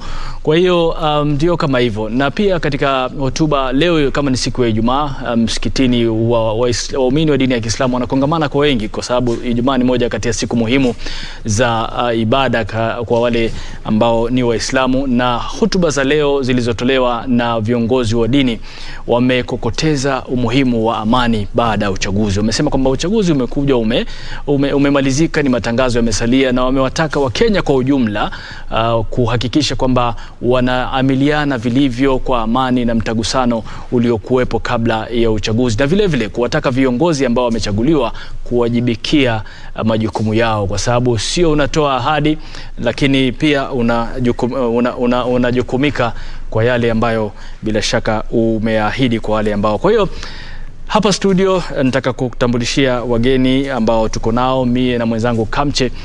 Hapa karibu yangu naye Otieno Mjomba ambaye ni mchanganuzi wa masuala ya kisiasa. Kwa hiyo Otieno, karibu sana. Naona itakuwa ni maendelezo ya tulipoachia jana. Na Kamche, upande wako unasemaje huko?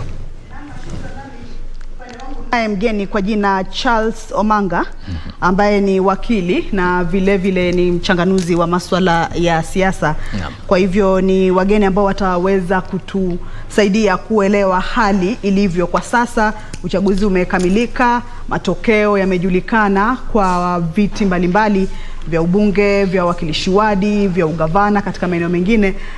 Watu wakiwa wanasubiri sana kwa hamu na gamu kujua mshindi wa kiti cha urais. Kwa hivyo IEBC nayo ikiwa imesalia na hadi siku ya Jumanne ambapo itakuwa ni siku 7 imekamilisha kuyaweka wazi matokeo ya ushindani wa kiti cha urais, kila mtu ajue upande wake umefanya vipi. Kwa hivyo ni wageni ambao wataweza kutusaidia kuelewa hali ilivyo kwa sasa, ni yapi wa Kenya wanafaa kuyajua, ni masuala gani ambayo IEBC itakuwa inafaa kuzingatia kwa sasa, na mambo mengi, na jinsi uchaguzi ulivyofanyika. Ushindi umekuwa kwa mirengo ipi, viti vya bunge, viti vya ugavana, maeneo mbalimbali, kama ni pwani, kama ni eneo la Mlima Kenya, kama ni Nyanza. Je, ushindi umekuwa wa aina gani na itakuwa na maana gani kwa chaguzi zijazo, itakuwa na maana gani kwa uongozi ujao? Kwa hivyo ni masuala mengi ambayo tutaweza kuyaangazia hapa Harith, kumfahamisha tu Mkenya hatua zilizosalia na mambo yatakapokwenda, hata matokeo yatakapotangazwa.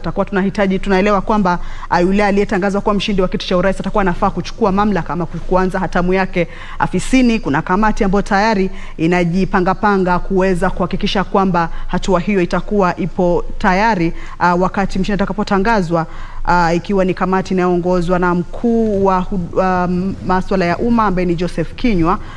Kwa hivyo hayo ni mambo ambayo yanaendelea kwa sasa, lakini tutakuwa tunayachanganua polepole hapa na wageni wetu Harith. Naam, asante sana. Kwa hiyo Otieno, nataka kuanza sasa mazungumzo yetu kuhusiana na kinachoendelea. Kwanza Bomas, umeona hali ilivyo, mpaka Chebukati na makamishna wenzake wamekuja juu.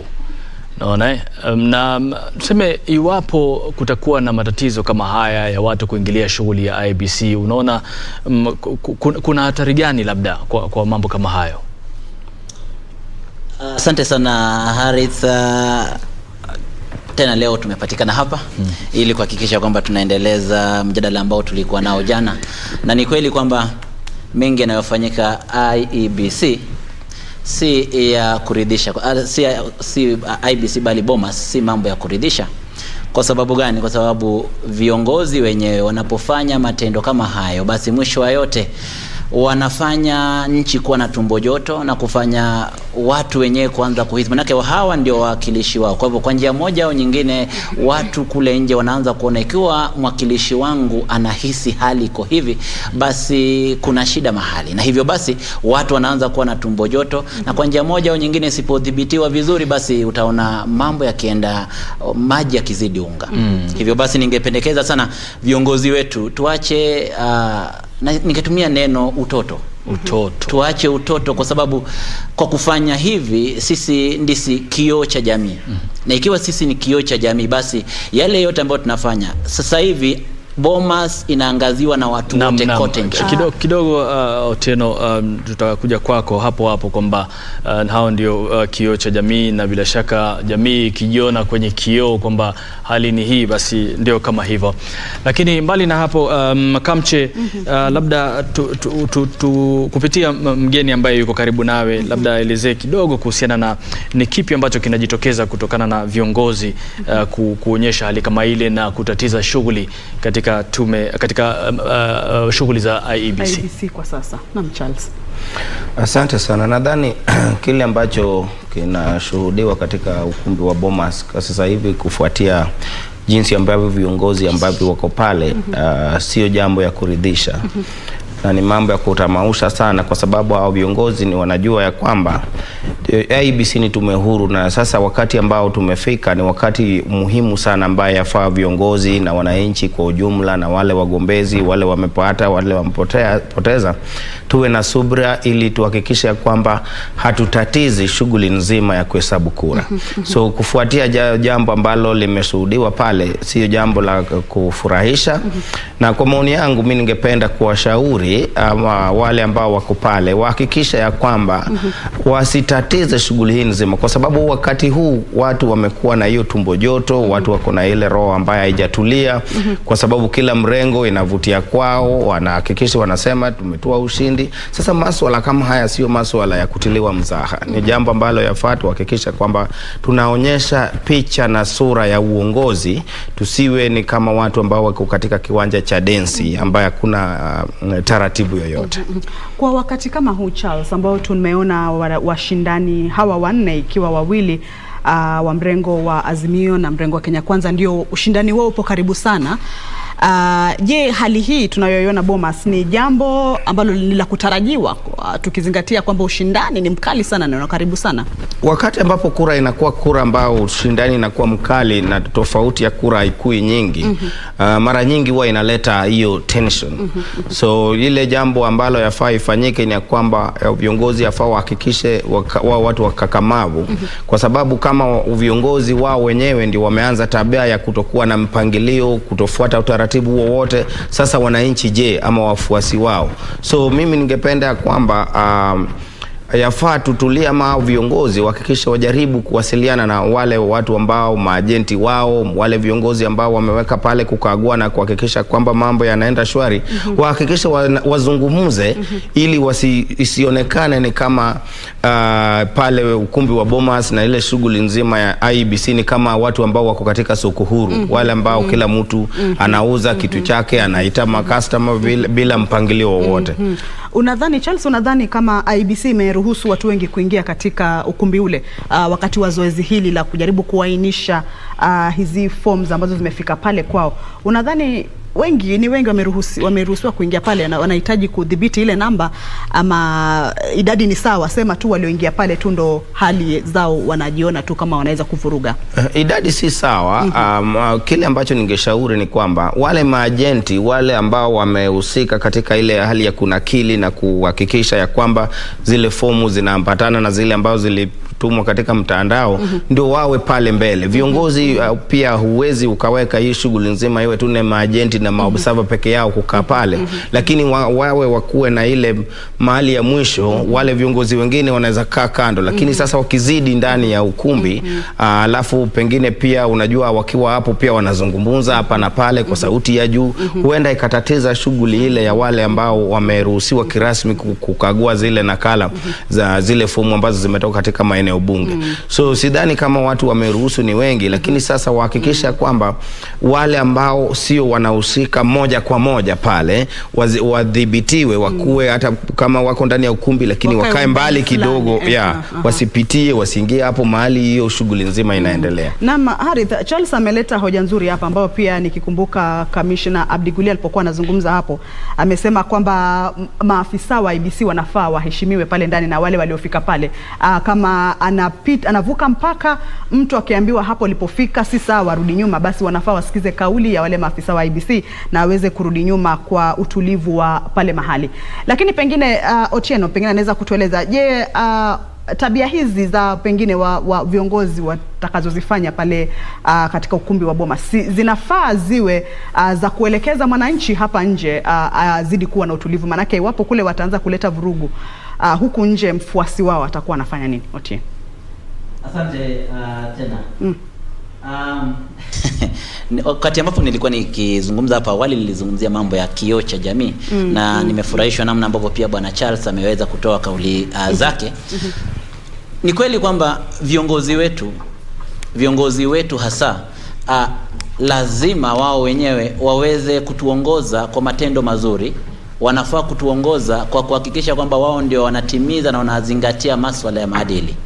Lakini unapopata kwamba sasa viongozi wenyewe hao ndio wamekosa maadili, basi wale wafuasi wao moja kwa moja wataona kwa sababu hawa ndio wanatuwakilisha na sisi pia basi itabidi tuwe hivyo. Lakini ningependa kupanua mawazo yetu zaidi kuhusiana na haya ambayo yanafanyika Bomas, kwamba hawa viongozi wetu ndio hao sisi tumewachagua. Tumetoka kuwachagua.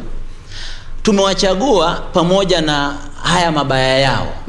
Tunajua kwamba kwa njia moja au nyingine hawafanyi hivi kwa mara ya kwanza Bomas.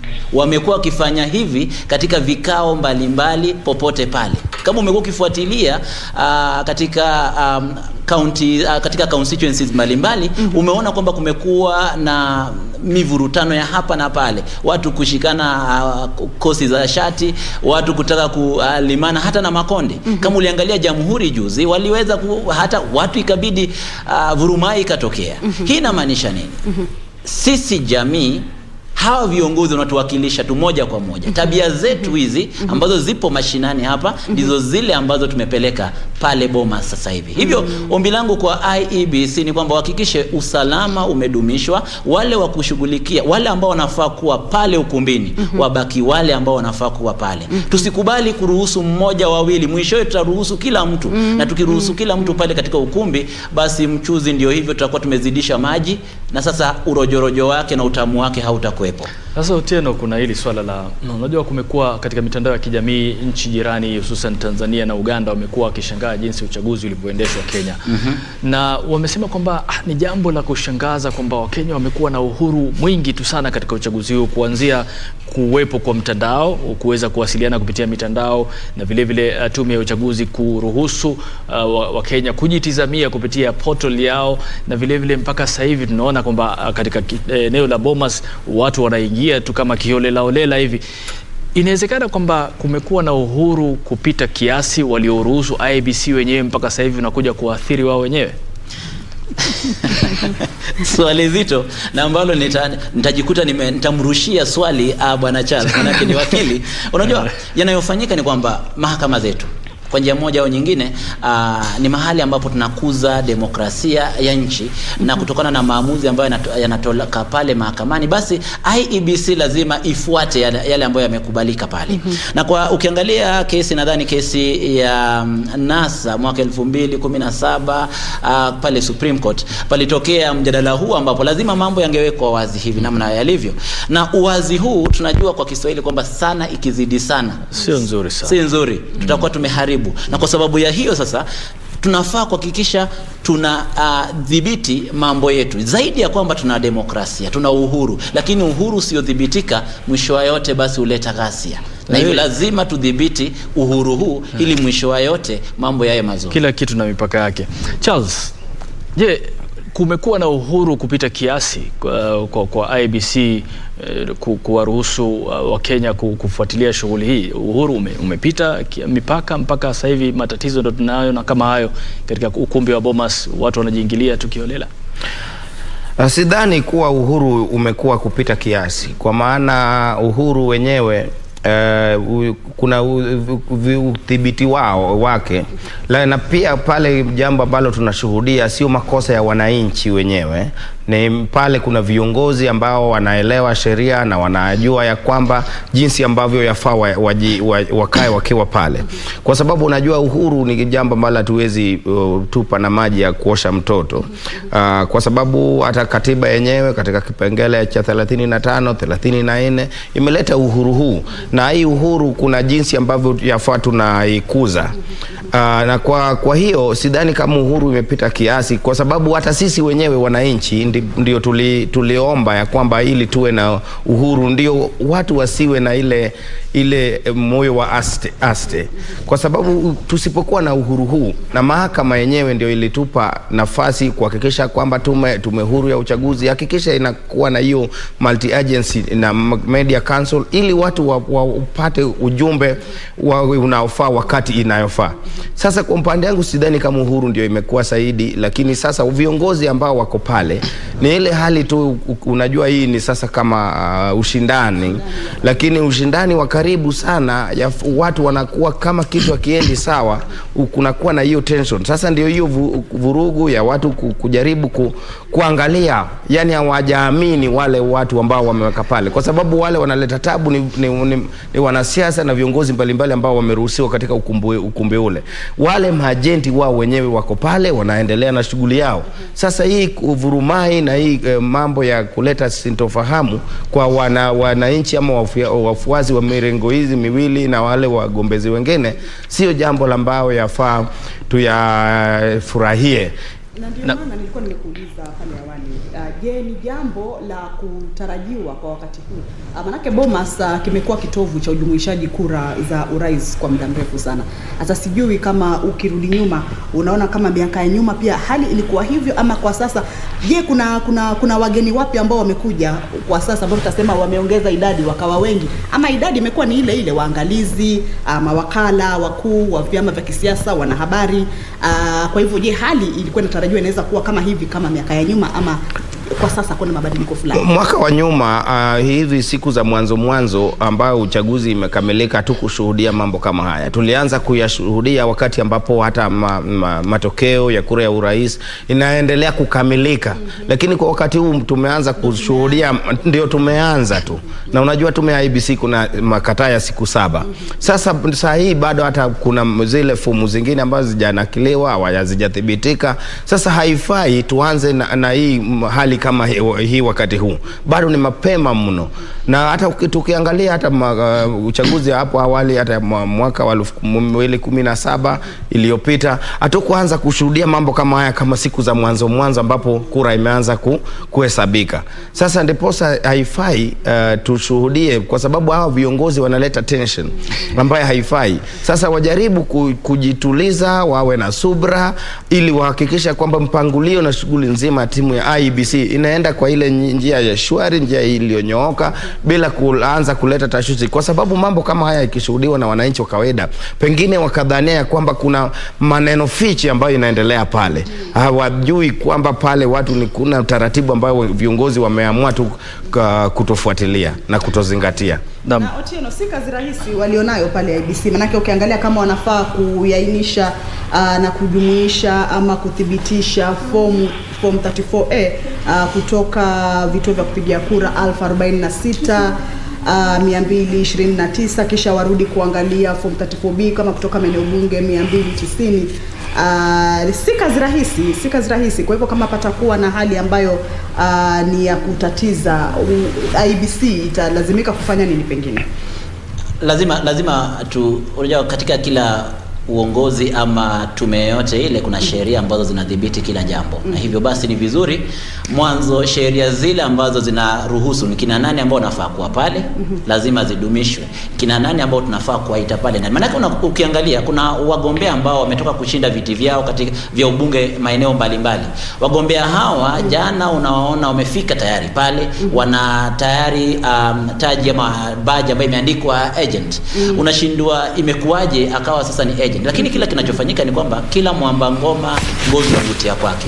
Na hapa kutokana na ushindani mkali uliopo kati ya wagombea wawili wakuu, basi kila mtu anataka kuhakikisha amesitiri na kulinda kura zake. Na hii basi inanipa picha ambayo ni picha ambayo si nzuri, picha ya mwaka 2007. Manake vitu vilianzia hivi vituko vidogo hivi vya viongozi wakiwa katika bomas, na mwishowe baadaye kwa sababu ya kukosa kudhibitiwa mambo yakawa mabaya. Hivyo ningeomba sana kuanzia sasa hivi tume yenyewe, wale ambao wanashughulikia asasi maalum ambayo inafaa kushughulikia usalama pale, waweze kushughulikia jambo hili haraka iwezekanavyo, la sivyo tutakuwa tukiona mambo mengine ambayo huenda yasiwe ya kuridhisha. Ndio tuko pale kwenye Uhuru, Kamche, Charles na Otieno. Uhuru, unajua kwa nini nilisema kwamba labda Uhuru umepita kiasi?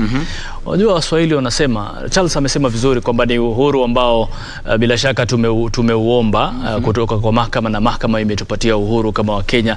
Lakini kabla ya kuja hapo, maana kuna kitu nilikuwa nataka kuizungumza kwamba ukiomba mvua basi ujiandae na tope. Lakini kabla ya kwenda huko Charles, Kamche, kuna wenzetu ambao katika maeneo tofauti, sijui umewasiliana na wanasema ukiomba mvua ujitayarishe na tope, ujitayarishe na miamvuli, na ujitayarishe kwenda shamba, manake rotba itazidi pale. Na hadi tunaarifiwa kwamba tuungane na mwanahabari mwenza aliyeko kaunti ya Kirinyaga, Gladys Mungai. Gladys, iwapo unanipata kwa njia sawa, basi tueleze siku ya 3 tangu wapiga kura wakamilishe shughuli hiyo.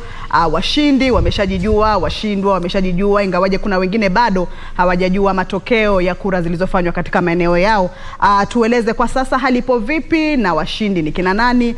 Waliorudi katika viti vyao, waliohifadhi katika viti vyao ni kina nani? Watu wamekubali kushindwa, na mambo yanaendaje?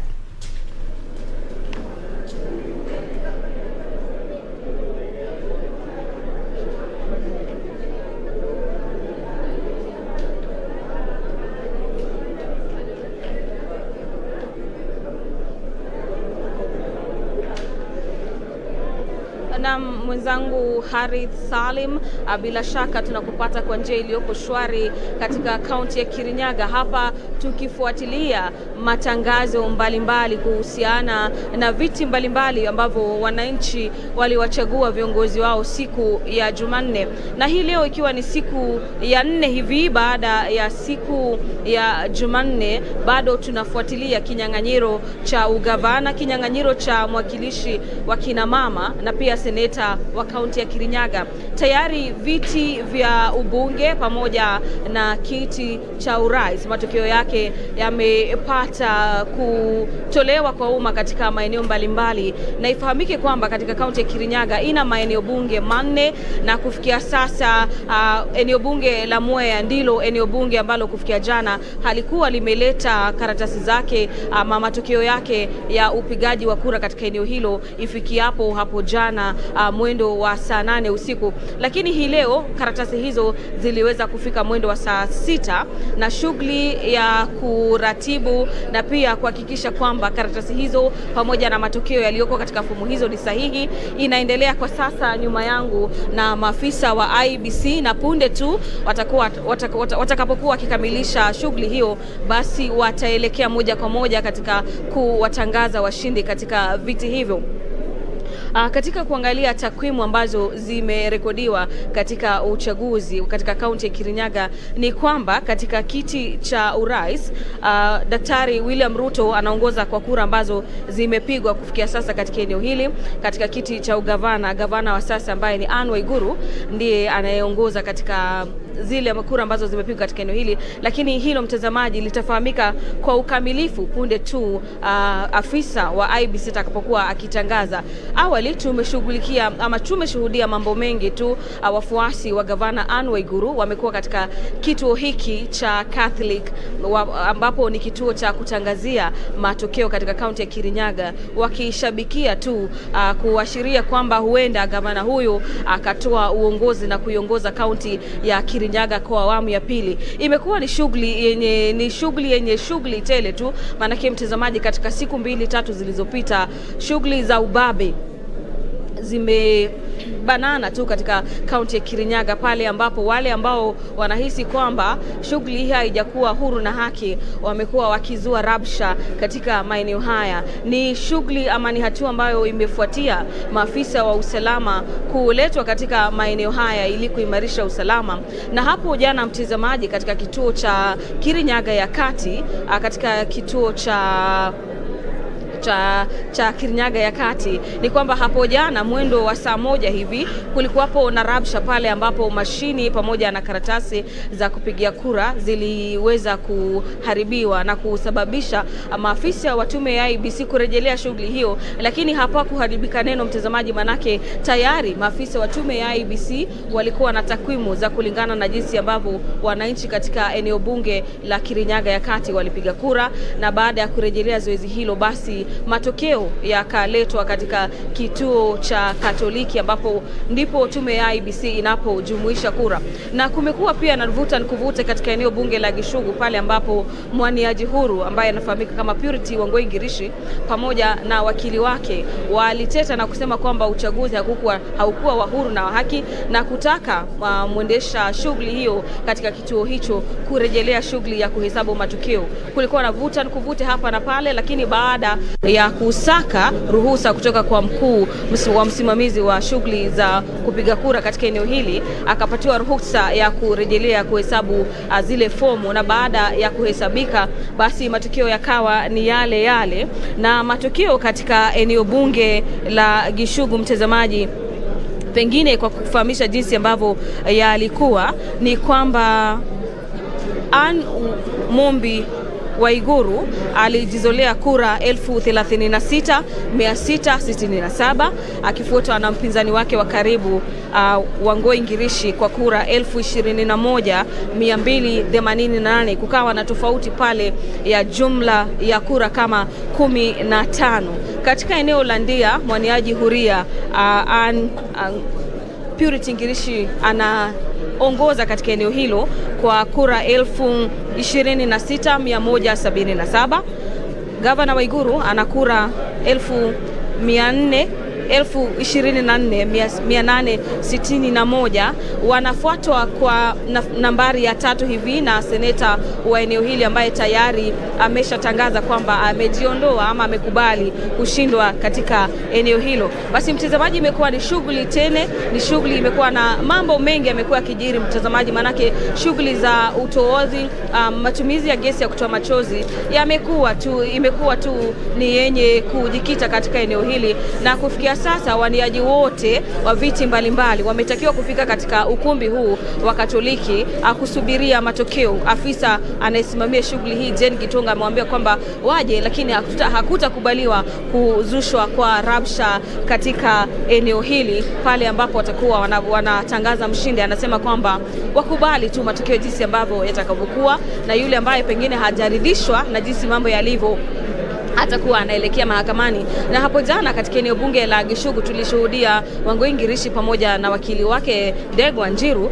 wakisema kwamba kinyang'anyiro hiki hawatakubali iwapo Wangoi Ngirishi atashindwa, na kwamba tayari wameanza kukusanya ushahidi watakaokuwa wanaelekea nao pengine mahakamani ili kupinga uongozi ama ushindi wa gavana Anne Waiguru iwapo atatangazwa kuwa mshindi katika matokeo yanayotarajiwa kutangazwa baada ya muda usiokuwa mrefu. Kwako Harith.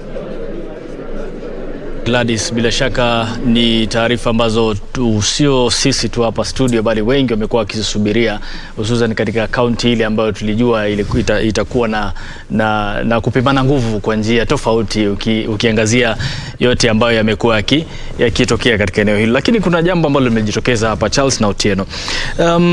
Tumeona kwamba visa vya watu kuanza kulalamika na kutokubali matokeo vimeanza. Kumbuka Kirinyaga ndio hiyo, Eldas pia kulikuwa na hali sawia na hiyo, na vile vile Isiolo mgombea wa gavana anasema kwamba kuna hali iliyokuwepo pale haikuridhisha katika hesabu ya matokeo ya kura. Kwa hiyo hili labda linaashiria nini? Kwamba kwa sababu shughuli tangu ilipoanza tuliona watu wanakubali, wanasema sawa, tumekubali, wanawapongeza wenzao. Sasa hili limeanza kutokea katika maeneo haya matatu. Ya leo kuna shida, kuna tofauti na jana. Ukiangalia jana watu wengi walikuwa kikubali. Ndio.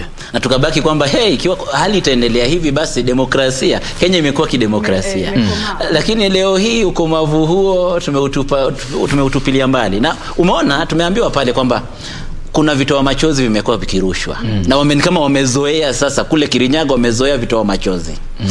Njoo Bomas uanze kuona sasa dalili zenyewe. Tabia za wale wanatoka pale wakienda tena wapi? Wakichaguliwa watakimbia tena pale Bomas mtu anaenda bado na mihemuko hiyo na hali ile aliyokuwa nayo. Hasira za huku zinabebwa kupelekwa kule. Na mwisho wa yote tunaona yale yanayofanyika pale Bomas. Na ndipo tunasema kwamba wale wanaofaa kushughulikia masuala ya usalama wa pale wanafaa kuwa makinifu zaidi. Kwa sababu gani? Ujue ulitueleza kuhusu mvua. Na wakasema pia kwamba hakuna masika yasiyokuwa na mbu bila shaka.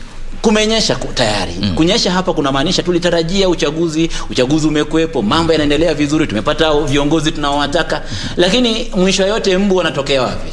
Vituko hivi, vurumai, tuna mikorofishano, tuna mivutano ya hapa na pale. Tusipodhibiti mambo haya mapema na kuanzia kule chini hadi katika Bomas kwenyewe, basi hatutakuwa tumetimiza yanayofaa kutimizwa. Kwa hivyo jana tulipokuwa tukizungumza nikasema kwamba IEBC japo imefanya vizuri na watu wengi wakaguzi na waangalizi wengi wanasema imefanya vizuri, lakini ikiwa hatutadhibiti pressure hiyo, tukizungumzia jana pressure nzuri na mbaya, basi italeta hali ambayo haitakuwa. Lakini Otieno, nafikiri hali hii haitoki kwa tume ya IEBC, kwa sababu kama tulivyoona shughuli za IEBC tangu waanze mpaka sasa, ndio maana pia tume ya IEBC katika eneo la Bomas wamekuwa wakilalamika kwamba wanasumbuliwa na hawa viongozi wanaokuja ambao umewataja wanapeleka. Kwa hiyo tatizo linatokana na hawa viongozi ambao wanakuja kutatiza watu ambao wanaendelea na shughuli yao. Na jana tulimsikia Commissioner Justice akisema vizuri tu kwa upole na kwa njia ya ucheshi kwamba tulieni, tuachieni ya mambo tuyafanye, mtapata matokeo ambayo yanaridhisha. Kwa hiyo IEBC mpaka sasa bado tunaipatia asilimia kubwa tu ya ufanisi katika uchaguzi huu. Kwa hiyo wasumbufu wanajulikana.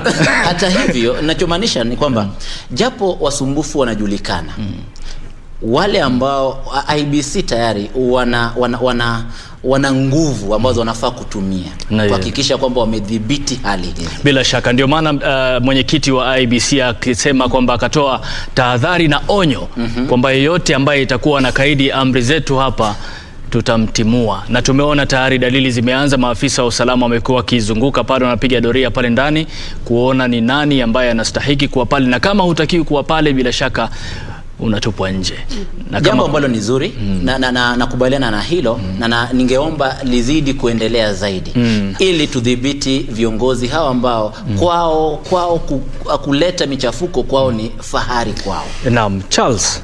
Nafikiri yale tulikuwa tunayazungumzia labda kuhusiana na matokeo ambayo yanaendelea kumiminika na kutiririka katika sehemu ile ya Bomas.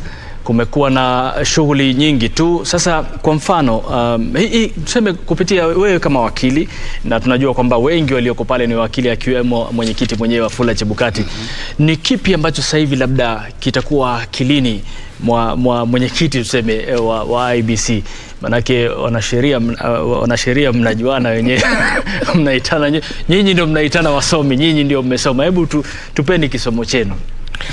Nadhani kwa wakati huu wacha tupe tume ya IEBC na mwenyekiti kongole kwa kazi nzuri kwa sababu masuala kama haya ambayo yanachipuka haswa kulingana na hizi tetezi ambazo zinatokea kwanza katika maeneo bunge na makaunti mbalimbali, sio kwa sababu ya kutokuwa na uongozi bora wa chairman wa tume huru wa uchaguzi.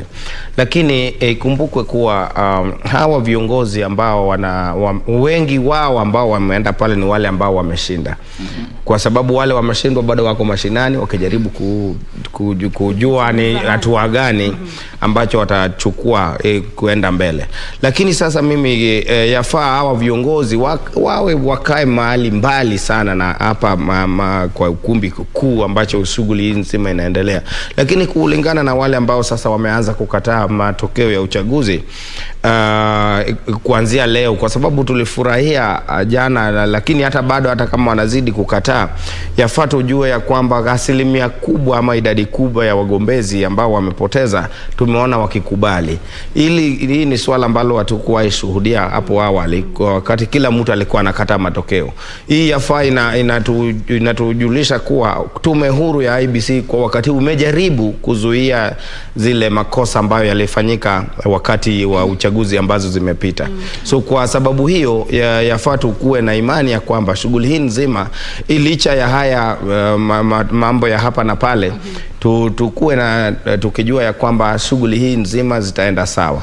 Lakini samani na kukatiza kauli kidogo, lakini unaona kwamba labda haya yanatokana na baadhi ya watu ambao labda waliwekeza sana katika uchaguzi huu, wanaona kwamba hii shughuli kwa sababu leo nimekuwa nikipitia mitandao ya kijamii kidogo, kuna sehemu moja sitaki kuitaja, mmoja kati ya waniaji udiwani ama wakilishi wadi alipoteza, yani alishindwa, na hapo awali alikuwa ametoa msaada wa sijui tangi la maji sehemu. Aliposhindwa hasira zake akaenda akalitoa lile tangi la maji akaenda na inawezekana kwamba unajua ndugu yangu Harith, unajua hiyo swala ni jambo ambalo imekaribu ivunje mtandao, lakini unajua hata katika ndoa kuna wakati watu wanatalakiana.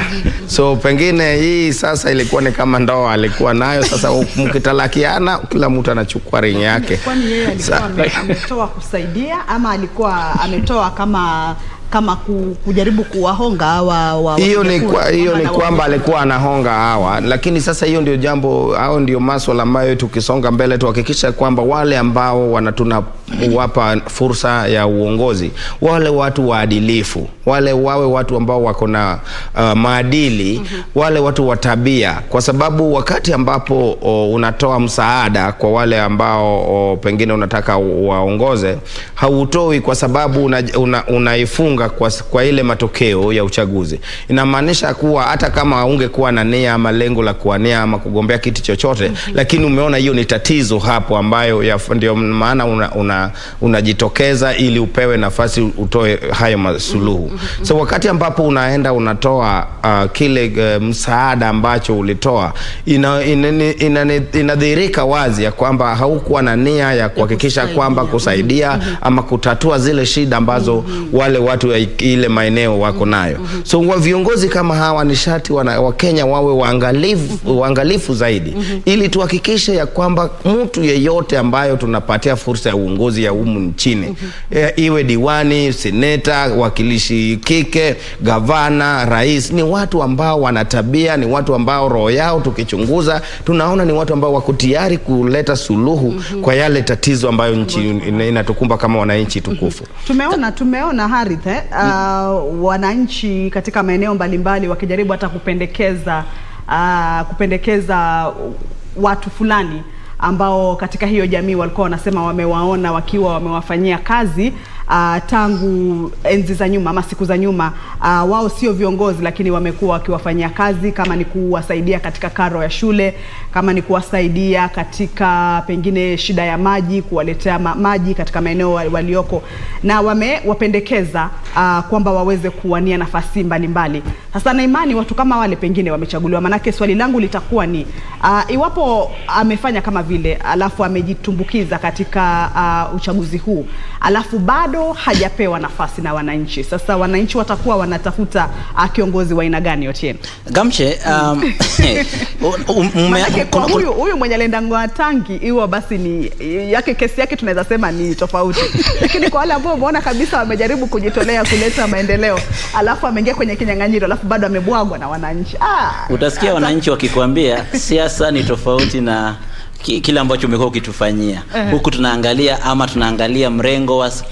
mrengo wenyewe, ama tunaangalia ufuasi wenyewe wa viongozi katika sehemu hii. Hata hivyo, kuna mtu ambaye ningependa, umetaja jambo ambalo ningependa kulirejelea, na ni kuhusu mwanadada Migori ambaye amechaguliwa women rep, anaitwa Fatuma Mohamed, ambaye kwa miaka karibu 15 amekuwa akijihusisha na miradi mbalimbali na hata kushindwa, lakini hakukata tamaa, na mwisho wa yote leo hii ameweza kutawazwa. Hapo ndo unaposema kutoa ni moyo.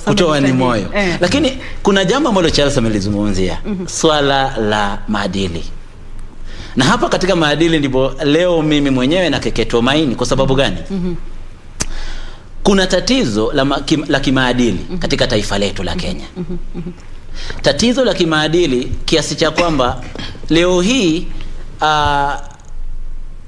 Didmas Baraza amechaguliwa kama mbunge mahali ni wapi pale kwao? Kimilili, amechaguliwa Kimilili. Naam, Otieno, unajua hiyo ajenda yako ni ndefu, ulivyoanza na ulivyojiweka haimaliziki sasa, lakini nataka tuungane na mwenzetu kutoka Bomas. Unajua macho yote sasa hivi yako Bomas. Alafu tutakuja kulizungumzia hilo la maadili, kuona Wakenya wanachagua maadili, wanachagua maadili ama wanachagua viongozi kupitia mirengo ambayo tumekuwa tukizungumzia, ama kwa sababu bila kuwataja majina, kuna wengi ambao tukisema tuanze kuwahesabu sasa hivi hatuwamalizi kabisa. Lakini kwa ujumla wake haraka kabla tuungane na mwenzetu huko Bomas, tatizo linakuwa wapi? Kwa sababu kuna wale ambao tumeona wamechaguliwa, si mmoja, si wawili, si watatu, lakini maadili yao yana alama ya swali.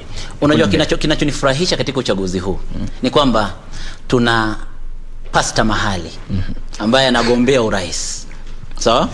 Na ukiangalia tumekuwa wacha Mungu, tumekuwa tukisema kila wakati kwamba tunatafuta viongozi ambao ni wacha Mungu, viongozi ambao wanatuelekeza kwa njia inayofaa, viongozi ambao wana maadili.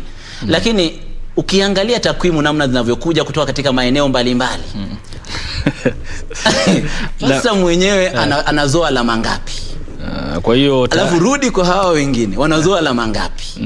Na ukirudi mwishowe kuanza kuingilia kwa undani, unapata kwamba tatizo maadili ni swala ambalo lazima tulizingatie kwa mapana na marefu. La sivyo watoto wetu wanaangalia haya yanayofanyika sasa hivi. Miaka ijayo 10 wao pia watakuwa viongozi wakiwania nafasi za uongozi. Wao ndio watakuwa MPs. Tusimamie hapo kidogo.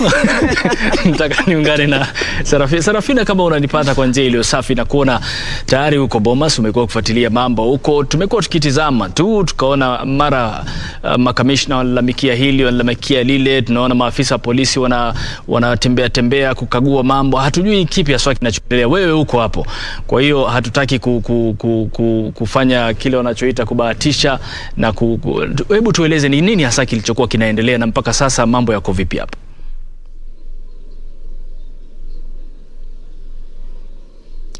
Bila shaka Harith, kama ulivyosema ndivyo hali ilivyokuwa hapo awali, ambapo tuliweza kushuhudia mtafaruku kidogo ambao uliweza kutokea hapa katika jumba la uchaguzi ama uchaguzi hall, ambapo tuliweza kuwaona baadhi ya wanasiasa wa mirengo miwili mikuu ambayo ni Azimio na ule wa Kenya Kwanza, ambapo waliweza kuzozana kutokana na kile walichokuwa wakishuku kuhusiana na begi ambalo mmoja wapo wa wanasiasa kutoka kwenye mrengo wa Kenya Kwanza ambaye ni Boss Sholei alikuwa amebeba begi hilo. Basi walikuwa wanashuku tu vitu ambavyo vilikuwa kwenye begi hilo. Basi wakaweza kuzua mtafaruku mkubwa sana hapa kwenye jumba hili la uchaguzi hall. Hivyo basi kupelekea wale makamishna wa Tume Huru ya Uchaguzi na Mipaka IEBC kuweza kufika hapa ili kuweza kudhibiti kisa hicho ambacho kilikuwa kinaendelea, ambapo tulimuona yule kamishna anaitwa Gulie ambaye aliweza kusema kuwa kufikia hivi sasa basi hawatataka kuwaona wanasiasa wakiwa hapa katikati, ambapo shughuli nzima ya kuhesabu na vile vile kudhibitisha fomu za 34A na 34B zinaendelea.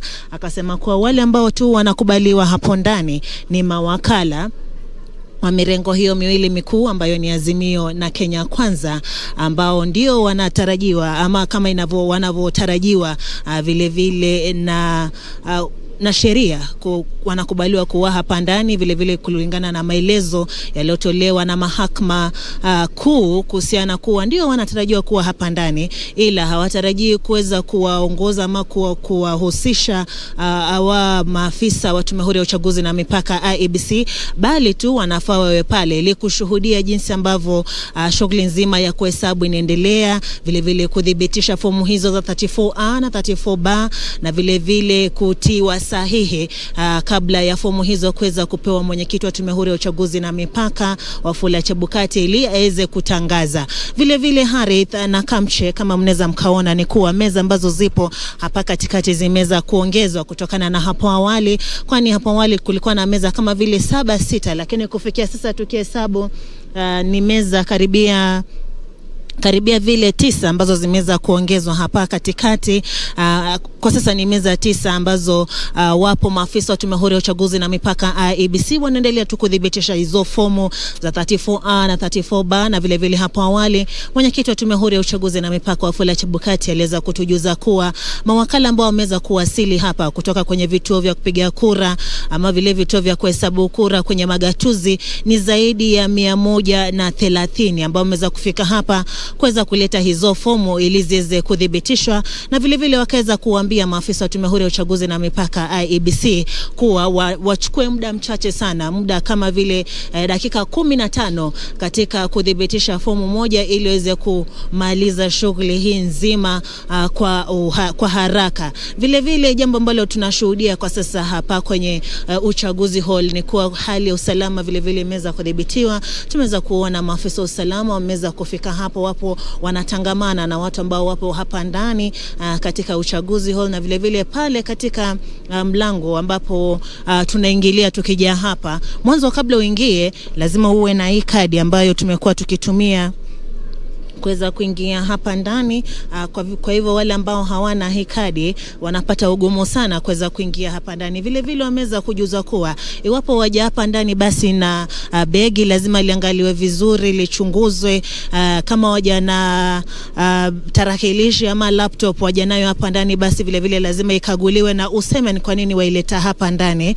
Vile vile tumeweza pia kushuhudia mtafaruku kidogo pale kwenye lango ambapo tuliweza kuwaona wanasiasa wa mirengo hiyo miwili mikuu ambao ni Kenya Kwanza na Azimio. Walikuwa tu wana tashishi kidogo pale. Tumeona maafisa wa usalama wakiweza kuzungumza nao.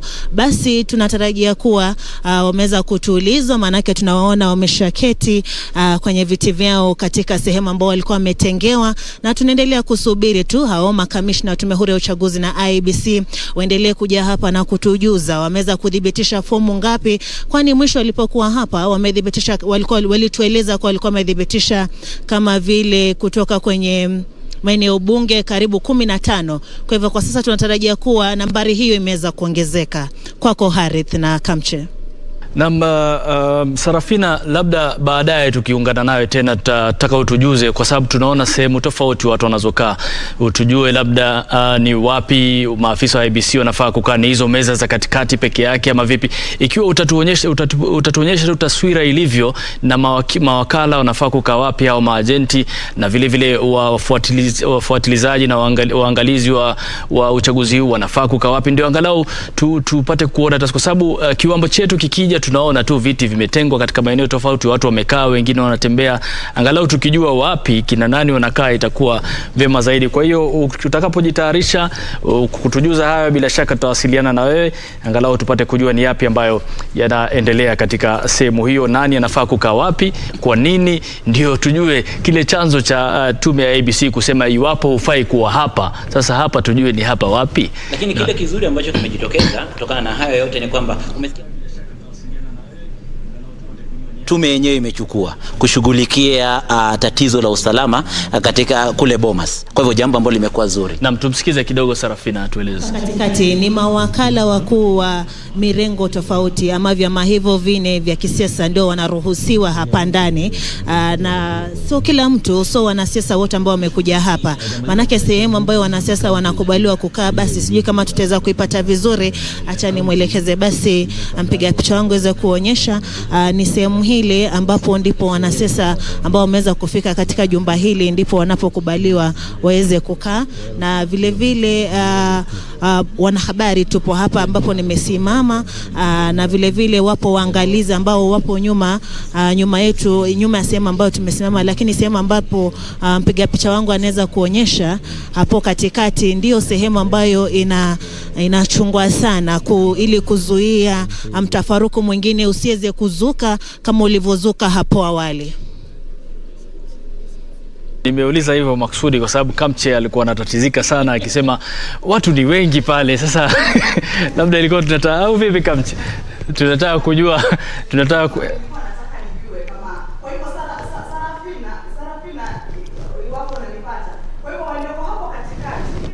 wamechanganyikana na maafisa wa IBC, maejenti wale wakuu, vile vile na waangalizi, ama pale katikati ni kina nani? Hizo meza zimeongezwa, wamesema ni 9. Vile vile ni kwa sababu kuharakisha pia kazi inavyoendelea, ama pia ilikuwa ni kwa madhumuni gani?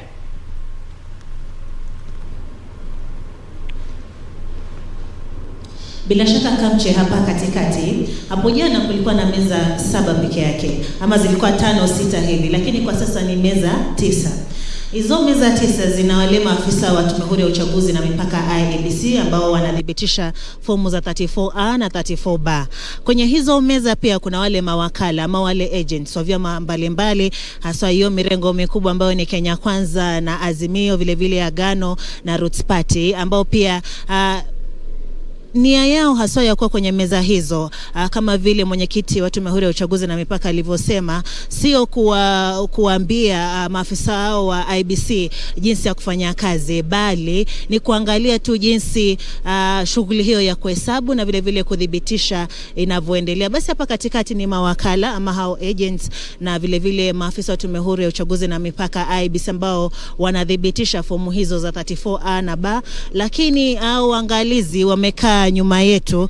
Sijui kama mpiga picha wangu ataweza kuzipata picha hizo. Vile alafu pia kwa upande wangu wa kushoto ndipo wanasiasa wamekaa. Naam, asante sana Serafina. Pia kuna wakati picha zilipokuwa karibu, kuna sehemu ilikuwa imeandikwa pale diplomats, naona kwa hiyo wale wajumbe kutoka maeneo tofauti pia wametengwa. Kwa hiyo kila sehemu ilikuwa imeandikwa vyema. Kwa hiyo ni utukutu tu wa hawa viongozi wa kisiasa. Naam, kuna mahali pa familia zao nadhani. Sasa ni utukutu tu, wao ndo wanachafua shughuli. Ndio maana tume ikakasirika ikawaambia, jamani, kama mfai kuwa sehemu hii basi msikaribie. Na wakishikilia hivyo basi mambo yatakuwa mazuri zaidi. Lakini wakiachilia walegeze kidogo kwa sababu ya nani ndiye nani, basi mwisho yote utapata tena mambo hayatakuwa mazuri. Kwa mujibu wa kauli ya Chebukati, hapalegezwi kitu raundi. Na nilikuwa nikizungumzia Haritha maadili. Naam. Juzi akatangaza waziri wa usalama. Akasema kwamba shilingi denomination za 200 ni kama hazipatikani kwenye benki, zimepungua. Na akasema zaidi ya kwamba kuna wakati ambapo alisema kwamba viongozi wengi tutakaowachagua watakuwa viongozi ambao watakosa maadili kwa sababu ya biashara ambazo wamejihusisha nazo sasa hivi wakati huo. Jambo ambalo linazua mjadala kuhusu maadili yetu, kiwango cha maadili yetu kimefikia wapi. Angalia tunavyokwenda. Tunampiga kuna viongozi ambao tumewachagua na tunajua kuhusu tabia zao. Kwa njia moja au nyingine wameweza kujeruhi wengine kwa risasi ama kuua wengine. Kwa njia nyingine mtu amefurushwa kwenye kutoka katika uamuzi wadhifa fulani na zaidi ya kwamba ametolewa pia katika mashirika ya umma. Ametolewa pale kutokana na kukosa uadilifu. Pesa zimepotea, vitu vimepungua. Kuna mashirika ya umma ambayo yameanguka tayari, yameharibika zaidi. Tukisonga mbele, kuna mtu ambaye amenyakua mashamba vijijini, amenyakua mashamba katika eneo bunge, amenyakua mashamba jijini na pamoja na miji tofauti. Ni watu ambao kule vijijini na wanaopiga kura, wapiga kura wanawajua. Tukisonga zaidi unapata amehusika katika sakata ya mambo mbalimbali. Sakata ya ile ya juzi wakati wa COVID kulikuwa na KEMSA. Kukatokea kesi mbalimbali. Kukatokea zaidi ya yote kuhusu CDF. Hazina ya maendeleo ya eneo bunge ambayo sasa hivi imetolewa. Lakini ujue imekuwepo kwa kipindi fulani. Watu hawa tumewajua.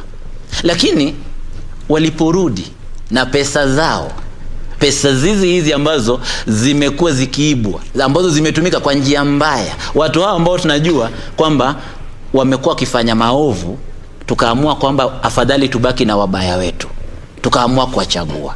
na tunawachagua tukijua vizuri kwamba maendeleo yao hayajakuwa vizuri na watakuja tena kuendeleza hali hiyo hiyo. Haya, tutaendelea kutokea hapo, lakini huku tunaelekea sasa ni Baringo.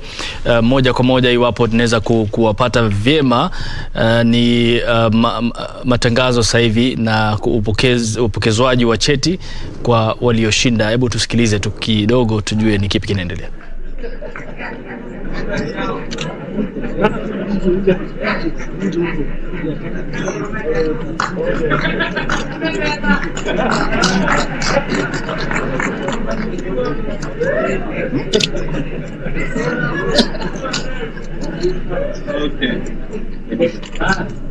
Thank you.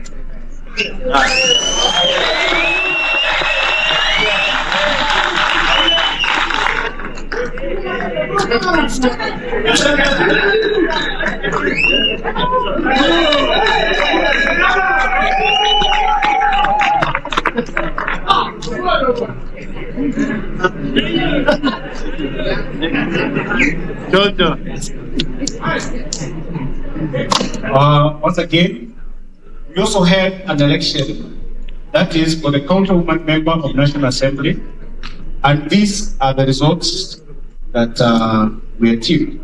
We had a total of 5 competitors in this election, and this is how the election worked. Once again, there are 281,053 registered voters in Baringo. And out of that, the one who came to vote, this is how they pair. Cheruyot, Gradwell, Desire, Tungo. 40,302 votes. Kipkoge, Sarah Jemkoril, 4,605 votes. Lomong, Rebecca Arupe Ruto, 25,129 votes. Sargon Florence Gematia, 144,039 votes. And then we had Toronto Naomi, who scored 2,523 votes. And now, may I call over Madam Florence Gematia Sargon.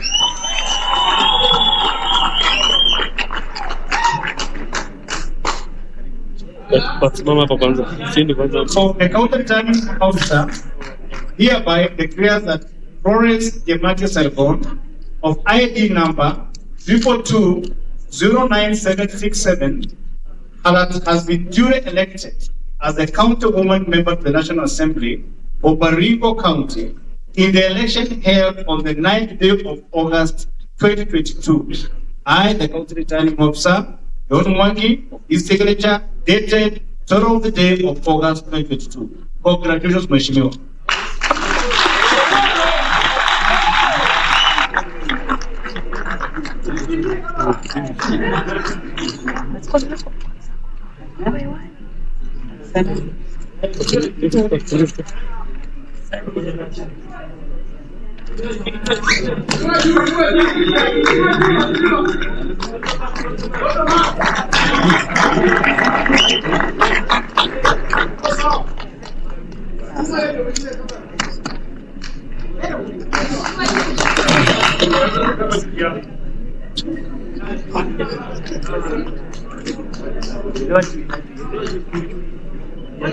Yes.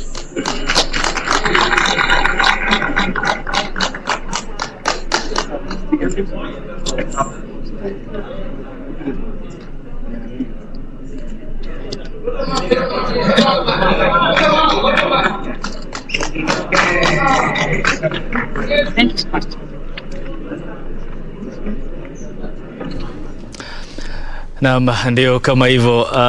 Kamche Charles Otieno, umeona tena mambo yalivyo Baringo, na huyo ni Florence ambaye ndo ameibuka kuwa mshindi wa mwakilishi mwanamke katika eneo hilo. Na unajua tena furaha haikufichika, Ingawaje unajua kuna kazi itasubiri hapo mbele.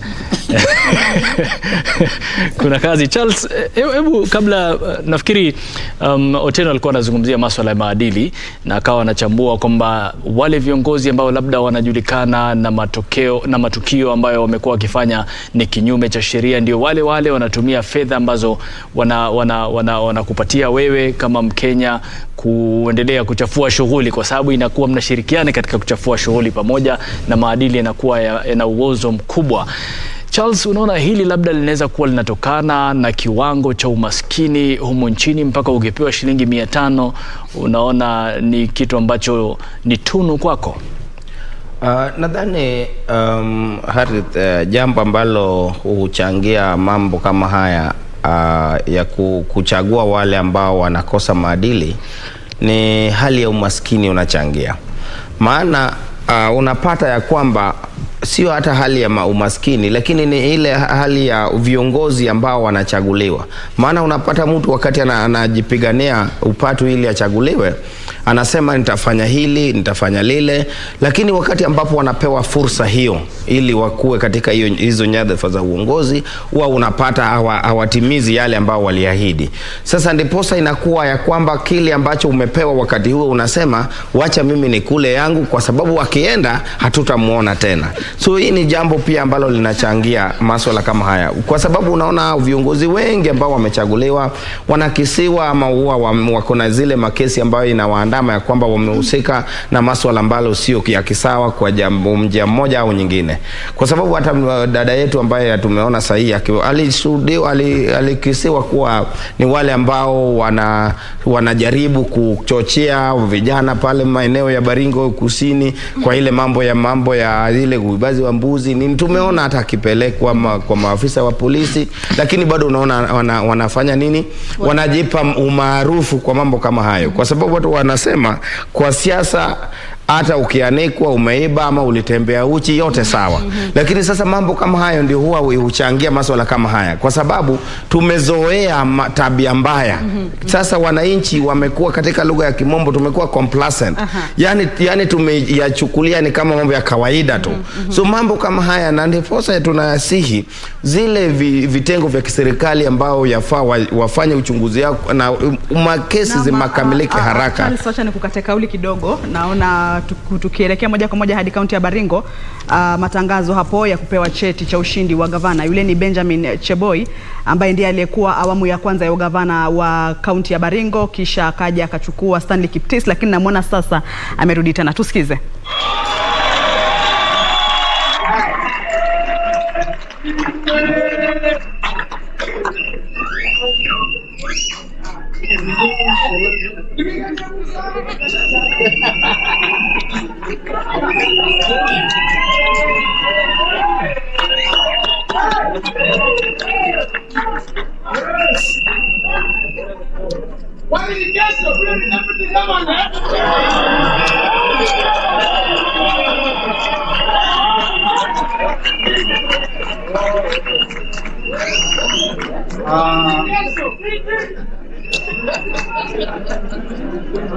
I now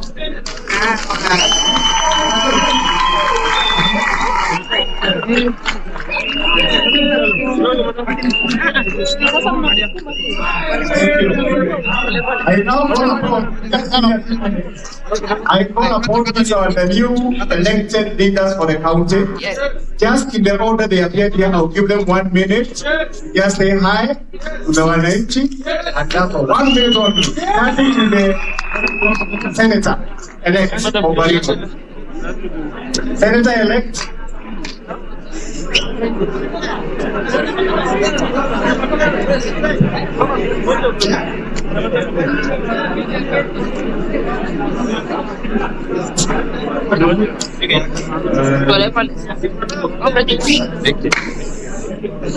Our Parliament, Ndugu Mwangi, and the entire IBC team, the great people of Baringo County, our governor-elect,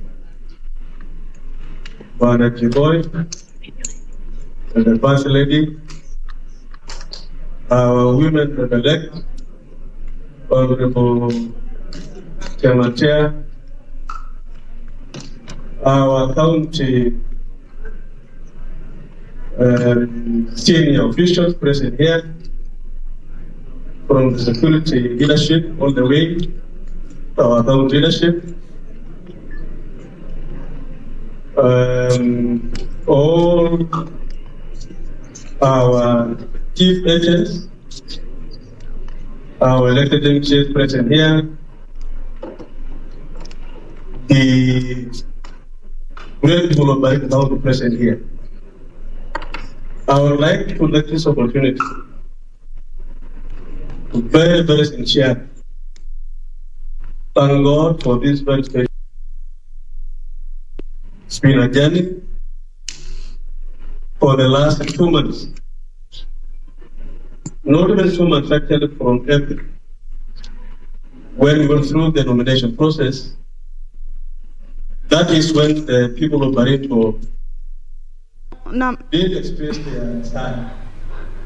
Na mtazamaji, ni kauli za wale waliopokezwa vyeti vya ushindi katika kaunti ya Baringo, huyo akiwa ni seneta mteule. Wamesherekea ushindi wao hapo wakitoa kauli za kuwashukuru wale wafuasi na wale waliowapigia kura. Bila shaka huwa ni wakati mzuri, wakati unapongangana, kwenda mbio kuanzia mwanzo wa kampeni hadi kukamilisha kampeni, alafu kisha unakuta matokeo yanakwenda upande wako. Tulikuwa tunazungumzia kuhusu maadili ya viongozi, tulikuwa tunazungumza hapa na Charles, lakini na imani kwamba umeweka hoja zako tayari. Nilikuwa niko na swali ambalo nitakao na kurudia ulielezee, manake hawa viongozi wanapochaguliwa, kumbuka ama wengi wanapoonekana kwamba wako na tashwishi katika maadili, huwa inamponja Mkenya ama inamweka Mkenya katika njia panda iwapo kutakuwa na ile kesi imeenda mahakamani alafu hapajaeleweka ni je kweli amepatikana na zile hatia ama hajapatikana. Sasa anaporudi huku kufanya kampeni, na sisi tunafahamu kwamba kama alikupelekwa mahakamani hakuna kilichosemekana, mnamwacha Mkenya katika hali gani? Manake yeye atakuwa anasema koti yenyewe bado haijamfunga, pengine ama koti yenyewe bado haijampata na makosa. Sasa kwa nini sisi tumhukumu tukiwa upande wa huku? Kwa dakika kidogo tu alafu tuvuke upande wa Bomas.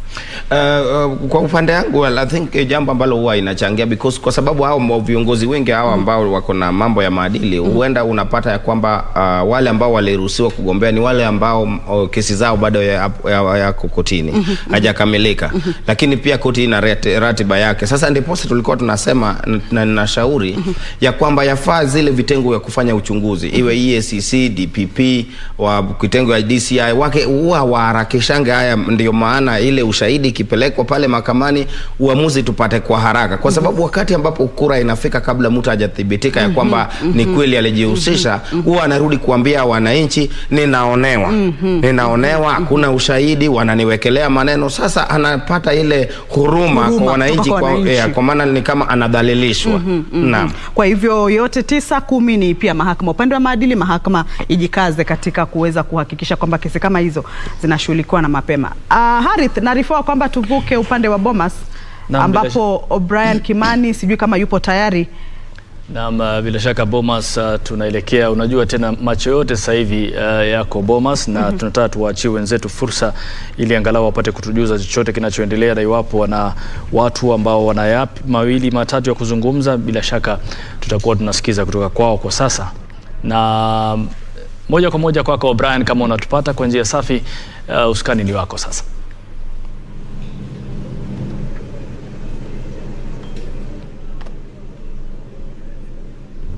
Going to fall. Well, asante sana mwenzangu pale Kamchemenza na wenzangu pale Kamchemenza na Harith Salim. Sasa tunataka kugeuka sasa na tuanze kuongea lugha ya Kimombo hapa. And of course we still here at the Bomas of Kenya. This is the National Tallying Center, where now the action is, the numbers are trooping in though slowly. And the IEBC continues to announce the numbers as they are coming from the polling stations. And of course, now the certification process and verification is currently underway inside the National Tallying Center. Of course, there was a little bit of commotion pitting some members of the political parties agents. But of course, the situation has managed to be controlled. And now they have agreed somehow that they're not going to just allow any other political party agent inside the hall, because this is also somehow delaying in the verification process of the forms that are coming from the polling, from the constituencies as well as from the polling centers. And so only a few members of political parties, agents, that will be allowed next to or to enter inside the National Tallying Center, and especially accessing where the verification exercise is taking place. The 5 or 7 tables inside, but the others will only be allowed to sit in the terraces and watch the action from there. I think this is part of or this is one of the ways that IEBC has decided in a bid to try and hasten the verification process, because so far only 1.5% or thereabout of our constituencies have managed or have managed to have their forms verified, and this number is quite low comparing, or when you put in mind that this exercise closed on Tuesday at 5 p.m. Today is Friday. It's almost 4 o'clock. So the IEBC is very firm that they need to move this process forward, and of course to hasten the process.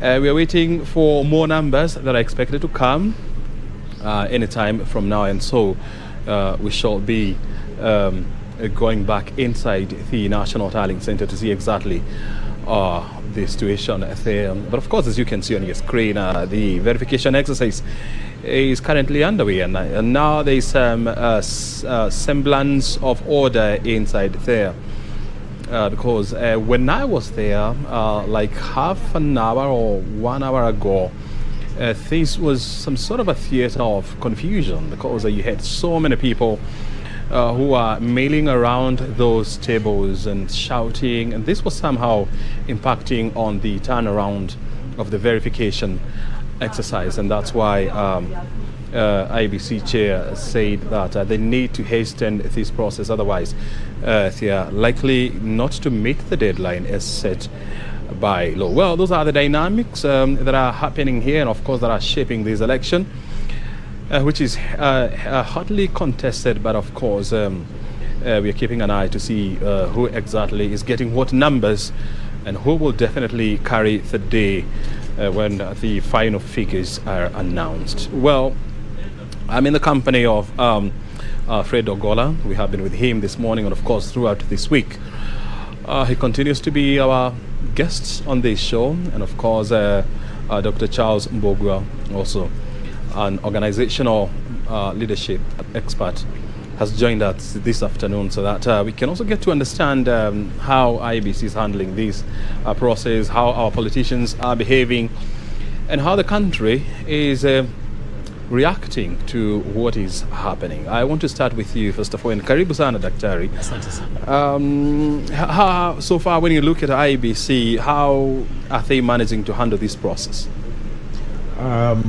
Certainly there are a number of ways of handling the process. There is the core one through the core mandate, and that is in terms of the verification process. And I think that is going on pretty well, although it has become an extremely slow process. How they will hasten that becomes very, very important. The other part of that process is to make sure that they give information once a verification is done. And like you've said, we are only at around maybe 2%, just about less than 10 constituencies where verification has been undertaken. But then we know pretty well that that is part and parcel of the procedure that has to be done. The other bit has been managing the political parties, agents, and particularly the politicians. Yesterday, they were flooding the spaces within which the verification is taking place. And to allow such kind of a freelance approach to a sensitive space within that situation room is wrong. Because there could be altercations, and that could see a number of the same characters going at each other's collars, and that brings shame to an otherwise very calm, respectable process. Thank you.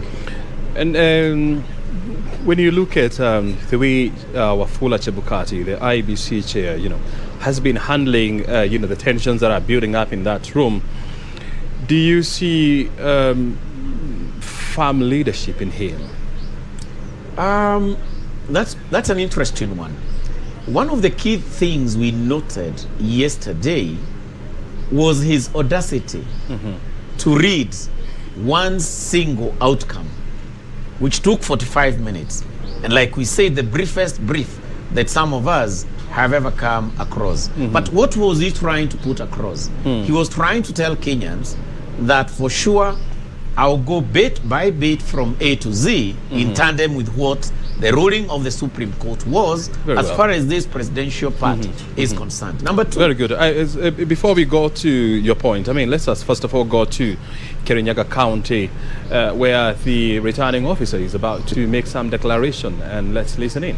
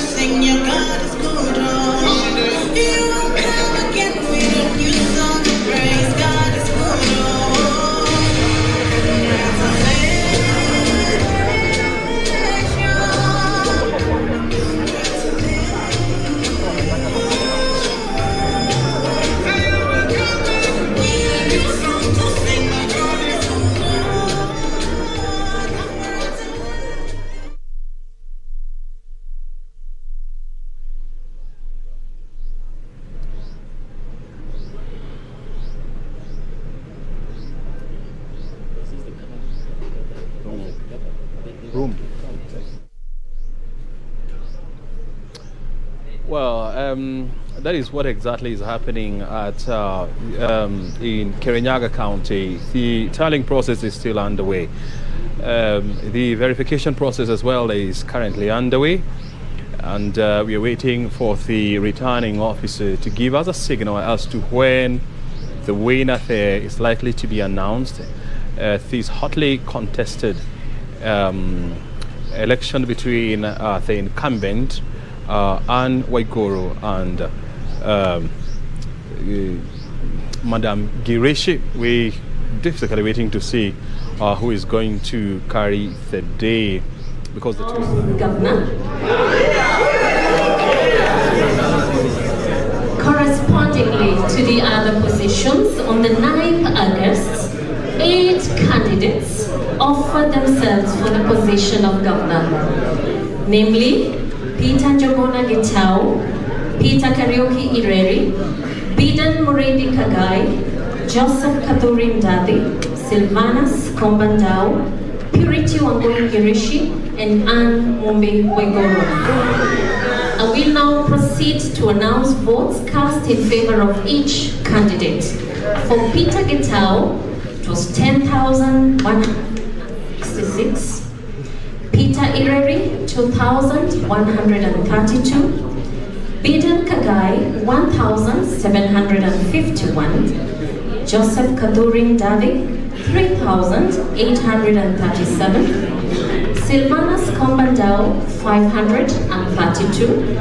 Purity Wagoin Girishi, 105,677. And Anmumbi Waigoro, 113,088.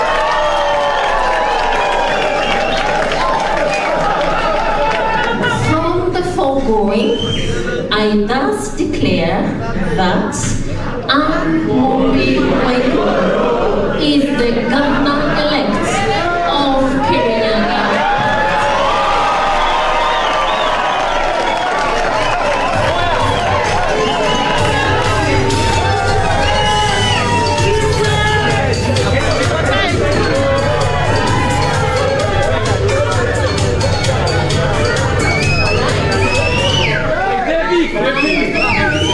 Returning officer, hereby declare that you and Mombi Waigoro of passports DK2553, you have been duly elected as the county governor for Kirinyaga County in the elections held on 9 August 2022.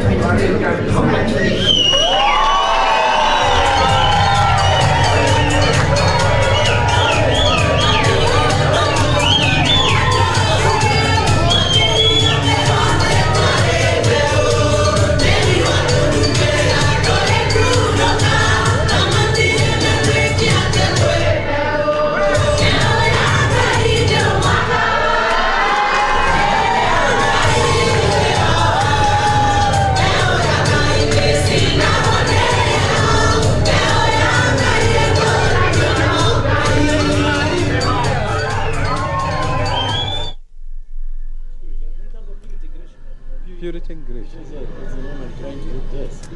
Wow. Wow. Finally, the results are out, and it's Anne Waigoro. What a farm hug from her husband there. And of course, the numbers as follow. Anne Waigoro has clinched the Kirinyaga gubernatorial seat with 113 votes against Purity Girishi, who managed to secure 105 votes. And she has been presented with a certificate by the returning officers. So if you're just joining us, Anne Waigoro has just clinched the Kirinyaga gubernatorial seat with 113 votes against her closest competitor, that is Purity Girishi, who managed to score 105,000 votes. So that is the situation, and she has just been presented with the certificate by the returning officer. So the pictures that you can see are from Kirinyaga County. I do not know who is on the floor, but now we have to come back here at the National Tallying Center, where the conversation is taking place about what's going on around the country as well as here at the National Tallying Center. But before we continue with our conversation that we were having here, I want to first of all to hear from you. I mean, gentlemen, this was a hotly contested case between Waigoro and, of course, Girishi. But now that Waigoro has been declared the winner, what do you make of this contest between the two ladies? Remember that the previous contest here was between Anne Waiguru and Martha Karua, who is now was the running mate for Azimio, and it went to court. So this is a very close contest, a difference of around 5,000. Now the question is the next move. Unfortunately, we haven't seen anybody conceding defeat. So that still could be that somebody may want to go to court again, could create a precedence. Remember, here is a battle of Girishi was in UDA before. Then she left UDA and went to another party when Anne Waiguru took up. So this was a very serious. There's a lot of history and context here, and the fact that they are very close also says a lot that the county was not able to separate clearly. Let's say A from B, but of course now down to numbers, it was just, you can say this was down to a few details. A few details somebody got right and wrong. Maybe you could see that this was a very UDA area. The fact that Gishu was seen to be, for example, leaning towards Azimio also could be another reason. And of course, we are not seeing the same tallies feeding into Azimio's numbers when they come, like the one we have seen, the projected numbers which are being brought by the, let's say we call the media houses. We haven't seen the one official from IBC. It will be nice to compare and see whether there's any relationship between those two. Nevertheless, it's a woman versus a woman, and a woman has won against a woman. Does look more interesting. Yeah, this is quite interesting. Historically, it's good to look at what we have had. Anne Waiguru and Mother Karua come from the same place, Geshogo. Interesting. Then we had Purity Girishi coming in, and she's the one who brought UDA into Kirinyaga, and in a very courageous, emphatic way. Then along the way, she had a conflict with Waiguru, and she opted out. And indeed, she was vying as an independent candidate. So one of the key contexts that we need to focus on is that this contest had men in it, for your information. But they are nowhere to be seen when it comes to the massive votes that went the way of the women. And so Kirinyaga County has set the pace for Kenyans in terms of the strength of a woman when it comes to what would be termed as going for it. So maybe we need to ask ourselves, is there a scenario in Kirinyaga in terms of culture, in terms of upbringing, that is giving us women who are coming out so strongly at such kind of a level? And most probably women who might even take us to a presidency where we have got a woman as a president in Kenya. That is how I would extrapolate this scenario that we have just got from Kirinyaga. But when you look at Girishi, and Fred was trying to bring in this contest, I mean, Girishi was very firmly in UDA at its formation stage, and somehow she left. She went, I can't remember to which party, and then she came back to support UDA. Do you think there was a factor that this is one of the factors that influenced her loss? Number one, there is a lot of trust by the Kirinyaga people in Girishi, because she has been supporting particularly women and youth in business. That's one key part. And so as she brought UDA and part and parcel of the campaigning theme of bottom up to Kirinyaga, she resonated well. Number one, having been the mother of UDA in what would be termed as Kirinyaga. So as then number two, she made sure that she never made a mistake of choice. So her decision to go for it as an independent candidate showcased partly her fidelity to UDA. So she didn't join Jubilee, where she most probably would not have reached the kind of votes that she has reached. But her past, her connectivity to the populace and therefore the electorate is certainly a record that the Kirinyaga people talk about. That's a fact. And Waiguru knew that she was a force to reckon with. And that's why Waiguru wanted first to elbow her early enough, because had it been otherwise, most probably Waiguru would have lost. Very well. It's also interesting is that, you know, where I was telling the other day why the challenges of independent candidates, that when you're running as independent candidate, you don't have the party structures.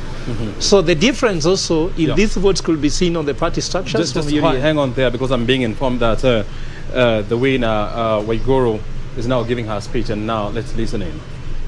In us, and we managed to get this seat. I want to thank sincerely from the bottom of my heart the very best of a husband someone can have. He's a pillar in my life, in the strength. For those of you who tell me you're always looking very calm, most of the reason is because of him. He carries the load a lot of the times behind the scenes. But if it wasn't for him, I wouldn't have even made through these last 5 days. So thank you, and thank you for the support for the family and being there and making sure everything stays the same. To my wonderful team, the campaign, you're awesome. You're awesome. I don't know what to say. All of you, senior, all of you who did the clerking, all those who campaigned every day, dancing on the tracks, coming up with Polly Wirawadie, God bless you. You worked wonders. Jacqueline, you're amazing. You've managed everything. And the team from UDA we campaigned with every single day. Even when we were not campaigning in your ward. All these FTAs, you guys were amazing. And I just want to thank you for your support in your wards. Thank you for keeping UDA together. And we hope that we will be able to make the Kirinyaga people proud by serving them as they expect us to serve them. So, asanteni sana, and to everybody who has made it and spent the night here waiting for these results, and the IABC for tolerating all our insecurities. But I'm sure you understand. Thank you very much. Gerena ikuyo, wapere demo sokia karo mnoni, kuikai. Dole wa mutubeni kigana, tukini ya mwede noyo. Tiganika yuko reto ituni kene. Ndia mwede notari. Angalia mic. Angalia mic. Kaya ikakyo. Wemo. Wanaikyo. Presidente Makikeima. Nokai. Agatoa paraja. Na umoja ndio Amerika ndio. It's Kamodo.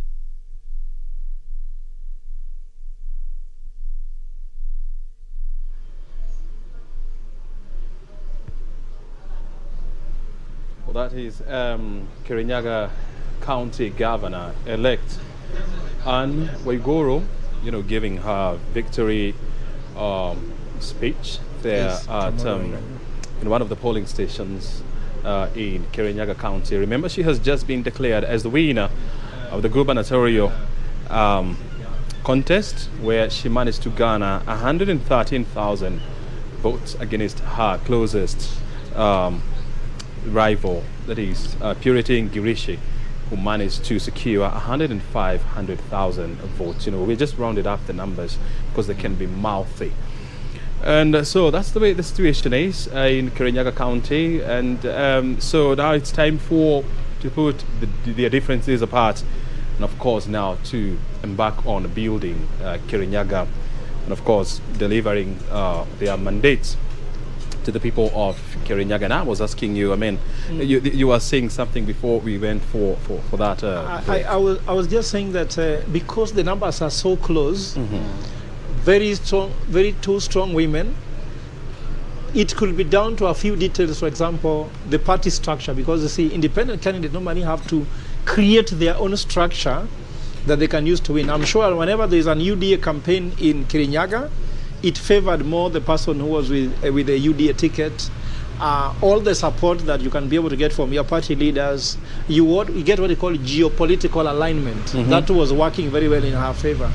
But also at the same time, we have to be privy to the fact that Anne Waiguru is a second-term governor, and she did beat the first-term governor to take this seat, because we are in the third the third election after the new constitution that created the devolved system of government. And of course also it will be nice here to start looking at who are those governors that have been re-elected. And across the country we see quite a number, and we don't know, is it because they are performed, or that they had resources to campaign, or they had the party alignment? Maybe this could be a very interesting discussion, because this could be something work. But you call UDA was not there in the 2017 election. She contested a problem on Jubilee. Now she's contesting in UDA. Also, you look and understand maybe the dynamics of politics in Kirinyaga. Maybe Dr. Charles could know more. How comes a party from Jubilee had a candidate, in this election. I don't think even we mentioned his name. Even no one knows his name, maybe much, because they didn't give a good contest. Independent candidates become stronger than a party like Jubilee, and UDA wins for me, that's a very interesting dynamics. Well, I mean, I do not want us to devolve our conversation to the counties. I still want us to remain at the national level, because that's why we are here at the National Tallying Center, and so we really have to be strategic and ensure that our conversation is national. That's why we are here at the National Tallying Center. If you're just joining us, we're still expecting IEBC to give out more numbers from the constituencies. I understand as of 4 p.m., which is about it's about 4:02 now, more than 60 returning officers from different or from various constituencies have made their way into the National Tallying Center. They have handed over their forms 34A and 34B, which are now supposed to go through the verification exercise or process before they are verified and certified as the true representation of the situation on the ground. And then thereafter, the national returning officer, that is IEBC Chair Wafula Chebukati, will go ahead and announce the numbers from those constituencies. That is what we are waiting for here. Those are the numbers that we have been tracking here, and so far about 1.5% of all the 290 constituencies have been verified. We are still waiting to see how many more will be verified before the close of the day. This is an exercise that is expected to go on in the next 24 hours. Actually, it's going to be non-stop in a bit to ensure that this process is concluded on time, and of course the numbers reflect the reality on the ground. It's taking a little bit of time, but now the IBC chair was blaming the huge numbers of political party agents inside the National Tallying Center for the delays, but now we have seen some semblance of order there, and so we're hoping that this exercise is going to be expedited in order for the winners to be announced and for the country to move forward, of course, and we go back to other matters of economic building. Well, I'm still in the company of Dr. Alfred Bogwa and Fred Ogola. They have been with us throughout this week. They have been with us here, brazing the morning chills and of course the afternoon sunshine to ensure that we get the best analysis, you know. There's no sunshine. Of course, today there's no sunshine. I mean, it's a little bit gloomy here. With you know, actually the sun has been, you know, playing poker. Yes. It's always in and out, and so it's freezing here. So it's not fun being around here. But of course, we have a national duty to ensure that we keep you updated and of course informed. You know, I before we went to Kirinyaga, you know, I was asking you, when you look at Chebukati and the way he is now handling this process, we you know, you could hear from him, you know, when he came to the floor the first time this morning, that he had now with a voice of command, you know, and using, you know, words like I direct, you know, positioning or trying to position himself to be the man in charge. Of course, he's now the man in charge, definitely. And so I was asking you, number one, what do you make of his tone when he came here, and when you analyze the words that he was using, like I direct and we must, what are those words telling us?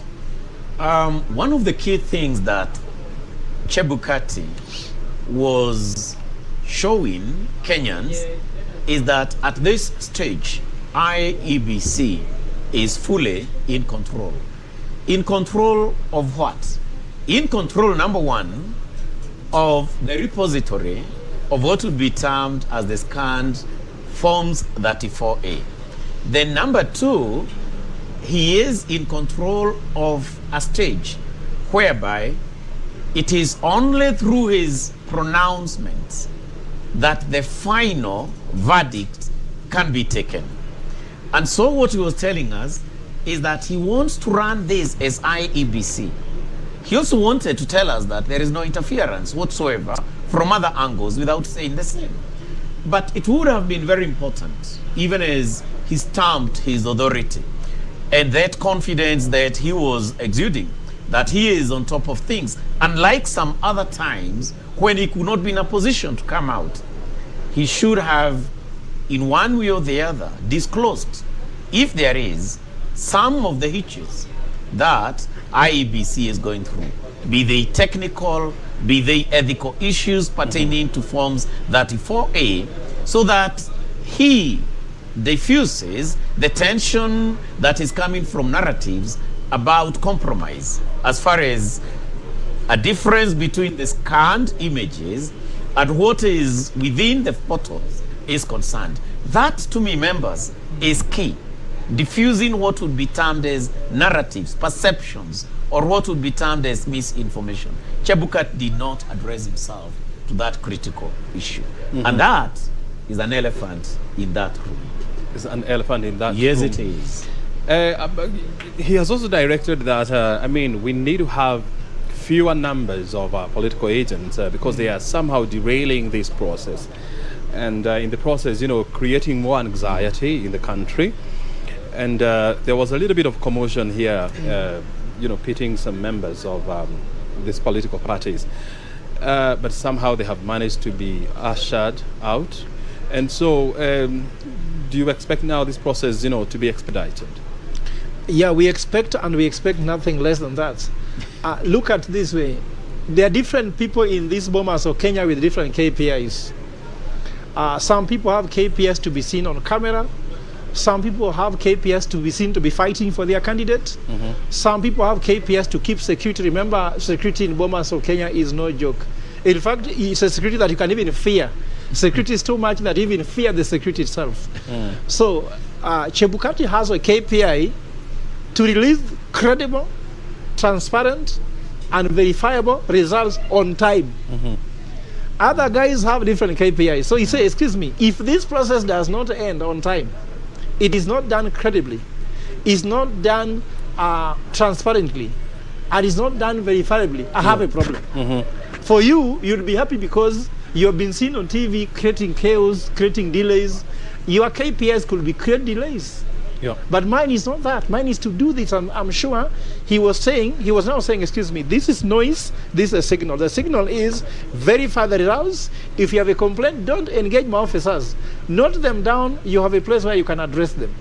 He is now saying, I have a KPI that is different from yours, and I will not be here to allow you to execute your side issues, which are other KPIs. And I believe that with that, we can put him accountable now. Now, after stamping that authority, what we want to know now is not your authority. We want to see results. Bring the numbers, finish the process. Yes. Daktari, Yes. Is it really necessary for us, to have so many political party agents, in that hall? Don't you think this, from the word go, is likely to derail this process? That's a great question. As we talk about IEBC, having the capability of coordination is very, very important. And like we said, when you look at an incident command system, which is what you use to manage complex events, processes, Chebukati never did a proper simulation on how to deal with the verification process. To that extent, he did not then identify specifically the constants that are important in terms of how many agents do we need to have there. Because had they simulated a proper perspective of the Forms 34A and identified diverse logistics, then the resources required would also have been equally captured appropriately. And this takes us to preparedness. Because if you do not have a best practice in preparedness, then in terms of coordinating a complex event like what we are going through, which is part of a process, at times becomes overwhelming. And remember, members, for IEBC and this process, If they are overwhelmed in any way, they create anxiety within the nation. And that anxiety, like we have always said, can take us to the precipice. So we may not have needed that number. We may also have maybe needed certain particular skills within some of the agents. Were these skills captured accordingly by the political parties and by IEBC as a partnership of enhancing what would be termed as that verification? Those are areas that certainly need to be focused on, and that can be captured through what we term as an after-action report, because for now, this horse has bolted out of the stable. If there are any remedies to be done, he should be wise enough, because we can always revise the kind of resources that should be there and advise accordingly. But verification, in my simplest of understanding, should not be such a complex kind of a process. Well, as you can see on your screen, IBC officials are preparing to give another list of results from various constituencies. At least I can see and recognize a few commissioners together with the CEO of IBC. So we are getting ready to go there. And I can also see some members of,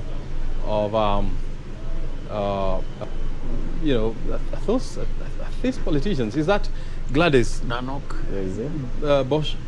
Yeah, I can see them. Yeah. There is Justus Nyangaya. There is Gladys Bosch Cholet. There is IEBC Vice Chair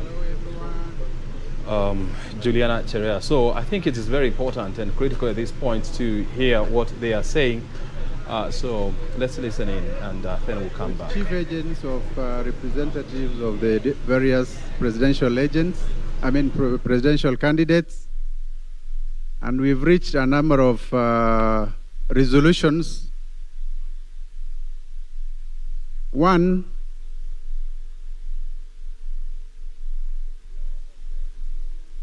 at the floor of the auditorium will be IEBC officials, 2 agents of each of the presidential candidates, and the returning officer that is bringing results on every desk. In addition, we will have the chief agent and a deputy who will alternate, and one of their lawyers. And those are the only people who will be allowed on the floor of the auditorium. Everyone else who comes into this building will sit at the respective marked areas in the dais. Nobody else is allowed to access this floor of the auditorium apart from the people that I've described. Secondly, presidential agents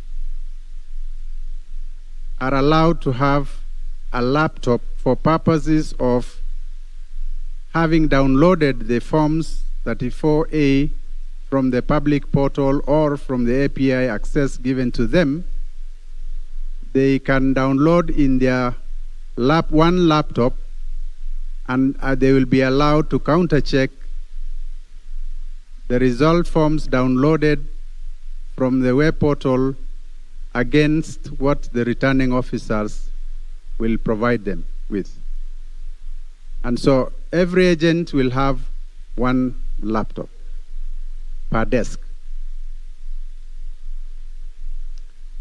We've allowed, even yesterday, there were some agents that had laptops. There is something circulating in the media that one politician was kicked out having brought in a laptop. There was nothing wrong with the laptop of that political party agent having it in the Tallying center floor. So that kind of misinformation, character assassination, the Commission does not encourage and would want those propagating such lies to restrain themselves so that the country can be peaceful. We have 2 coordinators of IEBC managing the floor each time. And if there are any issues being raised by any agent or any chief agent, the coordinators will be the first point of contact, and the coordinators will escalate to the Commission if need be.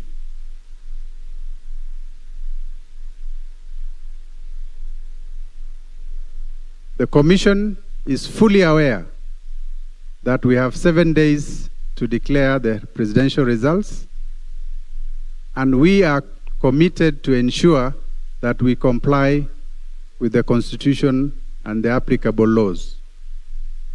We will not allow anybody, including agents of political parties, agents of presidential candidates, to frustrate the effort of trying to comply with the 7-day deadline. And therefore, we have agreed that agents will play facilitative role in terms of trying to expedite the verification process on the various, that is taking place in the various desks. We have deployed security around the tally floor, and if need be, we will increase. But depending on how peaceful the floor will be, we will reduce. We urge everyone coming into the floor, into the auditorium, whether you will be on the floor for specific roles or observing from the dais, to be respectful to the Commission employees, to be respectful to their fellow Kenyans, and to be respectful to our guests who are here by way of election observation. Let us all maintain decency, and we have already established how we can complain, how complaints can be escalated in case there will be any.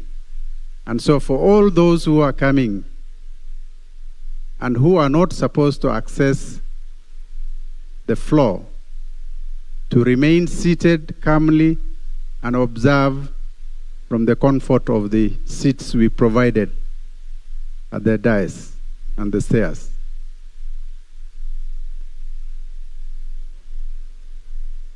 We do not want to see people coming into this auditorium with printed material. Now that we are asking presidential candidate agents to have a laptop with downloaded 34As, which means they will have PDF copies of the downloaded 34As. We do not expect any presidential agent to bring in any paper material into the tally center. And so these are the discussions we had and the resolutions we had, and we hope and wish that we will all comply so that we can have a smooth process and the Commission can meet its constitutional and other statutory deadlines. Asanteni sana.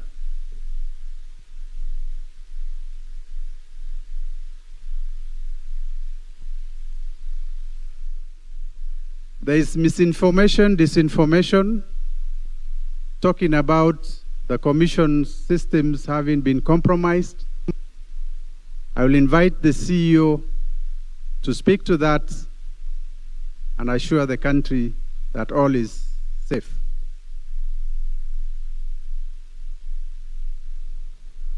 Thank you very much. there are information, or misinformation or disinformation going around that the commission systems have been compromised, and that even the results portal that we are hosting has also been compromised. We would like to assure the country that nothing like that has happened. Of course, we anticipated that there are people who will try to hack our systems, and we put mechanisms in place to ensure that our systems are basically secured. We are monitoring all our systems at all levels, at network level, at application level, at database level, and even at operating system level. Nothing like that has happened. Of course, we know people are not sleeping. They want to make sure that our systems are down. I don't think there is any time that even our portal has twinked, that it was down for even a second. This is because of the mechanism we have put in place. So we assure the whole country that our systems are actually secure. And if there is any doubt, please talk to us. Don't send misinformation outside there. Please talk to us, and mechanisms we have put in place are foolproof. Thank you very much. Good day.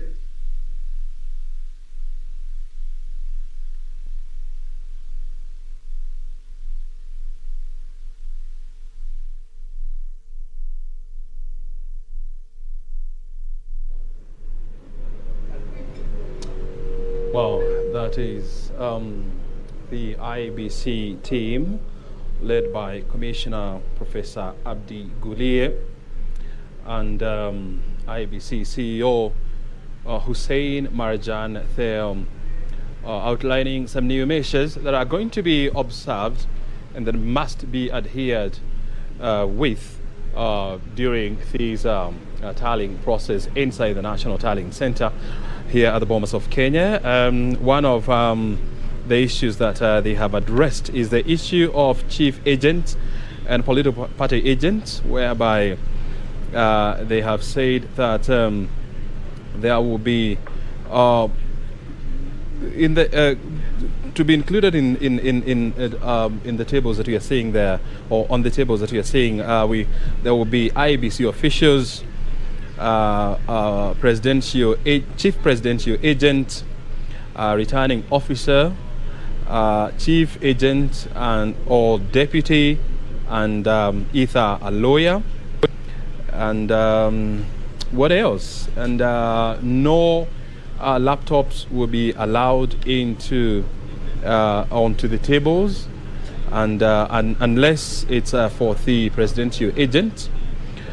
And this is all meant to ensure that the process of tallying the or verifying the forms is expedited, because Gulie is on record saying that the National Tallying Center is not an interrogation center. It is a place where forms are being verified, and then they are announced to the public. And so this kind of order now is expected to expedite the whole verification exercise, which has been quite slow, threatening to derail this process. And so we expect this process now to pick up, and it is going to be fast. They have also said that they have also increased the number of security agents inside the hall to deal with or to ensure that there is order and these new regulations are adhered to. And if the need be, more will be added. And if there is compliance, then they are likely to be, or the security officers, the numbers will be lowered accordingly. And so we continue to monitor the situation here at the National Tallying Center. Verification exercise is currently underway. We expect more constituencies or numbers from more constituencies to be given in the course of the day. But here at the National Tallying Center, Bomet of Kenya, we continue to analyze the situations there.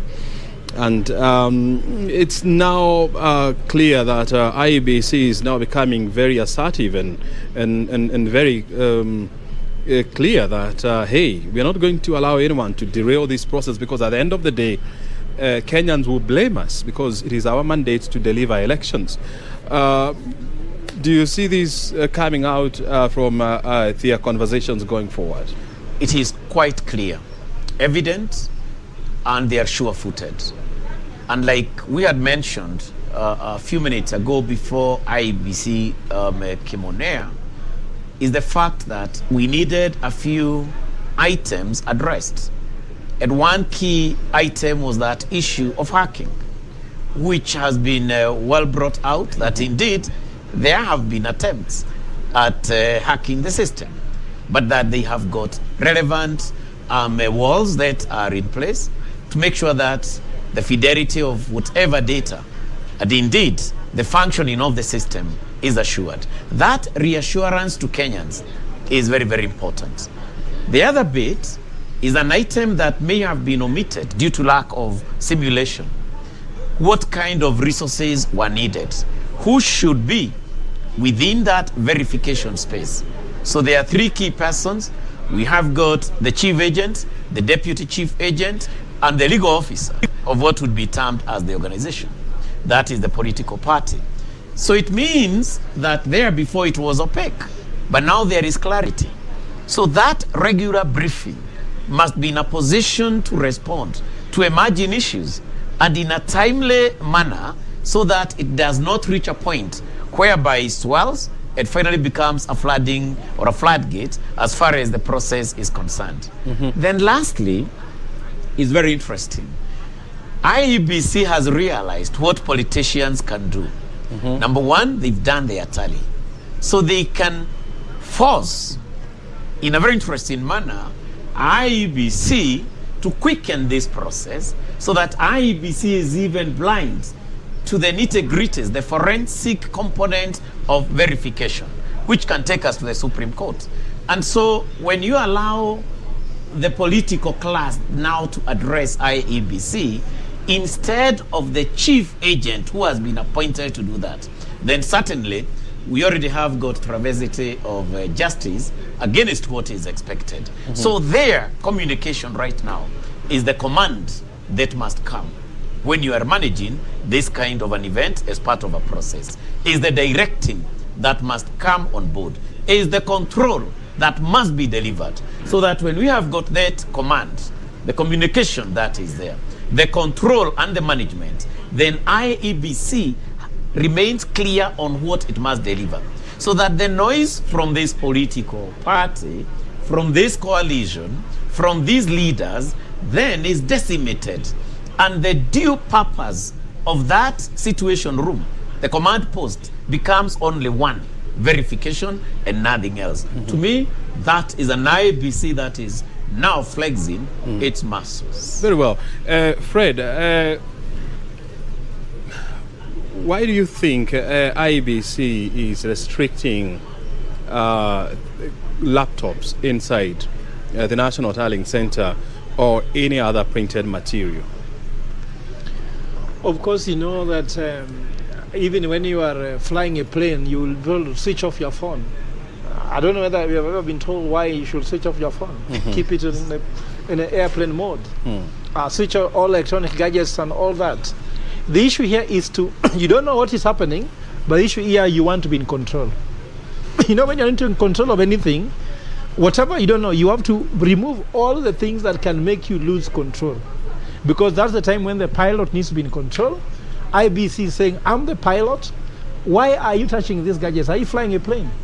The most important thing at this time when you are taking off and landing, I need to be in control of that moment, and I don't want any other noise to come on board. Particularly, I'm not a software expert to understand how coming in the laptops or the rest can bring a lot of emotion, but I'm sure sometimes people can come with things that can distract the process, not necessarily to hack the process.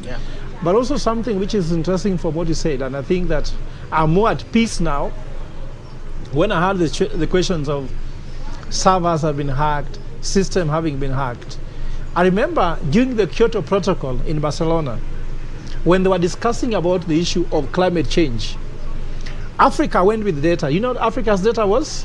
How many cows are dying in northern Uganda? They were just showing pictures of cows dying, of course land mass disappearing. And there was no data as to the relationship between climate change and these incidences. Then Europe came with data saying, if we reduce carbon emission by 4%, our GDP will shrink with this percentage. So that was very smart. Then America came and said, those analyses are based on wrong data. That was the end of Kyoto Protocol. So if IBC was to allow us tallying from a portal which has been hacked, we could end up with no results. So it's important to clarify that no, there is nothing which has been hacked. We foresaw that someone will try to do it, and this is foolproof. For me, that has brought some peace, and I'm sure this is the message we need to preach to all Kenyans, that be calm. There are some fruits you need to have now. Patience. Everybody needs to be patient. Once you become patient, you'll find that you're at peace. But if you're in a hurry, then you find yourself you're not in peace, and no one can give you patience. Just go find it, find something to do. Don't peddle lies, like he says. If you have any concern, there's a way to address them. He said something very, very clearly, that there's what you call a dispute mechanism. If you have anything you're disputing, there's a process to follow it. You, my brother and sister in social media, all those people on the streets, if you have no process to be able to send it to your party leader, send your complaints to the right channel. Trying to brainwash people on social media is not going to help our country. Thank you. Why would anybody inside that hall want to delay the verification exercise? Of course, you see what's happening. If you are playing a football match and you are 2-1 goal, you are praying the match will end at this time, is it not? But if you are losing, what do you pray? You pray that this match should not have results. So those who, for example, who believe they are not sure of this win, they may want us not to have a result to give them a chance to run. Why am I saying so? Have you not seen parties celebrating that the results have been nullified? Because you are not in a good position. The one who was winning do not want nullification. The one who is probably going to lose want nullification. And they want us to delay, enter in a condition crisis, time not met. Then we say they were not done within 7 hours, 7 days, and therefore they are not valid. Then we go back to the ballot. And that's why I was asking you, I mean, is it necessary, I mean, to have all these officials being part of these tallying desks? I mean, you have political party agent, you have chief agent of president. Do we really need all these people? Or maybe there's a way we can work on a formula whereby you don't have so many people being part of this verification process. The regulations allow, so that means there have to be that representative. Because in the absence of that representative, and remember, they have to sign that they are in agreement that the scanned image transmitted and the physical form 34A, right? The italic, congruent, they are. So they have to sign. And they are rather signatories to the same. What happens if they do not want to sign and they run away? Then that is a conflict. If they run away and they have not given a reason, then that particular form is not duly then applicable to the next level. So of what decision happens? making. I mean, if, for example, I discover that our candidate is losing, and so I may want to sabotage this process by withdrawing myself from the tallying center or from the verification process. Is the form 34A accurate relative to what is here? Because the only time that then one would want to run away, number one, would be a person who is not of sane mind. But if truly you can see this data, you are comparing this and that. 1, 2, 3. 1, 2, 3. Signed, so that it is a replica of what should have been there. Number one, I would read mischief in such kind of a party agent, and consequently such kind of a party. Which is and not it is rare possible. in our political system, mischief. But then EBC, bearing in mind their observers, among other actors, would have no option but indeed to go ahead and indicate that there is clarity of conformity between the two forms. But I think yes, the Chebukati was clear the other day that these forms, they are what they are. We cannot change them. Yes. You can only note discrepancies that can help you take to Supreme Court. So I think that even if you disagree with them, you cannot ask them to change them. You only note it, and you can be able to bring evidence. If there is something which is glaring, IBC can say, let's verify this one, or let's make a follow-up here and there. But I think that's at their discretion. If they refuse to agree to your complaints, you can take them to Supreme Court, because that is the super referee. IBC is the referee. Very well. And therefore, in terms of that, from where he has got into this, then the parties have got minimal opportunities, ground, leeway to actually disagree with this. Yes. Because the only time then that can be resolved, and that's what I headed to, is now going to the Supreme Court. Because that is the only one that then can sort out such kind of discrepancies or complaints that can come And remember, on board. Form 34A and B, they are constitutional documents. Yes. And when you disagree with it, which form does it become? You cannot change that form, because it was signed by your presidential agent in the polling station. Yeah. It remains a constitutional document, and no one can change. You are just verifying, is not changing. Verification is just like stakeholder engagement. You can disagree with it, but you really can't change it. The person who could have made things harder was your agent in the polling station if they refused to.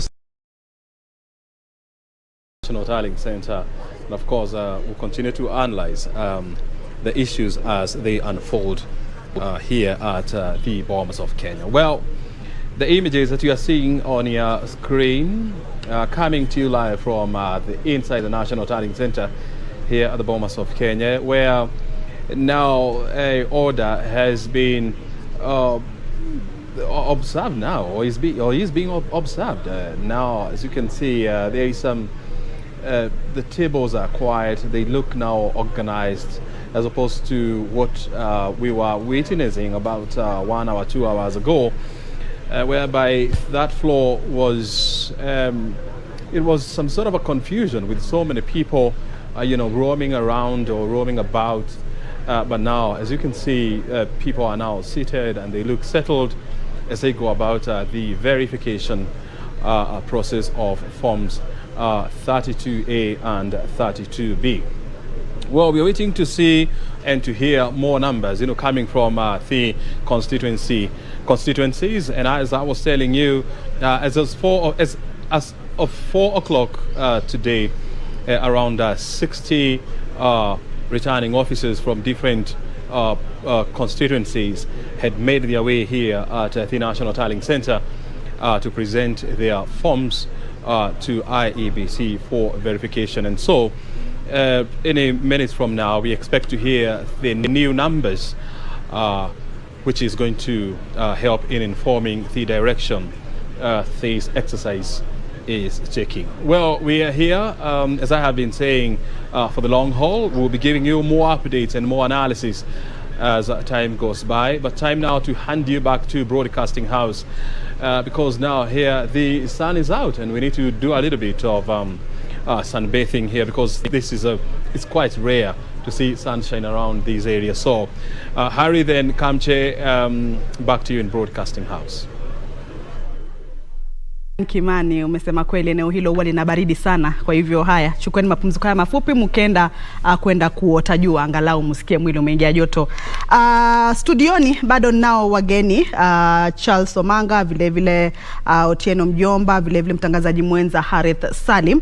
Na mengi yamezungumziwa tangu tulipochukua pumziko haya. Harith, tumeona mengi ambayo yametokea kutoka kaunti ya Kirinyaga, ambapo aliyekuwa gavana wa kaunti hiyo Anne Waiguru vile vile ameweza kuhifadhi kiti hicho na ametangazwa kuwa mshindi wa kiti hicho, na vile vile akapewa cheti chake.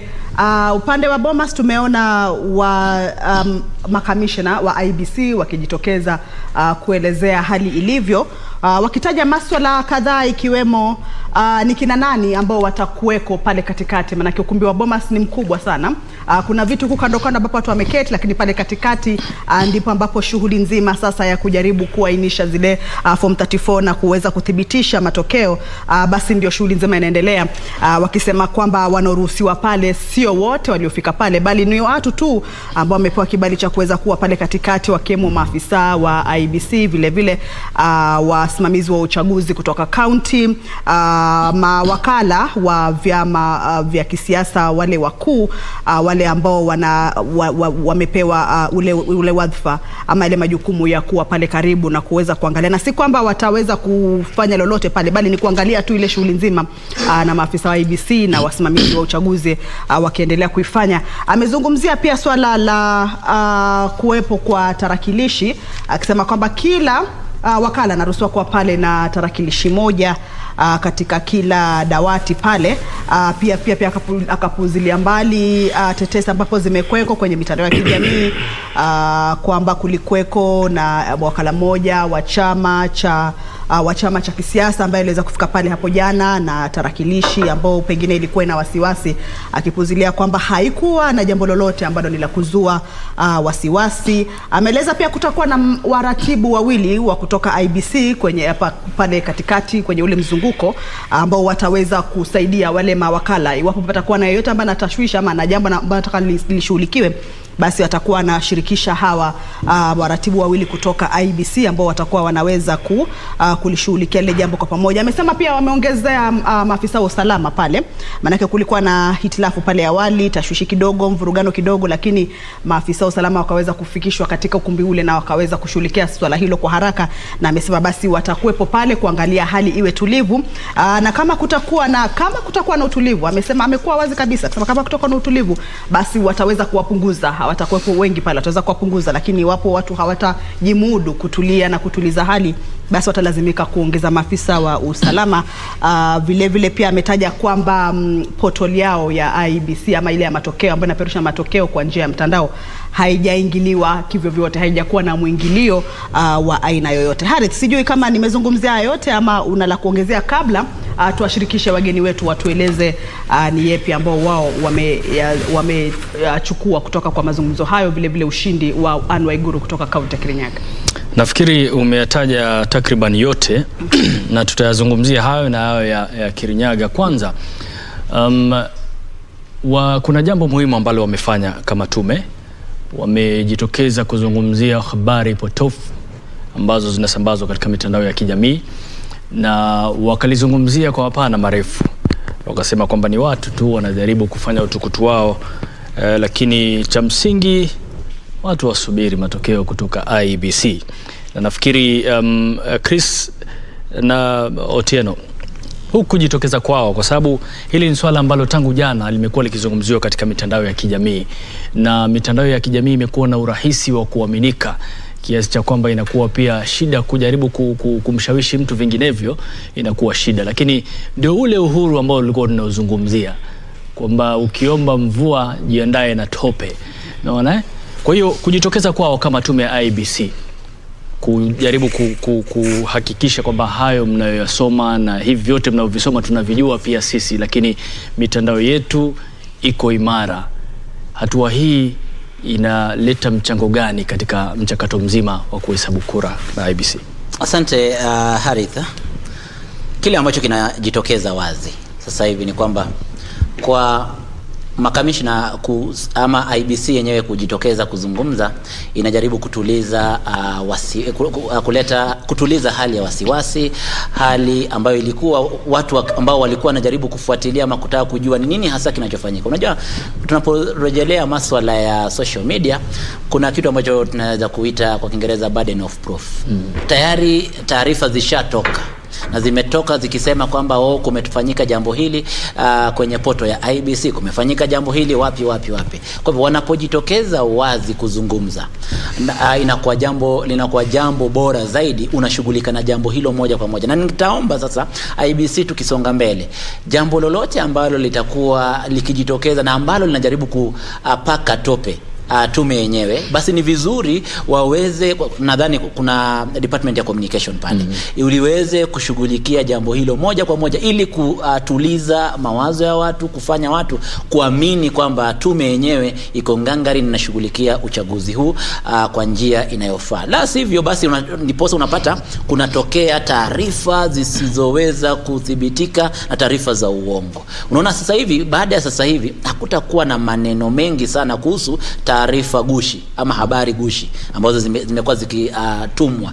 Natarajia tena kwamba wao hao watakuwa tayari, si IBC bali wale jamaa ambao wanazidi kufanya mambo ya blogging watatoka tena na mambo mengine kuhusu IBC. Kwa hivyo itabidi IBC iwe macho, iwe mbioni kuhakikisha kila kitu kipo shwari. La pili ambalo limeweza kujitokeza, tulikuwa tukizungumzia swala la usalama. Na usalama mwisho wa yote umeona wamejitokeza kutoa mipangilio madhubuti kuhusu namna ambavyo wanakabiliana na matatizo hayo. Kwa hivyo wamekabiliana matatizo, na hata jambo ambalo lilikuwa linahusisha reporter wetu wakati ule alipokuwa akizungumzia kwamba kumetokea vurumai kuhusiana na laptop hapo mwanzo, umeona amekuja kuzungumzia jambo hilo la laptop moja kwa moja kwamba hakukuwa na tatizo na mambo yameisha. Kwa hivyo tukizungumzia mambo haya, wazungumzie mambo haya moja kwa moja, tutakuwa tumetuliza watu, mambo yatakuwa mazuri. Kipi unachokizungumzia kuhusiana na kauli za IBC na taarifa hayo waliotoa kwa vyombo vya habari na walioko pale na kwa Kenya kwa ujumla? Nadhani ni jambo la maana sana ambayo tume imefanya, kwa sababu unajua zile uvumi na jumbe ambazo huwa zinaenezwa katika mitandao za kijamii saa zingine huwa zinakuwa habari za kupotosha.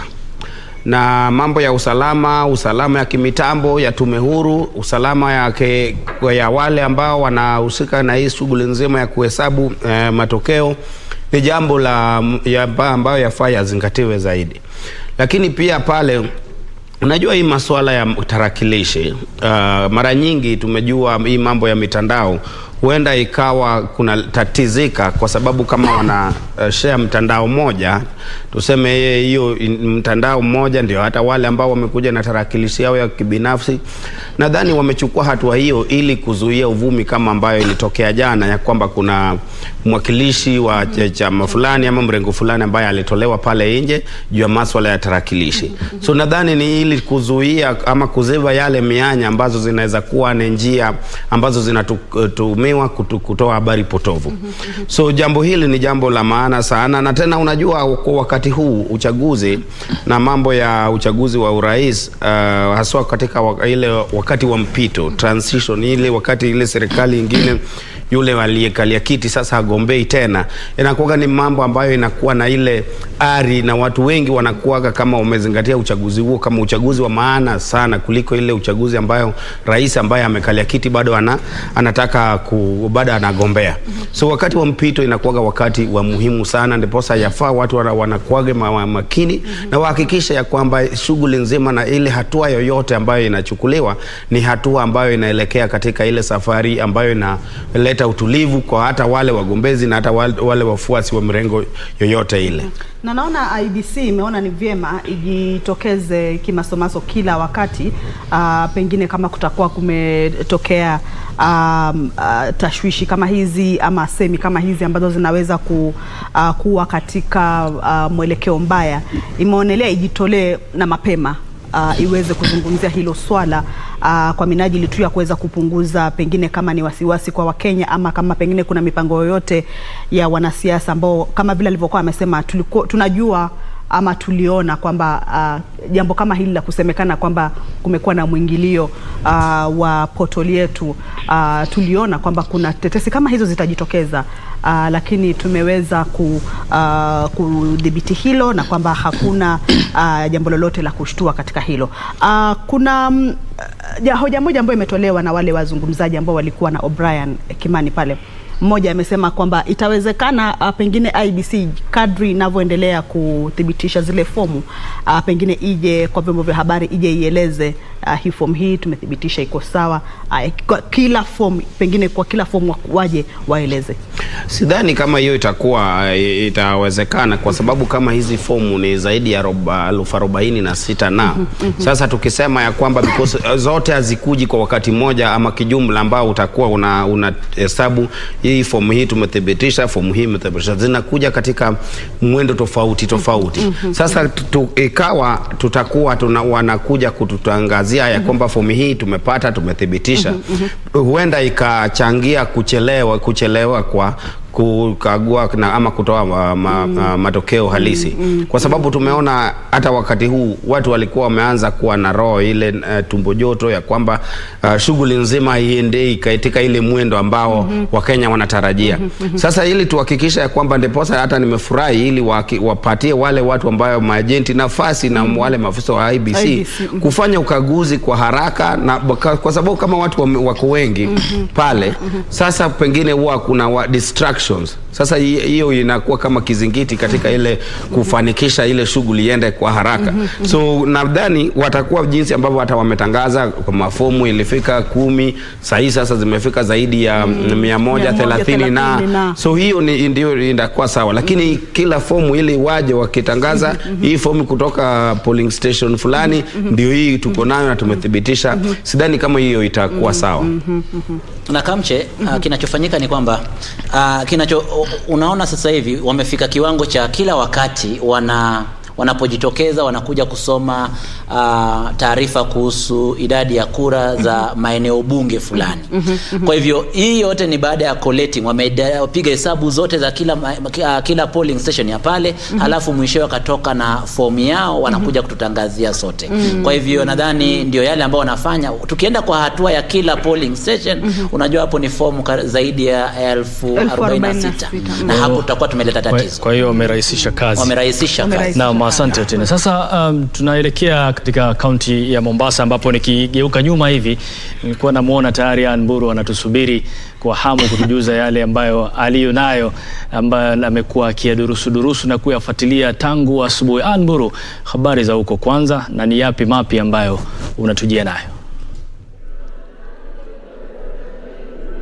Mzuri sana Harith Salim ukiwa hapo Broadcasting House, na nakuja kwako moja kwa moja kutoka kituo cha kujumulisha kura cha kaunti ya Mombasa ambayo iko katika Kenya School of Government.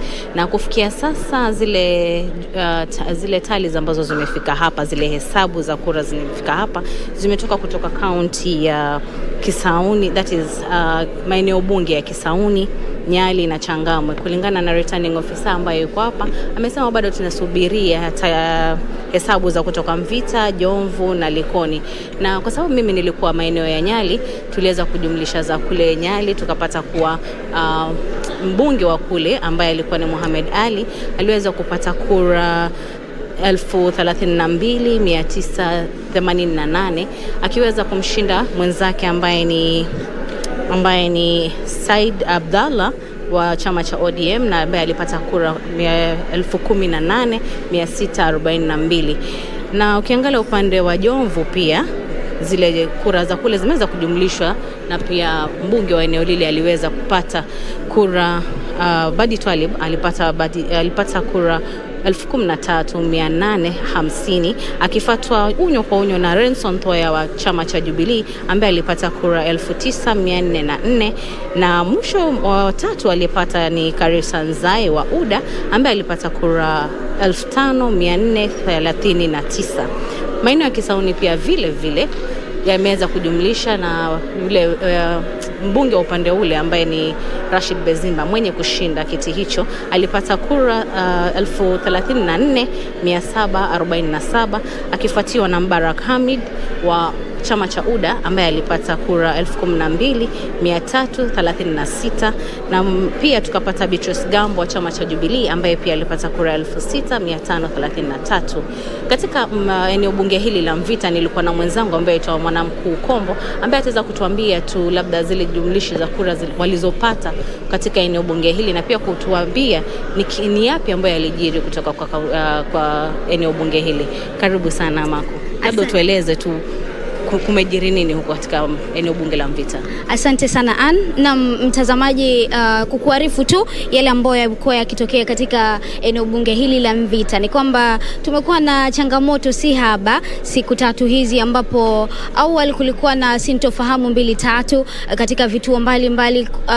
Tashwishi ya kwanza ikiwa vituo vingi vilifungua kuchelewa, hii ikapelekea mpaka kufungwa kuchelewa kwa vituo hivi, hali ambayo iliweza pia kuathiri ile shughuli ya kuhesabu kura. Kwa hiyo ile shughuli ya kuhesabu kura ilianzwa kuchelewa, pia ikapelekea shughuli kuisha kuchelewa, na hii ikapelekea pia ujumlishaji wa kura, ambapo kituo kikuu cha kujumlisha kura kilikuwa Sheikh Nasor Kibwana, ambapo pale ilikuwa the Constituency Tallying Center, ambapo tulikuwa pale kwa siku 2 za nyuma, na mpaka sasa hivi tulikuwa tumekita kambi kule, ambapo tulikuwa tunatarajia kupata matokeo. Na jana usiku mida saa 3 hivi tuliweza kupata mbunge ambaye amechaguliwa MP elect wa county wa eneo bunge hili la Mvita. Kumbuka kwamba mtazamaji, kiti hiki kimeachwa wazi baada ya Abdulswamad Sharif Nasir kutoka na kuenda kugombea ugavana, na sasa hivi kiti hichi kilikuwa wazi na kilikuwa kinapiganiwa na candidates 12. Yani kuna wawaniaji 12 ambao walikuwa wanapigania kiti hichi, lakini mmoja tu ndo alifanikiwa kupata ushindi, ambaye ni Mohamed Sud Machele. Na Mohamed Sud Machele kupitia tiketi ya ODM aliweza kupata kura 22,611, ambapo aliweza kumpiku mwenzake kutoka chama cha ODM Omar Mahmoud Shalo, ambaye ndio alikuwa mpinzani wake mkubwa sana, ama mpinzani wake mkali, ambapo alijizolea kura 11,628. Na kitu ambacho tunafurahia katika eneo bunge la Mvita hili ni kwamba tunashukuru kwamba Omar Shalo aliweza kukubali matokeo na akasema kwamba amekubali kushindwa. Endapo awali kulikuwa kuna sintofahamu kidogo, tulikuwa tunatarajia, ama yeye mwenyewe alikuwa amesema awali kwamba endapo matokeo yatatokea vizuri atakwenda kuelekea mahakamani, lakini baadaye jioni aliweza kukubali na akasema kwamba hataenda tena mahakamani. Kwa hivyo kufikia sasa, labda ni kipi kinachoendelea katika eneo bunge upande huo wa kuhesabia hizo kura, kwa sababu tumebakia na kura za seneta na kura za mwanamke mwakilishi wa eneo bunge? Na mtazamaji, ni kwamba kwa sasa hivi kulikuwa na pia tatizo kidogo, ambapo matokeo yale ya urais kujumlishwa pale kutoka vile vituo vyote katika eneo bunge la Mvita. Tulikuwa na vituo 203 ambavyo vyote vilifika pale kujumlishwa katika kile kituo cha ujumlishaji, lakini matokeo yale ya urais yalishindwa kujumlishwa kwa sababu system ama vitandawazi vilikuwa vinaleta shida. Yule returning officer pale ama msimamizi wa kura katika kituo kile cha eneo bunge la Mvita, mpaka kufikia leo asubuhi alituarifu kwamba kuna mikakati ambayo inafuatwa na maafisa wa IEBC kuhakikisha kwamba matokeo ya mwanzo ya kutoka eneo bunge la Mvita yataweza kuwasilishwa, lakini mpaka sasa hivi tulikuwa hatujafanikiwa kupata ile form 34B. Lakini pia kwenye nafasi ya mwakilishi wa kike na pia senator, kwa upande wa senator bado matokeo pia hayajakamilishwa kujumlishwa pale, lakini matokeo ambayo yamejumlishwa ya mwakilishi wa mwanamke yameweza kujumlishwa, na kuna matokeo ambayo tumepata muda sio mrefu, ambapo kwa sasa hivi kwa eneo bunge la Mvita ambaye ameibuka sio matokeo ya mwisho, ila ni matokeo kulingana na upande wa Mvita, eneo bunge la Mvita, ambapo mwanamke ama mama Zamzam Chimba anaongoza kwa kura 17,383 kupitia chama cha ODM, akifuatiwa kwa karibu na Fatma Bakari Barayan ambaye ni kupitia tiketi ama kupitia chama cha UDA na kura 16,741. Sawa, nitakuruhusu urudi upate kutuletea hesabu zenye ziko. Sasa Harith, ulivyosikia ni kuwa kwamba chama cha ODM kimeweza kupata wabunge wale ambao walikuwa hapa ndio wameweza kuretain seats zao, ila tu Machele ambaye ameweza kuwa mbunge wa kwanza, yani mbunge mpya katika eneo la Mvita. Tukiweza kukumbuka kwamba Abdulswamad Sharif ameweza kwenda kugombania kiti cha ugavana. Pia tusisahau vile before 2 weeks tutapata kuweza kuchagua gavana wa kaunti ya Mombasa tarehe 23 mwezi huu. Kwako Harith, labda kuna kitu ungetaka niweze ku-clarify? Asante sana Anburu. Bila shaka wabunge wapya wamepatikana, lakini katika eneo la Kisauni nafikiri Bedzimba alikuwa amebwagwa katika kipindi kilichopita. Kwa hiyo nafikiri mbunge alikuwa Ali Mbogo ambaye alitaka kuwania ugavana kupitia Wiper pamoja na Sonko, lakini nafikiri amepata majira na amerudi tena kuchukua nafasi aliyokuwa nayo kabla ya kuondolewa na Bedzimba. Lakini swali ni kwamba umesikia mwenzako akizungumzia kwamba katika eneo la Mvita Shalo amekubali matokeo. Hayo maeneo mengine yako vipi? Kwa sababu tunaona kwamba Kisauni na Changamwe hatujui wapinzani wamesemaje, kwa sababu tunataka kufahamu, je, wameona huu mchakato na shughuli nzima imekwenda vipi na wameridhishwa kama alivyoridhishwa Shalo na wengineo katika maeneo tofauti nchini?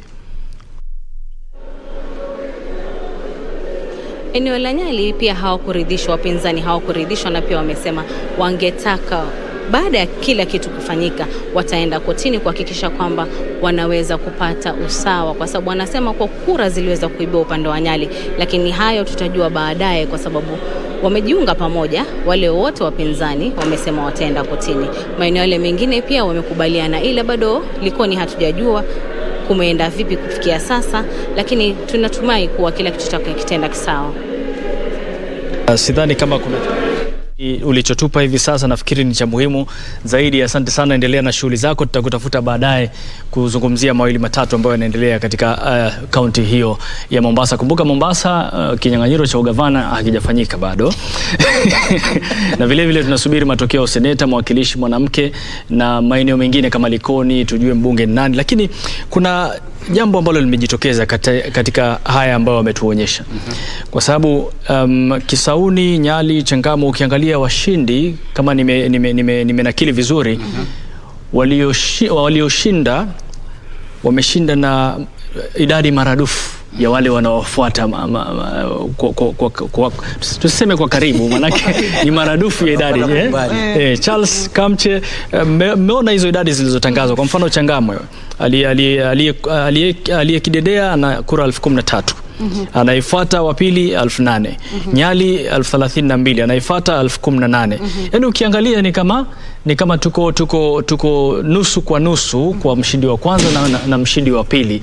Sasa sijui lakini cha msingi ni kwamba matokeo yamethibitishwa na IBC. Kwa hiyo yoyote ambaye atakuwa na lalama bila shaka atakuwa anaangazia mahakamani, kuelekea mahakamani. Haritha, ili ni dandie nitoe mchango wangu kuhusiana na swala la Mombasa. Ni kwamba Mombasa kwenyewe kuna mambo mazuri ambayo yanafanyika, na ukiangalia hasa tuende Mvita ni kama imebaki ngome ya ODM.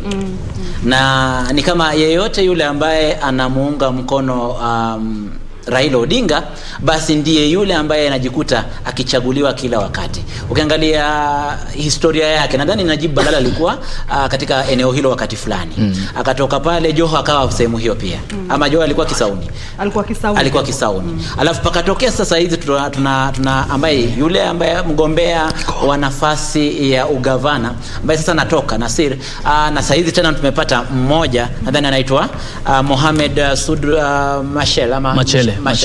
Anarudi pale, anaingia pale kuvaa nafasi ama kuvaa viatu vya ODM tena. Kwa hivyo pale patabakia ngome ya ODM kwa kipindi kirefu. Mvita tayari wametangaza, sivyo? Kulingana na alivyokuwa amezungumza, ametoa taarifa. Mvita bado ndo wanasubiri. Wanasubiri taarifa zilizopo, sio rasmi kama alivyosema, lakini inaonyesha kwamba Machele ndio yuko kidedea. Kwa hiyo tunasubiri taarifa rasmi, na ni pale alipo Anburu kwa sasa. Kwa hivyo ikiwa tutasubiri taarifa za Nyali, basi kuna yale ambayo yamekuwa yakifanyika katika eneo la Nyali kwa muda mrefu, na unapata aliyekuwa mbunge wa pale mwanzoni alikuwa katika chama cha ODM na akatalikiana na chama cha ODM. Nadhani alienda independent, ama nadhani alikuwa independent. Nyali sio? Alikuwa Nyali alikuwa independent, Mohamed Ali. Na ubabe wake ukaweza kuhisika, na akaleta hisia fulani kwa wananyali, na hivyo basi tunasubiri tuone kama kweli atarudi ama ikiwa kwamba hataweza. Tukizungumzia Nyali tayari amepewa cheti chake. Amepewa cheti chake. Hivyo basi yeye binafsi ukiangalia rekodi za, wacha sasa nizungumzie akiwa amechaguliwa. Ukiangalia rekodi zake, japo amekuwa akipiga kelele za kitaifa, kule Nyali ni kama watu wake wamemwaminia sana kutokana na namna ambavyo amekuwa akishughulika hasa na sekta ya elimu. Hasa sekta ya elimu. Nitachukulia sekta ya elimu kutokana na namna ambavyo nimeona akishughulika na mambo ya kuongeza idadi ya shule, kushughulikia mambo ya bursaries, kuhakikisha kwamba watoto wanaenda shuleni. Unajua, kwa kuelimisha mtoto, kwa kuelimisha jamii, basi jamii inajitoa katika utando fulani wa msongo wa mawazo, ama kujaribu tunatoka katika utando wa umaskini. Kwa sababu kila mtu anaweza kujitetea kwa njia zake na kutafuta kazi yake ama jambo lolote ambalo anataka kutokana na elimu yake. Hivyo basi nadhani namna alivyoshughulikia swala la elimu katika eneo la Mvita ni kati ya mambo ambayo yamemfanya akachaguliwa tena, akahifadhi kiti hicho. Na Otieno, wacha tuangalie pia upande wa kaunti ya Kilifi. Kama kuna yepi tayari tunajua kuna washindi kadhaa ambao wametangazwa kule, akiwemo mbunge wa Malindi ambaye ni Mnyazi ndiye aliyechukua, na ni wakiti cha ODM Amina Mnyazi ndiye aliyechukua, akampiku mwenye aliyekuwa anawania kwa tiketi ya UDA. Kumbuka eneo bunge la Malindi ndilo lilikuwa linashikiliwa na aliyewania ugavana kwa tiketi ya UDA Aisha Juma. Sasa Juni, mahali ulipo na kuona uko katika chumba ambacho ni cha kuhesabia kura, kunayo matokeo ambayo tayari yashawekwa rasmi kutoka Kilifi County. Sijui kama kwa sasa ni yepi mapya ambayo yako huko, ni vyama vipi ambavyo vimeongoza. Junei, tueleze. Hujambo Kamche, tuko katika kituo cha kujumuisha kura cha Pwani University, ambapo hii leo huenda tukalikunja jamvi hapa katika kaunti ya Kilifi, manake yule anayesimamia zoezi la kujumuisha kura Hussein Gure bado anaendelea na sajili yake, na atakapomaliza atakuwa na tueleza. Kwa sasa ni maeneo bunge matatu tu peke yake ameweza kuwasilishwa katika dawati lake, na natuarifu kuwa bado anaendelea na hesabu ya kujumuisha. Endapo atakapomaliza tu ataweza kutupatia mbivu na mbichi, ni nani aliyeshinda na ni nani aliyekuja wa kwanza, wa pili, na kama una malalamishi ni hatua gani utakazochukua baada ya yeye kutangaza matokeo hayo. Na kwa sasa nilikuwa na wenzangu waliokuwa wametapakaa katika gatuzi nzima la Kilifi, wenzangu Hibak, Caroline Mramba, Asha Hamis, Sylvester Chibero, Rajab Wanje. Kila mtu alikuwa katika eneo bunge 7 hapa katika gatuzi la Kilifi, na kufikia jana usiku ama leo asubuhi wameweza kunipatia matokeo kulingana na wale walikuwa wanajumuisha kura katika maeneo bunge, na takwimu hizo ndo tumeweza kuzichukua tukazipiga msasa na kuzijumuisha, ili sisi katika dawati letu la wanahabari tuweze kujua ni nani amekuwa mshindi na ni nani amekuja nafasi ya pili. Kwa hivyo haya matokeo nitakayokusomea sasa ni yetu sisi kutoka dawati letu la wanahabari, lakini tunamsubiri bado Hussein Gure atupatie mawili matatu, ni yapi, ni nani aliyeshinda na ni nambari ngapi aliweza kuchukua, ni kura ngapi zilizopigwa, na aliyeibuka mshindi ni ngapi aliweza kupita nazo. Kwa hivyo kwa sasa kulingana na sisi dawati letu, Rais Raila Odinga ameweza kunyakua kura nyingi hapa katika gatuzi la Kilifi na zaidi ya kura 200,000. William Ruto anamfuata na kura 77,138, kumaanisha kwamba Raila Odinga ameweza kuchukua usukani hapa katika gatuzi la Kilifi. Ni sintofahamu kwa wengi, kwa sababu kulikuwa na mvutano mkubwa kati ya chama cha PA na chama cha UDA wakati wa kampeni, manake tulikuwa tunaarifiwa na wengi kwamba wale ambao wako katika maeneo bunge tofauti kwamba chama cha PA kimeweza kuchukua uskani na kimeweza kujulikana na watu wamekuwa wakikipenda, na tungeliona kwamba matokeo hayo yangeweza kuonekana katika kura zilizopigwa, lakini inaonekana kwamba bado Raila Odinga ana ushawishi katika gatuzi la Kilifi. Nikielekea kwa ugavana, Gideon Mung'aro ameweza kuchukua kiti hicho kupitia dawati letu, ana zaidi ya 140,000, lakini haya ni matokeo tuliyojumuisha sisi kulingana na yale matokeo yalikuwa yanatolewa katika maeneo bunge. Aisha Jumwa anafuatia na kura zaidi ya 6,000, kisha George Kithi yuko chini yake na kura 64,000. Hayo tu ni takwimu, hizo ni takwimu zetu Kamche, na tunasubiria anayesimamia zoezi hili kutupatia takwimu kamili, kumaanisha kwamba Gideon Mung'aro wa chama cha ODM ameibuka mshindi katika gatuzi la Kilifi na ataendesha kupeperusha bendera hiyo kwa miaka 5 ijayo. Kabla sijaendelea Kamche, ni kuwa dakika zisizopungua dakika chache kabla hatujaanza upeperuzi huu, ni kuwa George Kithi anayesimama na chama cha PA ameweza kuleta malalamishi kwa Hussein Gure, akimweleza kwamba alikuwa amesoma takwimu za eneo bunge la Ganze.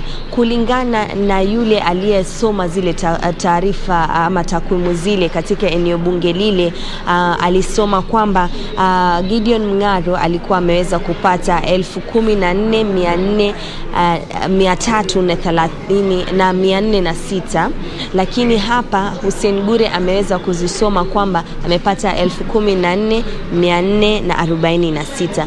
Kuna tashwishi kidogo ya kura kama 9 ama 10 hazieleweki zimetoka wapi. Akaweza kuwasilisha malalamishi hayo, lakini Gure akamweleza kuwa hapa ni kituo tu cha kujumuisha kura, kama kuna malalamishi aweze kuchukua ushahidi alio nao, asubirie siku za kwenda kotini kuwasilisha malalamishi yake ndio aweze kupata haki yake. Hakumsimamisha, akamwambia ataweza kuichukua kama lalamishi, kisha baadaye akielekea kotini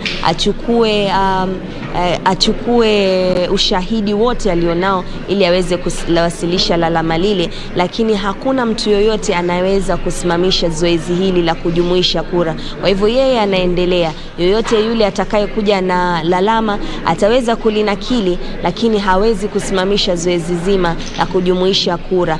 Bado tuko hapa, kuna hali ya sintofahamu. Je, bado ana lalama zingine? Manake pia amenigusia kuwa eneo bunge la Magarini pia akona shida nalo, lakini haya yote ni msema kweli ni Hussein Gure. Atatueleza kufikia sasa ataendelea vipi na malalamishi ambayo atakuwa anaendelea. Hapa kituoni tumemwona tu George Kithi na Gideon Mung'aro waliofika hapa. Aisha Jumwa bado hatujamuona, kwa hivyo hatuwezi jua kama na malalamishi. Katika mitandao ya kijamii pia hatujaona kama wameweza kukubali matokeo na kusalimu, labda wanasubiri tu mpaka Hussein Gure atakapozitaja ama atakapozisoma zile takwimu zake, kisha baada hapo tutaona kama Aisha na George wataweza kuyakubali matokeo ama watakuwa wanaelekea mahakamani. Wacha niendelee kwa seneta ambaye Madzayo Stewart ameweza kupeperusha bendera, anaongoza na zaidi ya 100,000, akifuatiwa na Benjamin Kai ambaye ni chama cha PA. Stewart ni wa ODM, anayemfuata ni wa chama cha PA na kura 57,000, akifuatiwa na Mwabonje wa chama cha UDA na 36,000. Kwa hivyo hapo kwa seneta pia Stewart Madzayo amekipigania kiti chake na ameweza kuibuka mshindi. Pia tunasubiri takwimu ya Hussein Gure, tuangalie na ile tuko nayo tuone kwamba Stewart Madzayo ameweza kupata kura ngapi. Tukienda katika wakilishi wa kina mama, Gertrude Mbeyu ameweza kuibuka mshindi akiwa na kura zaidi ya 100,000, akifuatiwa na Christine Zawadi wa chama cha PA akiwa na kura ya 80,000, zaidi ya kura 80,000. kumaanisha kwamba Gertrude Mbe wa chama cha ODM ameweza kukipigania kiti chake na kuweza kuibuka tena mshindi. Kwa hivyo pa katika kinyang'anyiro cha wakilishi wa kina mama na seneta pa ameweza kujipiga deba. Kwa hivyo nitarudi tena nikupatie tu takwimu zingine, lakini kwa sasa na kurudisha kamchi tuelekee Bomas. Umesema vizuri kabisa. Junior, umetupatia taarifa nzuri kabisa, umetuelezea kwa kina matokeo ya huko, ingawaje tunasubiri yale ya rasmi, na kama ulivyosema basi kuna taarifa tunafaa kuipata kutoka ukumbi wa Bomas. Kumbuka mtazamaji, uko ndiko kwenye kitovu cha ujumuishaji wa kura za urais na macho yote yanaelekezwa kule. Kwa hivyo sasa tuelekee tu kule Bomas, tuone ni yapi ambayo yanaendelea ama mazungumzo gani ambao wanataka kufanya na Wakenya.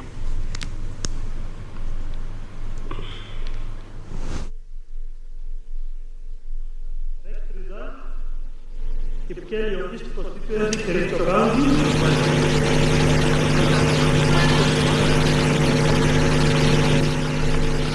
Total registered voters for Elgeyo East constituency, Kericho County, 63,679.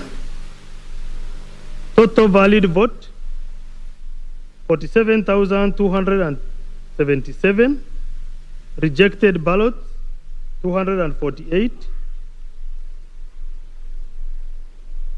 Raila Odinga, 3,303 votes. William Samoei Ruto, 43,898.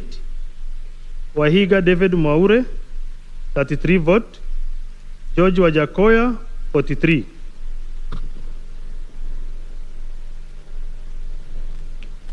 Next result is from Mwingi North constituency, Kitui County.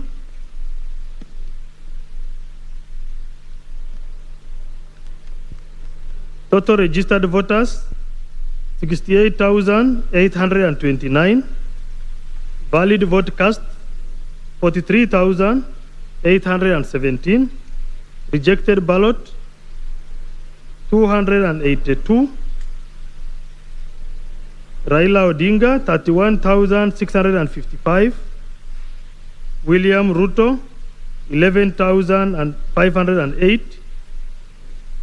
Wahiga David Mwaure, 230 votes. George Wajakoya, 424. Thank you. We'll come with more.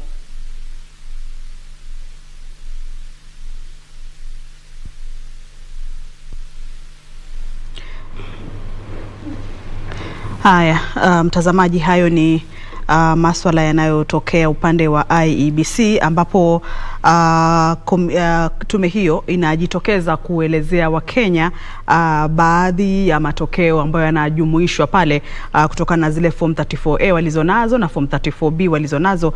Baadhi ya maeneo ambayo ameyataja kufanywa kujumuishwa kwake pale ni Elgeyo East, vile vile na Mwingi North, na bila shaka tutakuwa tunarudi upande wa Bomas baadaye wakati tume hiyo itakuwa inahitaji kuzungumza na wanahabari vile vile na Wakenya. Turudi hapa studioni ambapo tulikuwa tumetoka, kama tulikuwa tunasikiza taarifa yake Juni Karisa kutoka kaunti ya Kilifi. Na Charles, maswala ibuka ama maswala yajitokeza waziwazi hapa. Charles, Harith na Otieno. Chama cha UDA kimeonekana kuendelea kuwa na mshiko. Baadhi ya matokeo ambao Junior anasema wameyajumuisha wao wenyewe kama dawati la wanahabari bado vile vile inaonyesha kwamba muungano ama chama cha ODM kimekuwa bado kikiongoza. Swala lingine ambalo limeibuka ni kuhusu kesi ama tuseme ni malalamishi kutoka kwa, nilikuwa nataka nimuulize Juni Karisa kama kuna wengine ambao wametoa lalamishi kama vile mgombea ugavana kupitia tiketi ya PA George Kithi, lakini hatukupata muda huo wa kuuliza. Lakini swala lililojitokeza hapa pia ni kwamba ameambiwa asubiri hadi zoezi zima liishe. Likishakwisha atapata nafasi ya kwenda kujieleza mahakamani. Charles, wacha nikuhusishe katika swala hili manake wewe ni wakili. Nadhani kwanza dada yetu pale katika kaunti ya Kilifi ametueleza kwamba yule mwaniaji wa chama cha ODM Mheshimiwa Gideon Mung'aro na yule alikuwa anawania katika chama cha PA George Kithi wakili, ndio wale wamefika pale kwa ukumbi, lakini yule mwaniaji wa chama cha UDA Mheshimiwa Aisha Juma bado hajaonekana pale. Sasa bado hawajui kama ni protest ama ni baada atafika ama hatujui kama George Kithi atafika pale, lakini yeye pia atawatetezi na mwelekeo ambao atakaochukua. Kwa maana tunajua ya kwamba Kithi alikuwa katika mrengo wa Kenya Kwanza, chama cha PA ambaye inaongozwa na aliyekuwa gavana Amason Kingi. Yeah, so mambo kama haya tetezi imeanza kutokea pale, na haya ni masuala ibuka. Kabla hujaendelea, kuna msimamizi wa kura eneo hilo amesema kwamba hawezi kusimamisha zoezi zima. Yatatangaza matokeo, manake George Kithi anasema kwamba eneo la Magarini limetangaza hivi, lakini kufikia upande wa county wakatangaza hivi. Sasa yeye anasema mbona lisuluhishwe hapo kabla tusonge mbele. Msimamizi wa kura anasema hilo litabaki hivyo, hatuwezi simamisha zoezi, tutasonga mbele. Kama unataka kwenda mahakamani, enda mahakamani. Nadhani unajua kuna ngazi mbili hapa ya kuthibitisha matokeo. Kwanza ni katika hiyo polling station na kwa bunge, ile maeneo kuu ya ujumlishaji wa kura katika maeneo bunge. Kama iwapo wale maagenti na venye George Kithi analalama ya kwamba walithibitisha pale Magarini kura ni imetoka ngapi mahali hiyo, yafaa aache tume ya IBC na venye hiyo kura imefika pale wao waipige msasa, ndiposa tuko na nafasi ya kotini. Kwa sababu ukisimamisha shughuli nzima, pengine sasa utakuwa unatatiza shughuli ya tume ya IEBC, kwa sababu haya tetezi ama haya malalamiko ambao wako nayo wako bado tena na nafasi. Iwapo kutapatikana kulikuwa na makosa, basi mahakama iko na suluhu. Anaweza sema murudie matokeo ama wachukue zile ambayo walikuwa yamethibitika, wajumuishe, na kama mtu alitangazwa mshindi kwa njia isiyofaa, mahakama iko na haki na huru ya kutangaza mwenye ameshinda, ama abatilishe uchaguzi huo irejelewe. Sasa hii nia ya wanasiasa wakati ambapo wanajaribu kuona makosa hapa na pale ya kwenda kutaka kusimamisha shughuli nzima, yeye hawezi sema na kuzuia tume kutangaza matokeo. Wala ni mahakama kama anataka, yeye ni wakili, anaenda mahakamani, mahakama kama kuna shahidi tosha isimamishe, lakini sio kuenda kusema ya kwamba tusimamishe kutangaza matokeo, kwa sababu sio matokeo yake tu hiyo, bali kuna mambo mengi na matangazo ya vitu mbalimbali ambayo pia yafaa yatangazwe. Sasa mimi naona kwa maoni yangu, waacha mwenyekiti mwenye anasimamia kutangaza uchaguzi huo, kama ametosheka ya kwamba zile nakala ambazo amepata, kwa sababu baada ya kutoka katika constituency office ya Magarini, wao pia hapa katika county tallying center pia walikuwa na wale wa maagenti na wale watu tena kuthibitisha kwamba kile ambacho wanatangaza hapo ni sawia na ile ambapo ilitangazwa katika maeneo bunge. Na Otieno, ni lalama halali hizo, lakini swali ni hitilafu kama hiyo inaweza tokea, pengine msimamizi wa kura ama msimamizi wa uchaguzi katika kiwango cha constituency anaweza tatizika, apeane idadi tofauti, alafu ikifika kule yule msimamizi wa kiwango cha county naye apeane hesabu tofauti, na ikiwa ni eneo bunge lile moja. Unajua kinachofanyika ni kwamba sisi sote ni binadamu. Na binadamu huenda tukawa na ila wakati fulani, ama tukawa tuna dosari zetu, na hawa returning officers ama presiding officers kwa njia moja au nyingine pia ndani yao wana msukumo wa mirengo. Kuna wale ambao wanapenda mrengo fulani zaidi ya mrengo mwingine, lakini pale wamejikuta wakienda kufanya kazi. Hivyo basi kuna uwezekano kwamba yule aliye na nia mbaya anaweza kufanya hivyo, akabadilisha na kubatilisha taarifa ama ripoti zenyewe. Zinapofika pale mbele unapata mambo tofauti. Kwa mfano, japo hili si la mtu kubadilisha, lakini inaonyesha irregularities ambayo inajitokeza. Nadhani sehemu ya gari Garissa ama sehemu za maeneo ya Northeastern ambapo presiding officers walipatikana badala ya wao kufika pale asubuhi na mapema kuandaa kila kitu, waliamua kwanza kwenda kupiga kura. Na Otieno, naambiwa kipaza sauti chako kina hitilafu fulani, kwa hivyo Charles, wacha nirudi kwako. Tuzungumzie hili swala la umaarufu wa hiki chama cha PA. Chama cha PA na chama cha UDA, tukiangalia kama eneo bunge la Malindi ambapo tunaona mbunge wa Malindi aliyekuwa mbunge wa Malindi Aisha Juma aliyekuwa anawania kiti cha ugavana kwa tiketi ya UDA. Na imani kuna mbunge alikuwa anawania kwa tiketi ya UDA lakini hakuweza kupata, licha kwamba Aisha mwenye ametoka pale na alikuwa na ushawishi wa kiasi chake, lakini mbunge pengine ambaye alikuwa anampigia upatu apate kiti kwa tiketi ya UDA pia hakupata. Nadhani kile ambacho kimeleta utatizo, lakini bado yafaa tukubali ya kwamba chama cha ODM bado kilikuwa na umaarufu kule kaunti ya Kilifi.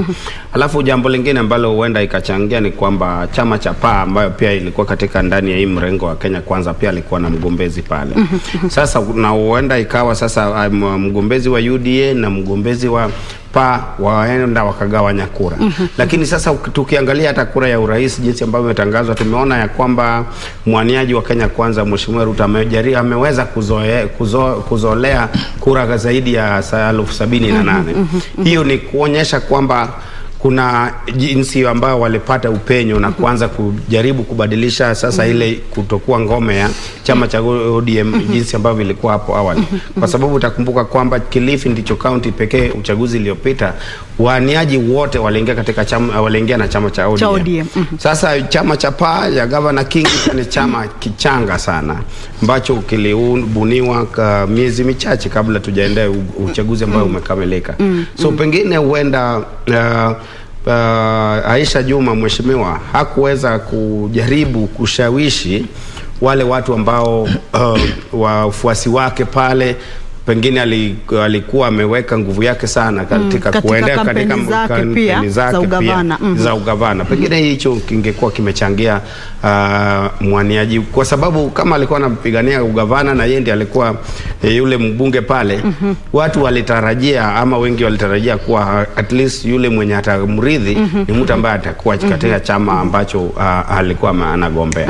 Naam, Chris Kamche Otieno, hilo swala la UDA na Aisha Jumwa sijui, kwa sababu kinachoonekana ni kwamba alishindwa kutekeleza yale yalitarajiwa kutekelezwa, wajibu wake katika eneo lile, na ule umaarufu ambao alikuwa nao ni kwamba alijithamini zaidi kupitia ule umaarufu, kwa sababu umaarufu nafikiri ulianzia tangu alipoteuliwa na chama cha ODM kabisa. Sasa ni labda alijithamini zaidi kwamba na akajiamini zaidi ama ilikuwa namna gani? Kwa sababu ukiangalia hata katika nyadhifa nyingine nafikiri ni diwani mmoja tu ndio amepata kiti mpaka sasa katika eneo analotoka yeye, kwa sababu hata kiti alichokuwa amekiacha cha ubunge wa Malindi kimechukuliwa na Amina Mnyanzi kutoka ODM. Naam. Unajua kinachofanyika, nadhani kuna maeneo bunge 7 Kilifi. Na katika maeneo haya maeneo bunge 7 takwimu za chama chenyewe cha ODM zinaonesha kwamba maeneo 5 tayari yanadhibitiwa na ODM. Maeneo mawili ambayo hayakuwa yametangazwa ambapo maeneo mawili ambayo yamesalia ni kwamba matangazo rasmi hayakuwa yametolewa. Hivyo ina maana, alafu ukiangalia governor ni Mung'aro. Alafu kwa mujibu wa idadi ambayo bado haijathibitishwa. Naam, anaongoza. Alafu Mazayo pia anaongoza. Ndiyo. Hivyo basi inatoa mwelekeo kwamba chama cha ODM hasa katika ukanda wa Pwani Kilifi, tukizungumzia Kilifi kwa mahususi, ni kwamba chama cha ODM kimekita mizizi yake katika eneo hili, na alichofanya Aisha Jumwa ni kwamba aliona amefikia upeo fulani wa kutaka kuonesha kwamba anaweza kuvaa viatu. Unaona mtoto nyumbani anaamua kuvaa viatu vya baba ama viatu vya mama, alafu anatoka navyo nje kutaka kuonesha kwamba ni vyake. Mwisho wa yote wa kuvaa viatu anapofika inabidi avivae ni vyake. Mtoto hawezi kaenda navyo katika shughuli mbalimbali. Kilichofanyika zaidi na Aisha Jumwa ni kwamba pia Aisha Jumwa alikabiliwa na kesi.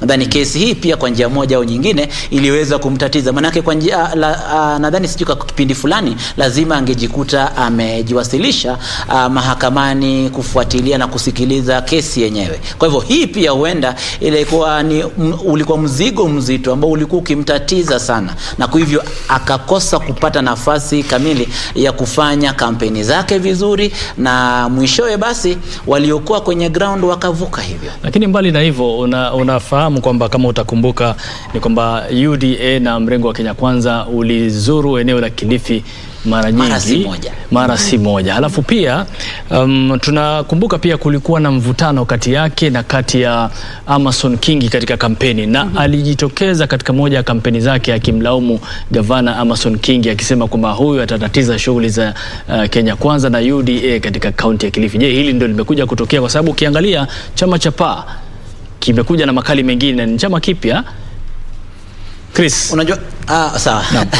Nilitaka kueleza kitu fulani kabla ya Chris kudakia kwamba kwa sasa taarifa zinaonyesha kwamba ni kama PA imeweza kupata wabunge watatu. Taarifa ambazo zipo ambazo ni rasmi kwamba zimeweza kupokea wabunge watatu. Inaonyesha pia kwamba imekuja kwa makali yake. Hata hivyo, nini kinachofanyika? Unaona kunapokuwa na sibling rivalry, kwamba pale kuna Aisha Jumwa ambaye anawakilisha UDA, alafu hapa pana Amason Kingi ambaye anawakilisha PA. Unakumbuka Aisha Jumwa akisema kwamba mimi ndiye kiongozi wa eneo la Kilifi, hivyo basi simruhusu mtu mwingine. Na hivi basi ugomvi huu wao mwisho ukatawanya kura zenyewe kwenda kwa ODM. Manake ODM hakukuwa na chama kingine pale ambacho kilikuwa kinapingana nacho kwenye mwavuli wa Azimio. Vita vya panzi. Kwa hivyo vita vya panzi, furaha ikawa ya kunguru ambayo ni ODM. Naam, ndio kama hivyo picha unazozitazama hivi sasa ni katika ukumbi wa Bomas. Kumbuka shughuli sasa hivi kidogo inaonekana ina ustaarabu baada ya IBC kuja juu kusema kwamba jamaa msituchafulie shughuli.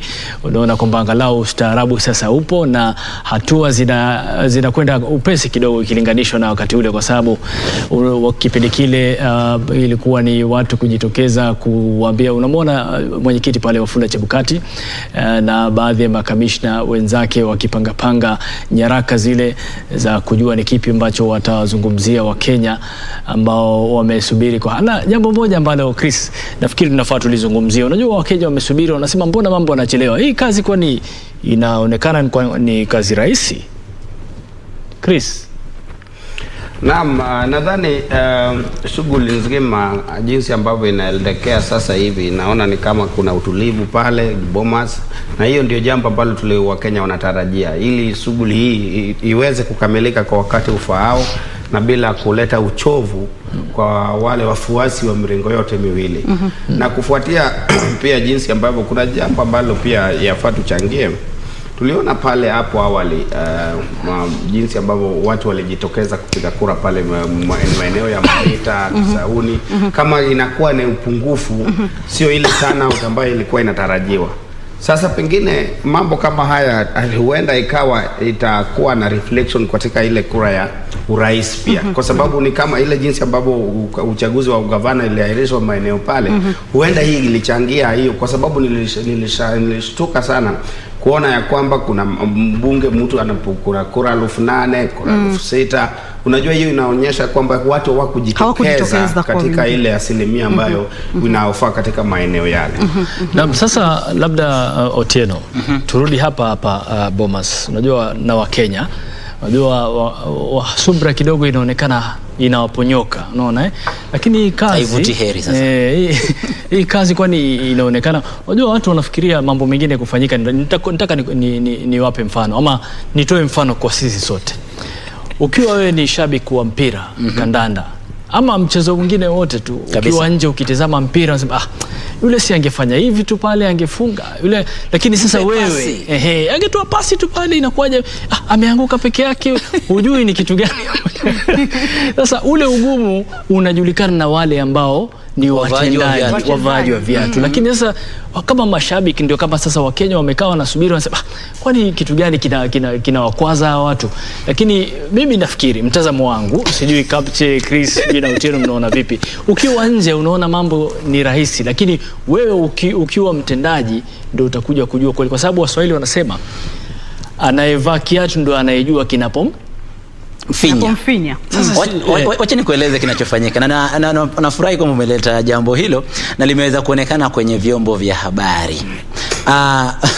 Vyombo vya habari vilipata uhuru kwa njia moja au nyingine vya kupiga hesabu za kupiga hesabu na kuhakikisha kwamba Otieno umeamua tu yani uyaweke paruanja hapa tu.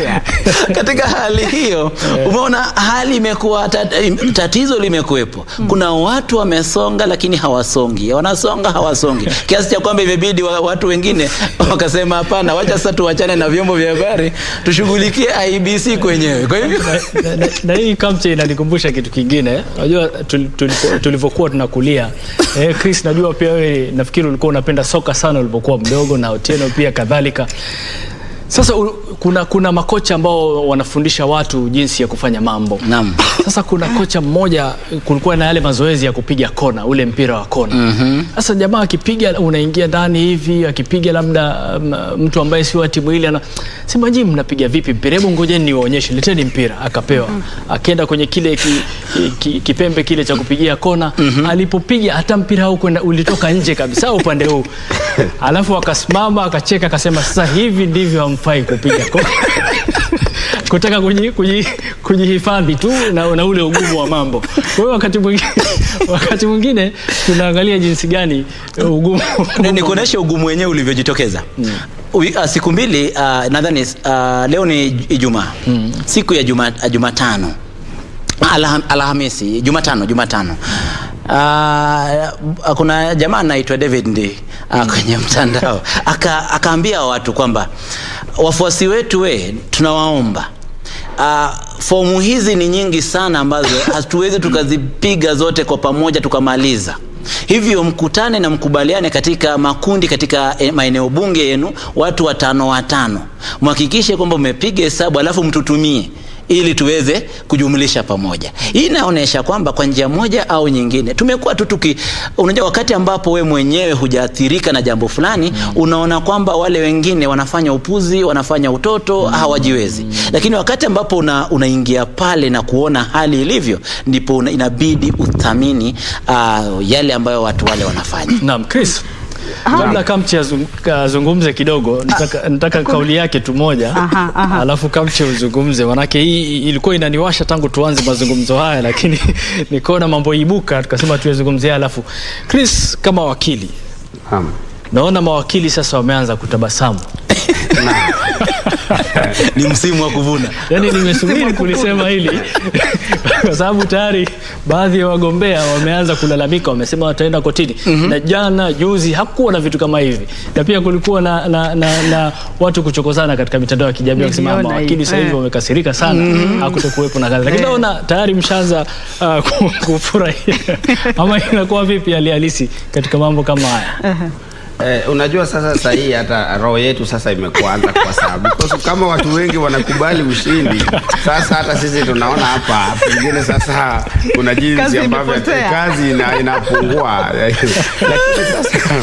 Lakini sasa kurejelea mambo hiyo, mimi nasema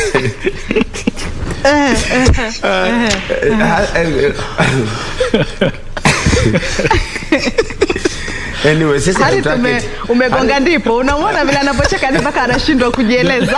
Ndio maana nimesema nilikuwa nasubiri kwa hamu.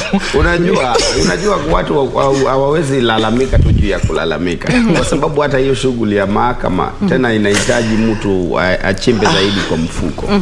So ni jambo ambalo pia hatuwezi kuyafurahia, because sasa wakati mtu anapokataa matokeo, kwanza pia inakuwa ni kama mambo ambayo inatatiza usalama, kwa sababu hujui wafuasi watangojea ende mahakamani ama waanze kunyosheana vidole na wafuasi wa ile mrengo ingine. Lakini tukirejelea hii mambo swala nzima, mimi nataka kusema ya kwamba wacha wale ambao wanalalamika walalamike. Lakini haya tetezi zote, unajua lazima tetezi ama lawama yoyote iwe na ile ushahidi wa kutosha ambayo inaweza weka mahakama afadhali iweke muda hata mchache sana kuyasikiliza. So kwa mimi nadhani kwamba bado tutaenda kushuhudia watu wengi ambao watakataa, kwa sababu haya matokeo bado yanazidi kuingia moja baada ya nyingine. Lakini sasa sisi tutangojea tu tuhakikisha kwamba nchi iwe utulivu, wafuasi wasiwe na tumbo joto, wahakikisha kwamba wangojee wagombezi wao wapatie mwelekeo, wale wanaoelekea mahakamani waelekee. Lakini cha muhimu zaidi tuhakikisha kwamba tume ya IEBC iwe na fursa, na nimeona jinsi sahihi kile ambacho kinaendelea katika ukumbi wa Bomas. Mambo yametulia, mambo yametulia kama uji wa mtoto. Sasa hiyo ndio jinsi ambavyo tunataka, lakini wasifurahie mandhari hiyo ya utulivu, ili walegeze ile mwendo wa kuhakikisha kwamba wanatoa yale matokeo jinsi ambavyo tunataka. Arith, kinachonifurahisha ni kwamba amejaribu kulikwepa swali hilo lakini amekubali akarudi pale pale. Hata wao walikuwa wana wasiwasi, lakini sasa kama ambaye kiroho kimeanza kutulia, wanasema wapo kumbe wawili watatu ambao wanalala. Nakumbuka kuna kipindi mvua ilikuwa inanyesha sana jijini Nairobi na katika maeneo mengine. Kwa hiyo ikabuni kazi nyingi sana kwa vijana. Tukizungumzia vijana ni wa kike na wa kiume. Maeneo ya Gikomba pale, ukizunguka mjini, watu na vitambara ama sifongo zao, sponge zile na maji, wanafutia na kuwapangusia watu viatu. Kwa hiyo licha ya kero lililopo la tope, wale walikuwa wanavuna kupitia kabisa. Sasa ghafla mvua kazi ikakatika. Sasa ndio kama hivi, lakini yote kheri, kila mtu na kazi yake, na bila shaka yote haya yamepangwa kutokea. Kwa hiyo angalau pia Arith, nikukatize tena. Naam. Kuna hili swala ambalo ningependa kulileta ndani kutokana na alikuwa anaitwa Amina Munyazi ambaye ameshinda kiti cha ubunge ODM. Na nataka kuleta nafasi ya mtoto wa kike kuhusiana na yote haya. Kwamba ukiangalia maeneo mengi sasa hivi, Kirinyaga walipokuwa kitangaza wagombea wote walikuwa 7. 5 walikuwa wanaume na wakafuatana hivyo 5. Walipokuwa kitangaza sasa taarifa rasmi, kina dada wanawake wakawa 2 wanaofuatilia, wa kwanza na wa pili. 3 hadi wa 7 wakawa ni wanaume. Ukirudi sehemu za Nakuru, kuna sasa hivi gavana nadhani ametangazwa rasmi wa kike, alafu seneta bado wa kike. Ukienda Homa Bay tunaye Gladys Wanga. Inaashiria nini katika uongozi wetu wa kitaifa? Kuna jambo ambalo linajitokeza kwamba nadhani namna ambavyo tumekuwa tukipalilia na kuhakikisha kwamba mtoto msichana amekuzwa na kapewa haki zake vizuri, matunda yake yameanza kuonekana vizuri. Na hivyo basi itabidi jamii yetu izidi kupalilia haya yote, ili tuzidi kuona wanawake wengi wakijitokeza kushinda katika ama kugombea nafasi hizi za uongozi. Manake awali ilikuwa kwamba wanawake hawapati nafasi hasa za uongozi. Kuna maeneo ambapo wanahusishwa sana, lakini ikifika katika uongozi wa kitaifa wanachukua nafasi ambazo ni za chini. Chukulia mfano sehemu ya Suna East, nadhani kwake Junet Mohamed. Katika eneo la Junet Mohamed mara hii hajaweza kupiga kampeni katika eneo lake rasmi, na yule ambaye ameweza kumfaa ni mke wake.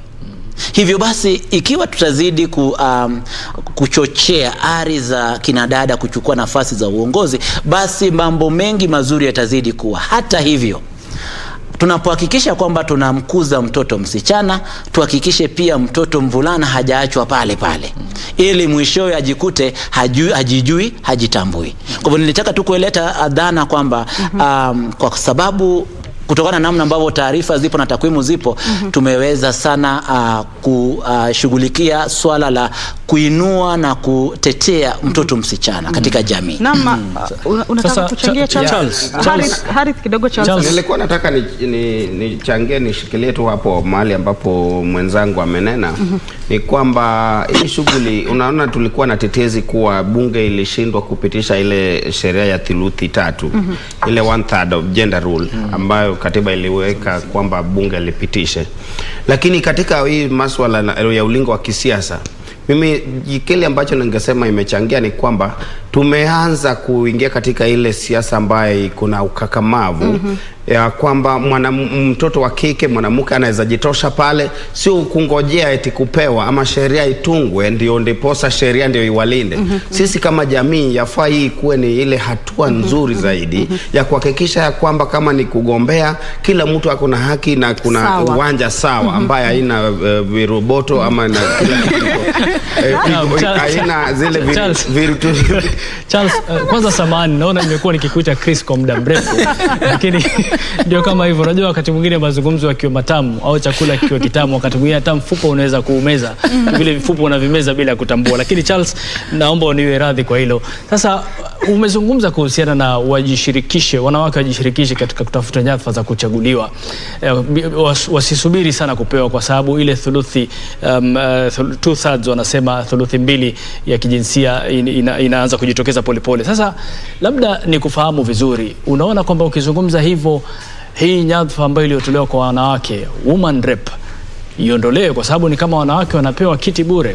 Unasemaje kuhusiana na hili? Na iwapo kama wana uwezo, kama tulivyoona wanawake wengi wanaingia katika nyadhifa saa hizi kwa kuchaguliwa, hii nyadhifa ama wadhifa wa woman rep vipi utolewe sasa? Manake umewasaidia sana. Harith, kabla Charles hajazungumza, nataka nizungumze hili moja ambalo tulipokuwa kabla wakati wa uchaguzi kulikuwa tuna hizi kampeni na katika janja zetu zile za kutafuta habari, tulikuwa tunaingia kwenye mikutano mingine ya wanawake ambao walikuwa wanasema wanafanya kila juhudi, japo wanawake wamepewa hiyo nafasi kama hii ya uwakilishi wa wanawake wa eneo bunge bungeni, hiyo ni ya wanawake peke yake, lakini walikuwa wanasema hatutaki kupewa hiyo, isiwe ni kama tu zawadi ama nguo umemnunulia mtu na mwambia basi shika hii uvae, iwe ni ile yenye wao wenyewe wamejitafutia. Sasa kile kilikuwa kinaendelea kwenye ile mikutano ile ni kwamba walikuwa wanataka wafanye kila wawezalo wahakikishe wale wanawake ambao wataweza kuchaguliwa, wale ambao watu watakwenda debeni, wawatumbukizie kura pale ndani, waseme mimi nimemchagua mwanamke huyu, imani awe ni wa MCA ama ni mbunge ama ni gavana ama ni seneta, awe amechaguliwa. Sasa wengi walisukuma hiyo, manake wanasema hata kama ni women representative tumepewa, lakini kwa nini tungoje kupewa tu hivi? Ni kama ambaye sisi wenyewe hatuwezi kujipigania, na sheria iko huru, mwanamke mwanamume anaweza kujitosa kwenye kinyang'anyiro cha aina yoyote. Ndio hapo ninapomuuliza Charles. na pia Charles, tumeona wadhifa utolewe, kwa sababu ni kama wabure, ni kama mtu unapewa zawadi. Sasa nyinyi wenyewe jipangeni mutupe, kwa sababu washapewa, yani kuseme ni kama timu moja, kwamba hapo awali wamekuwa kidogo hawa, lakini sasa hivi wameambiwa hii mtafuteni mnayemtaka mumpe kwenye timu yenu. Sasa hii tolewe, kwa sababu wanawake wamekuwa wakipigania haki sawa, wamekuwa wakipigania usawa katika jamii, kisiasa, kijamii, kiuchumi na kimambo mingi tu. Kwa hiyo unaonaje Charles?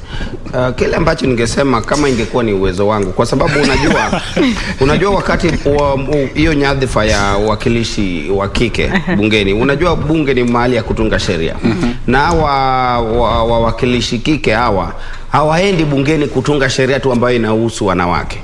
Ndiposa huwa watu wanasema Kenya tuko overrepresented, kwa sababu tuko na nyadhifa mbalimbali ambayo bado kazi yao ni moja.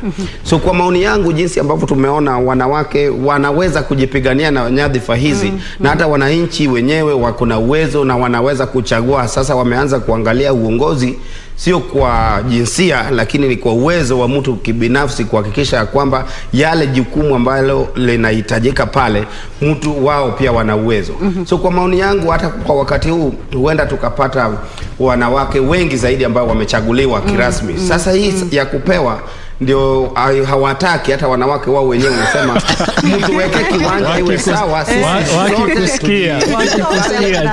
wakikusikia kampeni. Sasa mimi nafurahi sana na wale wa mama zetu, madada zetu, majishemeji wetu ambao walijitosha katika ile ulingo na wakahakikisha ya kwamba wameongea na wananchi, na wananchi wote iwe wanaume wa kike wameweza kuwachagua na kuwapatia nafasi ya kuongoza katika kiwango hiki. Na tumeona ikifanya kazi, manake pia kuna zile sehemu nyote mwafahamu, kuna sehemu kadhaa humu nchini ambazo bado mwanamke hajaonekana kama anaweza kuchukua hatamu ya uongozi katika zile jamii, lakini kwenye huu uchaguzi huu kunayo maeneo bunge ambayo yameweza kuwachagua wanawake kuweza kuwawakilisha katika nyadhifa tofauti.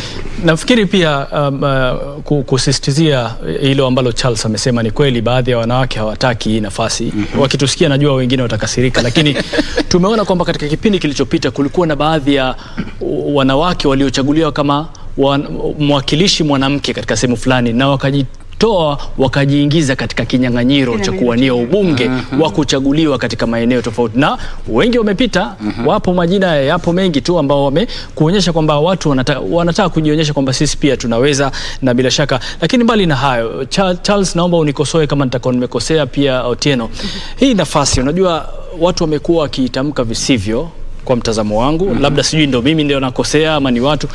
Hii nafasi ni woman representative, yani mwakilishi mwanamke, na sio women representative, na sio mwakilishi wa wanawake, kwa sababu huyu hawakilishi wanawake pekee, ni mwakilishi mwanamke. Mwanamke amepewa fursa ya kuwa mwakilishi, kwa hiyo anakuwa mwakilishi mwanamke, sio mwakilishi wa wanawake, kwa sababu hawakilishi wanawake peke yake. Charles, sijui kama nitakuwa nimekosea nikisema hivyo. Na Otieno, jinsi ambavyo umekieleza ni sawa, lakini hiyo ni kwa ile matamshi, lakini kwa ile jukumu ambalo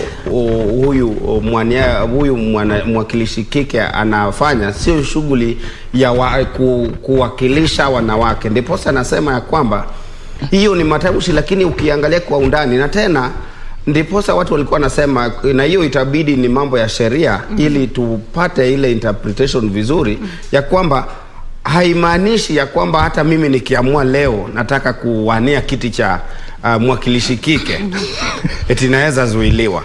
So ndiposa nilikuwa nasema hii dhana ya kwamba yule mwakilishi kike ni ile tu kujaza sanduku ili kuhakikisha ya kwamba wanawake wako na mtu wa kuwawakilishia, ama hii jukumu gani haswa ili ilifanya tukue na mwakilishi kike. Unajua sasa hapo ni masuala ya kisheria sasa. Ili itafsiriwe, ili tupate ni jinsi ambavyo tunaikielewa, ama ni mambo mengine ambayo haswa kisheria bado ambayo hayakuwa yamejadiliwa kikamilifu.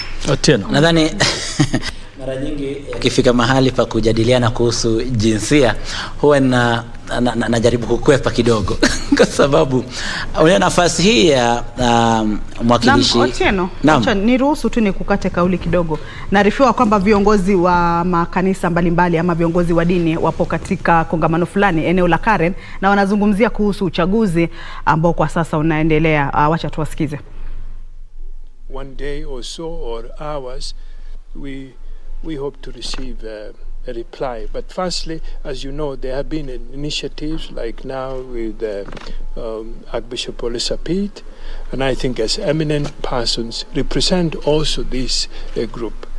The main thing to note here is that we are all on the trail. We want to pass messages, and if one or two have met, we are very happy indeed that the same message has been communicated. Give you.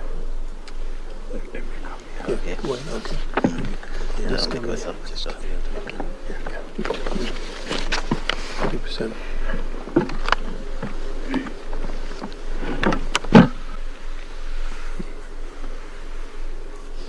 Nitaanza kusema kwa kifupi yale tumesema kwa Kiingereza. Ya kwanza, tumeshukuru wa Kenya ambao walijitokeza kwa wingi kupiga kura siku ya Jumanne na njia ya amani. Tunawapa pongezi kwa vile wameonyesha umahiri wao, pia kwa kugojea ili tume ya uchaguzi ya IBC itangaze matokeo. Na tunaendelea kuwahimiza kwamba waendelee kugojea. Tunajua kwamba IBC inatangaza wakati wameweza kuona original form ya form 34A ambazo zimetapakaa kokote nchini, na tunagojea tuone kwamba wamefanya hiyo, kwa kimombo inaitwa verification, waone kwamba zile kura ambazo ziko kwa mtandao ama kwa ile poto ndizo zile ambazo zitaletwa na returning officers, na hiyo imechukua muda, na tunaomba Wakenya tukue na uvumilivu, tugojee matokeo.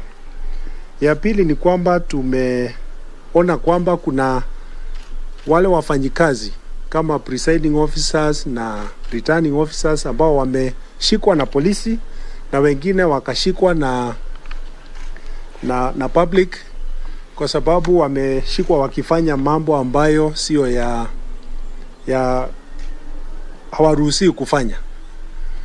Wengine wameshikwa na ballot papers, wengine wameshikwa wakifungua masaduku, na tunahimiza kwamba kila yeyote ambaye anafanya kazi na IBC ajue kwamba yeye mwenyewe binafsi atashukuliwa hatua kali ijapo atapatikana akifanya mambo ambayo hailingani na sheria.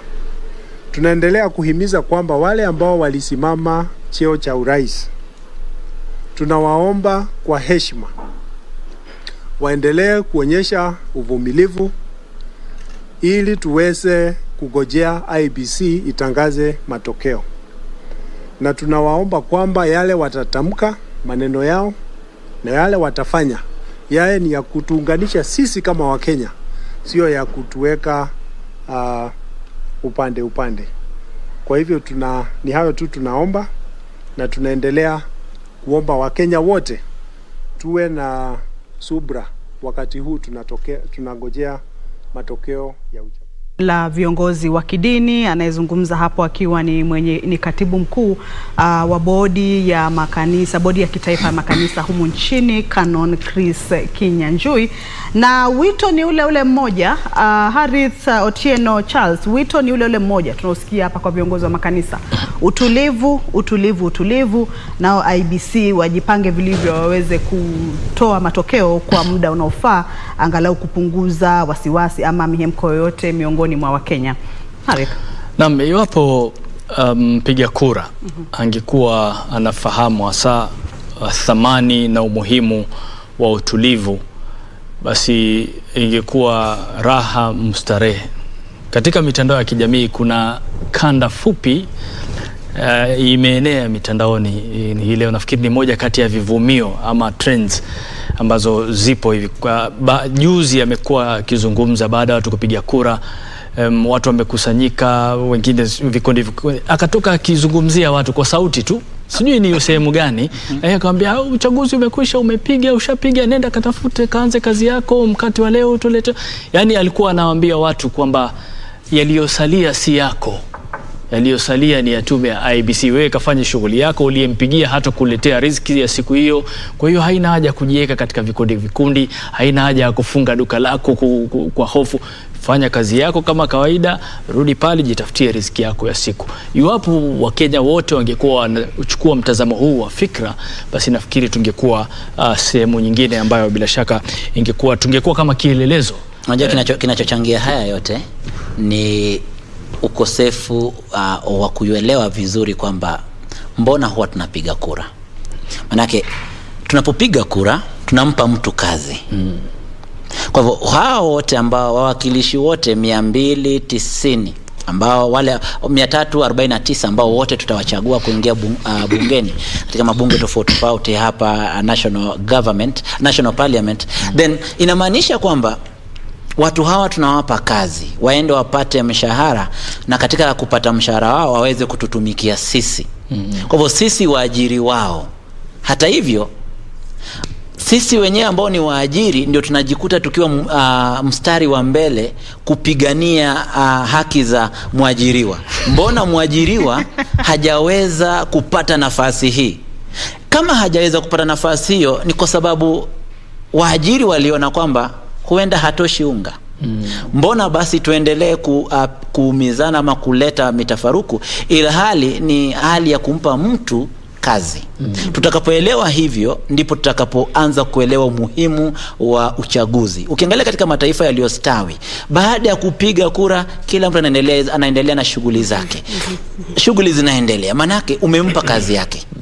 Kwa hivyo tuiangazie katika mtazamo wa kumpa mwanasiasa nafasi ya kazi, wala si mwanasiasa kukupa nafasi anakutumikia wewe. Kwa hivyo ikiwa anakutumikia, basi anafaa kuhakikisha kwamba kila kitu ni amekuweka wewe mstari wa mbele. Lakini sisi tunamweka katika mstari wa mbele kuliko yeye kuwa ama kututumikia. Kati ya mambo ambayo tunafaa kuyazingatia ili mambo yawe mazuri katika usimamizi na katika uchaguzi nchini. Naam, Kamche. Aya, kwa sasa naambiwa sherehe zinaendelea kuonekana katika maeneo mbalimbali. Picha unazoziona hapo ni za kutoka eneo bunge la Westlands, kaunti hii ya Nairobi, ambapo mbunge mteule ama mbunge aliyekuwepo na bado amehifadhi kiti chake, Timothy Wanyonyi, ametangazwa kuwa ndiye mshindi wa eneo bunge hilo la Westlands. Timothy Wanyonyi amekuwa mbunge wa Westlands na vile vile hajataka kuondoka kwenye kiti hicho. Kwa hivyo awamu hii itakuwa ni yake tena, ambapo ameweza kutangazwa kama mshindi rasmi wa kiti hicho cha ubunge. Naona hapo wameshaanza kuzungumza, sijui kama tunaweza kusikiza tuone matokeo ni yapi, kama ameshinda kwa ngapi, na kama anayemfuata kwa karibu ni nani, na ameshinda kwa ngapi huyo anayemfuata kwa karibu. Kwa sababu kimekuwa ni kinyang'anyiro, kwa sababu imekuwa ni kinyang'anyiro ambacho kimekuwa cha karibu sana katika eneo bunge la Westlands. Hapa ni katika kituo cha KTTC. Haya mtazamaji, tusikize na naarifa kwamba sauti ipo sawa, tunaweza pata picha hizo na sauti pamoja.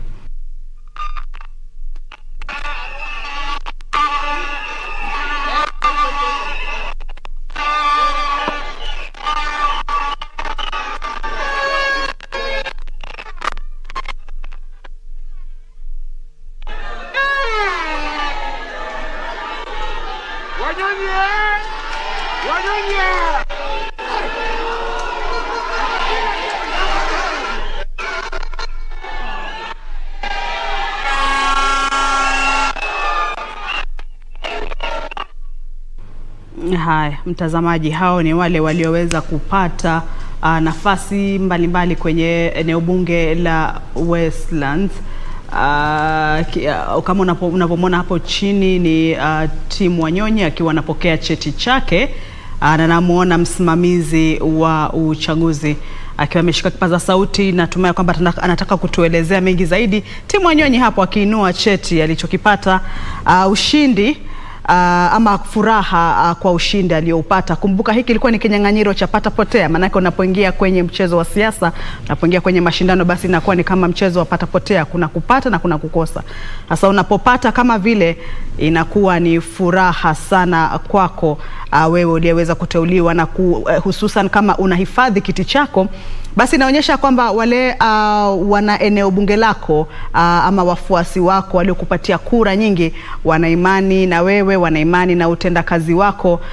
Kwa hivyo unapopata kiti tena, unapohifadhi imani kwa awamu ya pili, ya tatu, ya nne, lakini limradi tu umechaguliwa kwa mara ya pili, inaonyesha kwamba wale walio ulionao kwenye eneo bunge lako, basi wana imani na wewe, wana imani na utendakazi wako, na kwamba hawajali kukupatia nafasi ile kuweza kuwakilisha tena katika bunge la kitaifa, kuweza kueleza shida zao ama swala yao katika bunge la kitaifa. Kwa hivyo hapo Tim Wanyonyi ashakabiliwa cheti chake na anafurahia ushindi wa eneo bunge hilo la Westlands, ambacho ni kiti alichoweza kukihifadhi baada ya kuingia kwenye kinyang'anyiro kikali na wagombea wengine waliokuwa na kimezea mate sana kiti hicho cha ubunge wa Westlands. Lakini kwa kuwa yeye ndiye ameshinda, basi bila shaka tutamalizia kwamba wale wengine hawakuweza kufanikiwa. Kwenye mashindano lazima kutakuwa mshindi na mshindwa. Sasa unapoibuka mshindi, inakuwa ni furaha. Namuona timu ni kama anataka kuzungumza na wanahabari. bila shaka atakuwa anaeleza furaha yake kwa ushindi huu na atakuwa anaeleza furaha yake na shukrani yake kwa waliomchagua. Tumsikize.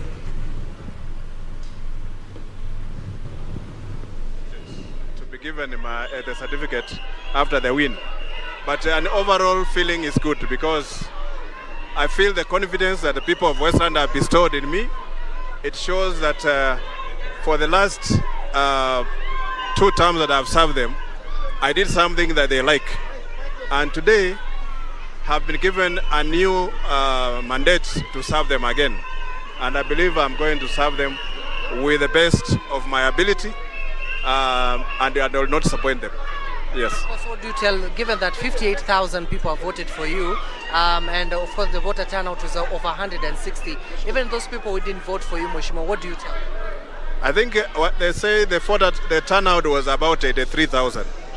And I've managed to get 58,000, and these are the people who came out and expressed themselves and made a decision which I believe that maybe in the whole country, I may be the only elected leader who was elected in all polling stations, because I led in every polling station that was set aside in Westlands.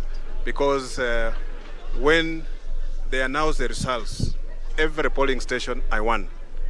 And I believe that the people of Westlands have shown confidence that I am still their member of parliament, and I promise that I'm going to serve them to the best of my ability. Where are you headed next? Are you going to Bomet of Kenya perhaps? From here, we have to go and see the tallying of the presidential election results, so that we offer support where it's necessary, where it's needed. Yeah. And finally, your message of peace, given that Kenyans are watching you. I would like to tell Kenyans, my fellow Kenyans, today is a very important day for me and for all of us. As we await for the results for the presidential election, let us all remain calm. I'm sure IEBC is going to deliver the results within the time that is allowed. So for us, let us wait patiently and let us not excite anybody or make anyone to, to start rising emotions. So I believe that all of us, we have waited this long. We came out and voted. Let us wait for the results. I think nothing is going to go wrong. We wait for the results, and then we shall, all of us, make a decision either to celebrate or to support those who have won. Yeah. Maybe finally, Mheshimiwa, tell us also, how do you find the Independent Electoral and Boundaries Commission, IEBC's process this time around? I think this election has been quite orderly. IEBC, let us give them credit where it is due. They have done an exemplary job. Of course, we cannot miss a few challenges here and there, but overall, I think they were above average. They have done very well. Let us support them. And the only thing that I believe we must do as a country is we must find a way to split this election, because 6 elections in one day is too much. And even the officers who are handling this, you can see they are overstretched. So if we allow ourselves to see if we can split this election into 2, maybe we have the presidential elections separate from the rest, maybe it will save time and also reduce the tension that we normally have around this time. So that if we do parliamentary and maybe county election, and then the presidential election come alone, I think it will be the best decision for us. Yeah. Thank you so much. Asante. Thank you.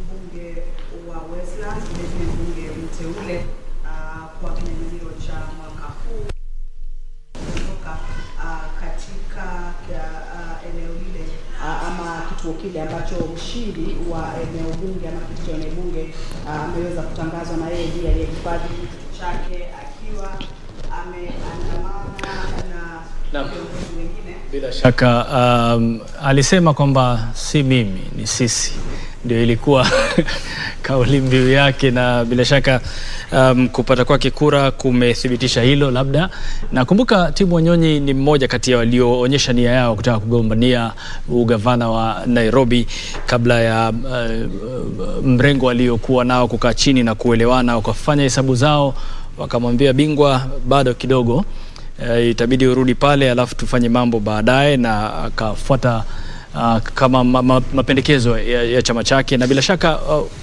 katika eneo la bunge la Westlands inasemekana ni mtendaji sana. Huyo ni mbunge wangu. Na ni mtendaji sana, na labda unaweza kulithibitisha hili manake mbunge wangu, kwa sababu uzuri wake ni kwamba hii ni mara awamu yake ya 3 sasa. Amepata awamu ya 3, miaka basi anaenda kugonga miaka 15 akiwa sasa mwakilishi pale. Alichukua nafasi hii baada ya Fred Gumo kuacha. Na ukiangalia wakati ambapo Fred Gumo alipokuwa pale na wakati ambapo jamaa amekuja pale, kumekuwa na mabadiliko mengi sana. Ukiangalia katika sehemu hii kuna mitaa ya mabanda, kuna sehemu ya Kawangware, kuna sehemu fulani ambayo inapatikana sehemu za chini inaitwaje Thogoro ama jina nimepotea. Hata hivyo katika mitaa hii ya mabanda ameweza kurahisisha maisha ya watu pale, mwanzo kwa kuhakikisha kwamba elimu, watu wengi wanathamini swala la elimu, namna nilivyozungumzia kuhusu pia Mvita kule. Ameweza kushughulikia swala la elimu ipasavyo. Ameweza kujaribu kutetea haki za watu.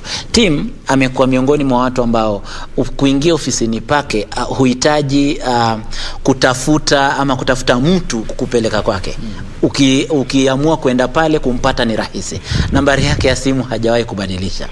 Ukimpigia kama ameshikika sana, arafa zinajibiwa. Kwa hivyo Tim kwa kawaida amekuwa ameleta steward leadership katika eneo la Westlands, na nadhani ndio sababu ambazo zinafanya akachaguliwa tena. Na hii ndio ilikuwa msukumo. Watu wa Westlands ndio mwanzo walikuwa wametoka na msukumo wa Tim kwenda katika ngazi ya county ili aweze kushindania na kupigania nafasi ya ugavana Nairobi. Na kweli kwamba ikiwa kwamba Azimio itapoteza nafasi hii ya ugavana wa Nairobi, basi kutakuwa na maswali, mbona Tim hakupata nafasi. Na ikiwa Azimio itapata, basi Tim pia huenda alifanya maamuzi mazuri ya kuhakikisha kwamba amerudi chini, akaenda katika kugombea nafasi yake ile ili aweze kuitetea tena. Lakini kwa muktasari ni kwamba amekuwa mchapakazi ambaye anatetea haki za watu wake. Naam, ndio kama hivyo basi. Kama unatizama runinga yako na iwapo ndio mwanzo unajiunga nasi, bado tunazungumzia ama gumzo lililopo sasa hivi si hapa studio peke yake, bali katika vikao tofauti, ni kuhusiana na kutiririka kwa matokeo ya kura za urais ambazo zinasubiriwa na wengi kwa sababu tofauti. Ukiangalia upande mwingine wa runinga yako, pia sherehe, mbwembwe, vifijo na nderemo vinaendelea nje ya afisi za kituo cha ujumlishaji kura katika maeneo ya Westlands, ambapo Tim Wanyonyi amekabidhiwa cheti chake dakika chache zilizopita, na nje alikuwa anasubiriwa na umati wa watu ambao bila shaka wamekuwa wafuasi wake. Kama alivyodokeza pale, ni kwamba katika takriban vituo vyote vya kupigia kura katika eneo bunge la Westlands ametangazwa mshindi katika vituo vyote. Kwa hiyo ni kitu ambacho ni nadra kutokea, hususan ikizingatiwa ushindani uliopo baina ya wanasiasa katika maeneo tofauti. Lakini hili limekuwa na upekee bila shaka kutokana na mambo mengi tu. Unajua alikuwa anashindana nani? Na Nelson Havi wa UDA ambaye ilikuwa ni mara ya kwanza kujitosa. Na ukiangalia, nilikuwa nikiangalia ripoti ya Mizani Afrika mwaka 2021, wakatoa ripoti yao kwamba Tim alikuwa miongoni mwa wabunge ambao wamekuwa na utendakazi bora zaidi kote nchini, akiwa na 65.9. Akaamua kutaka kuendea ngazi ya juu ya ugavana. Jungle Patrick Wainaina ambaye sasa hivi pia anagombea nafasi ya ugavana nadhani Kiambu. Alikuwa nambari ya kwanza. Kwa hivyo utendakazi wa watu hawa ndio unawafanya kujikuta kwamba watu wanawapenda, watu wanawataka tena wazidi kuendelea kuwaongoza tena. Na ukiangalia ukiangalia hata Harith kura alizoshinda nazo, manake hapo amesema kwamba waliojitokeza kupiga kura hiyo ni 1083 zaidi, na yeye ameweza kushinda na zaidi ya kura 1058. Sasa tofauti pale ni kura kama 1024 na wale, kwa hivyo wale wagombea wote waliokuwa pale kando sasa na timu Wanyonyi wameweza kujaribu tu kungangania zile kura 1024 tu zenye ambazo yeye alizisaza. Kuna kauli nilitaka kuitoa lakini naona ingenipeleka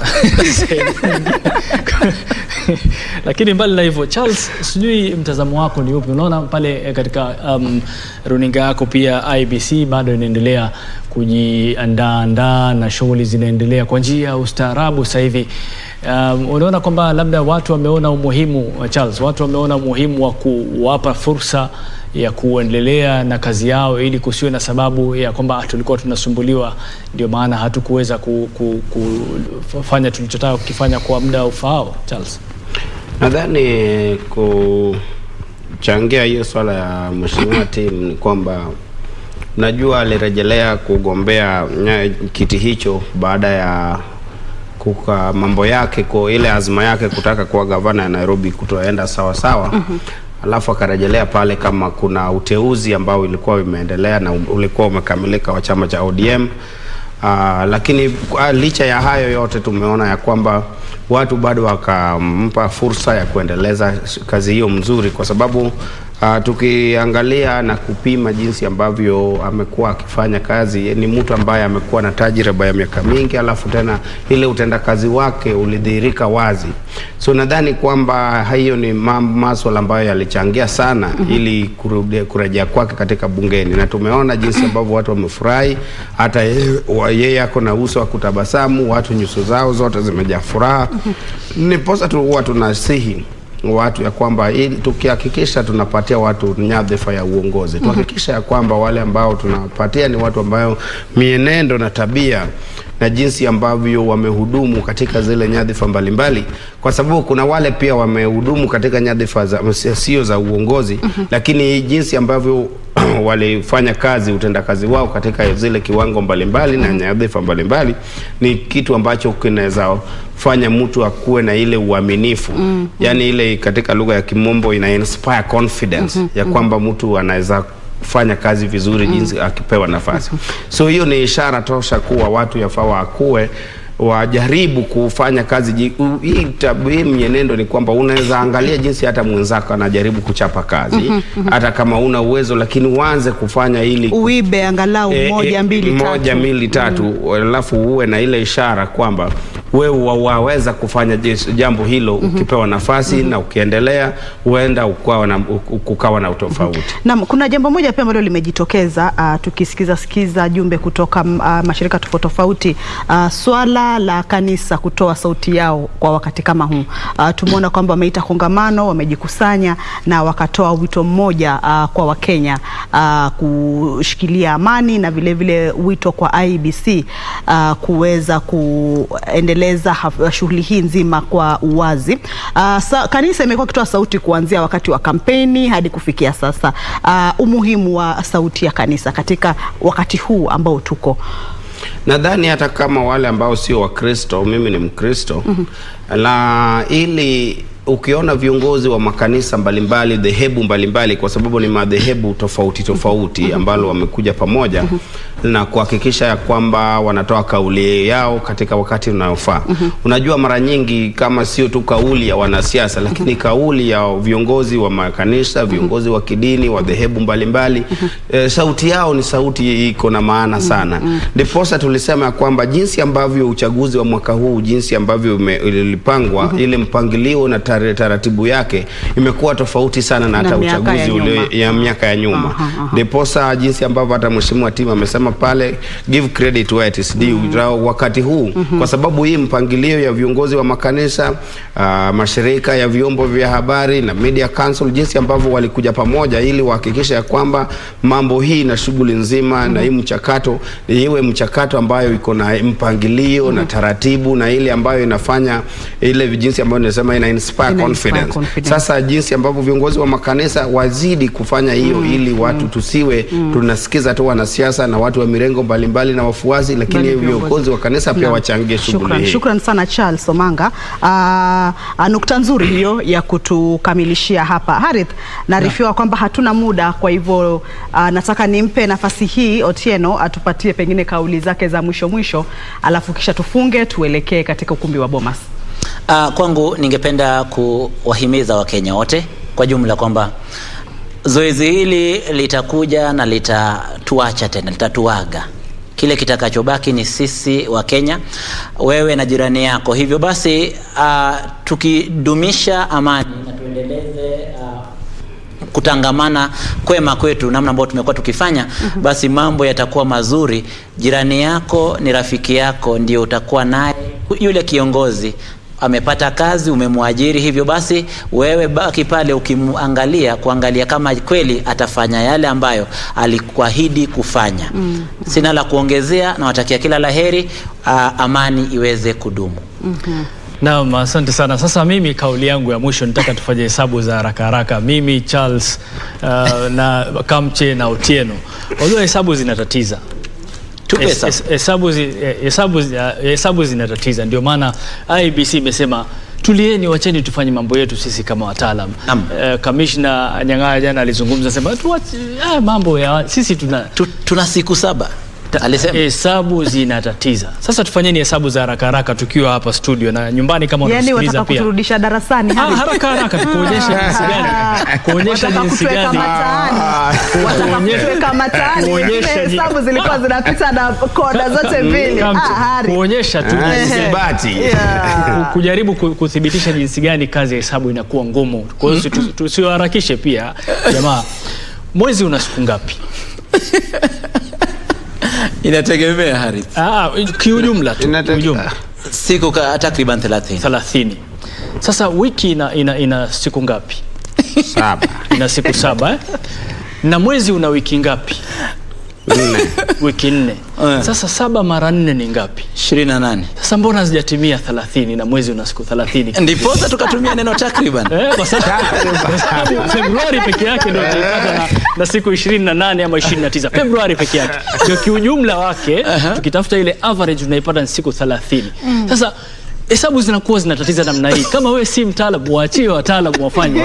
Vinginevyo utapata Kamche Charles. Kwa hivyo mwezi halali unataka kuniambia katika hizo hesabu zote tumezipiga, mwezi halali ni ule mwezi wa Januari ambao huwa una siku 28. Siku 30. Februari ndio unakuwa na halali. Maana yake hesabu yako imetupatia siku 28. Sasa huo ndio mwezi halali. Huo ndio mwezi wenyewe tunafaa kutambua. Sasa 28 ni Februari ndio 28. Mwezi wa Februari unakuwa na siku 28. Sasa hii hesabu ya 28 ni iwapo tutakuwa tunajifanyia mambo kwa kupapia. Tunafanya hesabu zetu haraka ni tutafika 28 na ambapo hesabu kamili ni 30. Sasa Otieno na Charles, nimegundua kitu kimoja. Hapa Harith kama anapeana mifano, anapenda sana kupeana mifano ya soka. Sijui anasema sijui mkiwa uwanjani, sijui uwanjani mpira umeenda, sijui kona ama sijui mtu amepewa red. Sasa mimi yani Harith wanipoteza, manake mimi na mpira. Alafu sasa hii ya isibati alikuwa mtaalamu. Hii ya isibati atatoa wapi sasa? Kwa sababu sasa ya mpira ndio hiyo kucheza kabumbu. Nataka sasa Harith tena ameingia mambo ya masuala ya isibati, amekuwa mtaalamu pale. Sasa tunashangaa mambo gani haya? Charles ni hesabu rahisi tu, lakini jibu la unajua kuna watu hupenda kusema unajua maswali sio magumu. Majibu ndio yanakuwa magumu. Ndio kama kupiga kura sio kugumu. Na ndiposa Waswahili wakasema yangoswe. Mwachie ngoswe. Bila shaka. Itabidi tuachie ngoswe wamalize. Sisi itabidi tu tuangalie, lakini mwisho yote ikitimia tunasema haya alhamdulillah. Alhamdulillah yote yakamilika. Cha Kaisari apewe Kaisari, kwa hiyo wacha IBC wafanye mambo yao. Sisi tusubiri, tutashatekeleza letu ambalo lilikuwa tunatarajiwa kutekeleza. Kwa hiyo mbali na hayo tunaona pia katika runinga yako sherehe bado zinaendelea, ngoma ya Esikoti kama sijakosea, maeneo ya Westlands inaendelea kutokana na ushindi wake mkubwa tu Tim Wanyonyi ambaye amekuwa mbunge kwa kipindi cha 3 ama awamu ya 3 sasa. Na pale juu kidogo ukumbi wa Bomas ambayo ni makao makuu ya tume huru ya uchaguzi na mipaka IEBC, ambao tunaona mambo yanakwenda kistaarabu sasa kwa macho yetu ambayo tunatizama, hatujui kinachoendelea kule ndani kwa sababu wakati mwingine mambo mengine yanakuwa na uzuri wa mkakasi. Lakini mbali na hayo tunatarajia kwamba kupitia wanahabari wetu ni kwamba mambo yanakwenda shwari sasa. Kulikuwa tuna tetesi na si utufahamu fulani pale katika ukumbi wa Bomas, lakini yote hayo yametatuliwa na sasa mambo ni shwari.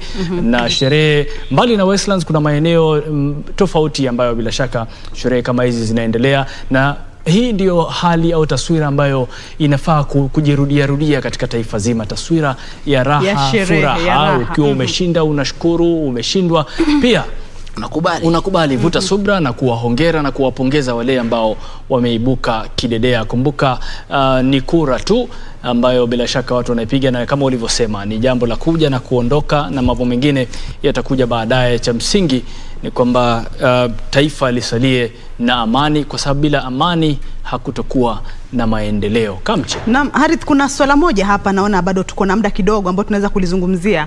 Tumetaja ama katika mazungumzo haya yetu tumeona tukitaja kwamba kuna vyama ambavyo vimeweza kuongoza katika maeneo tofauti, ima ni ODM, ima ni UDA, ima ni PA, na hivi vyama vimekuwa vingi. Sijui wachanganuzi wetu katika pekua zenu hizi za kuangalia huku ndiye ameshinda, huyu ndiye amepoteza, hii mirengo ama hivi vyama katika pekua zenu mumeona kama ni vyama vingi vipi ambavyo uwakilishi wake pengine unaweza kuwa wa juu kwa bunge lijalo? Tuanze na wewe Otieno. Unajua kinachofanyika ni kwamba nitakusomea takwimu fulani ambazo zilifanyika katika uchaguzi huu. Chama cha UDA kiliweza kuwa na wagombea 261 kati ya maeneo bunge 290. Kati ya maeneo bunge 290, na ANC waliweza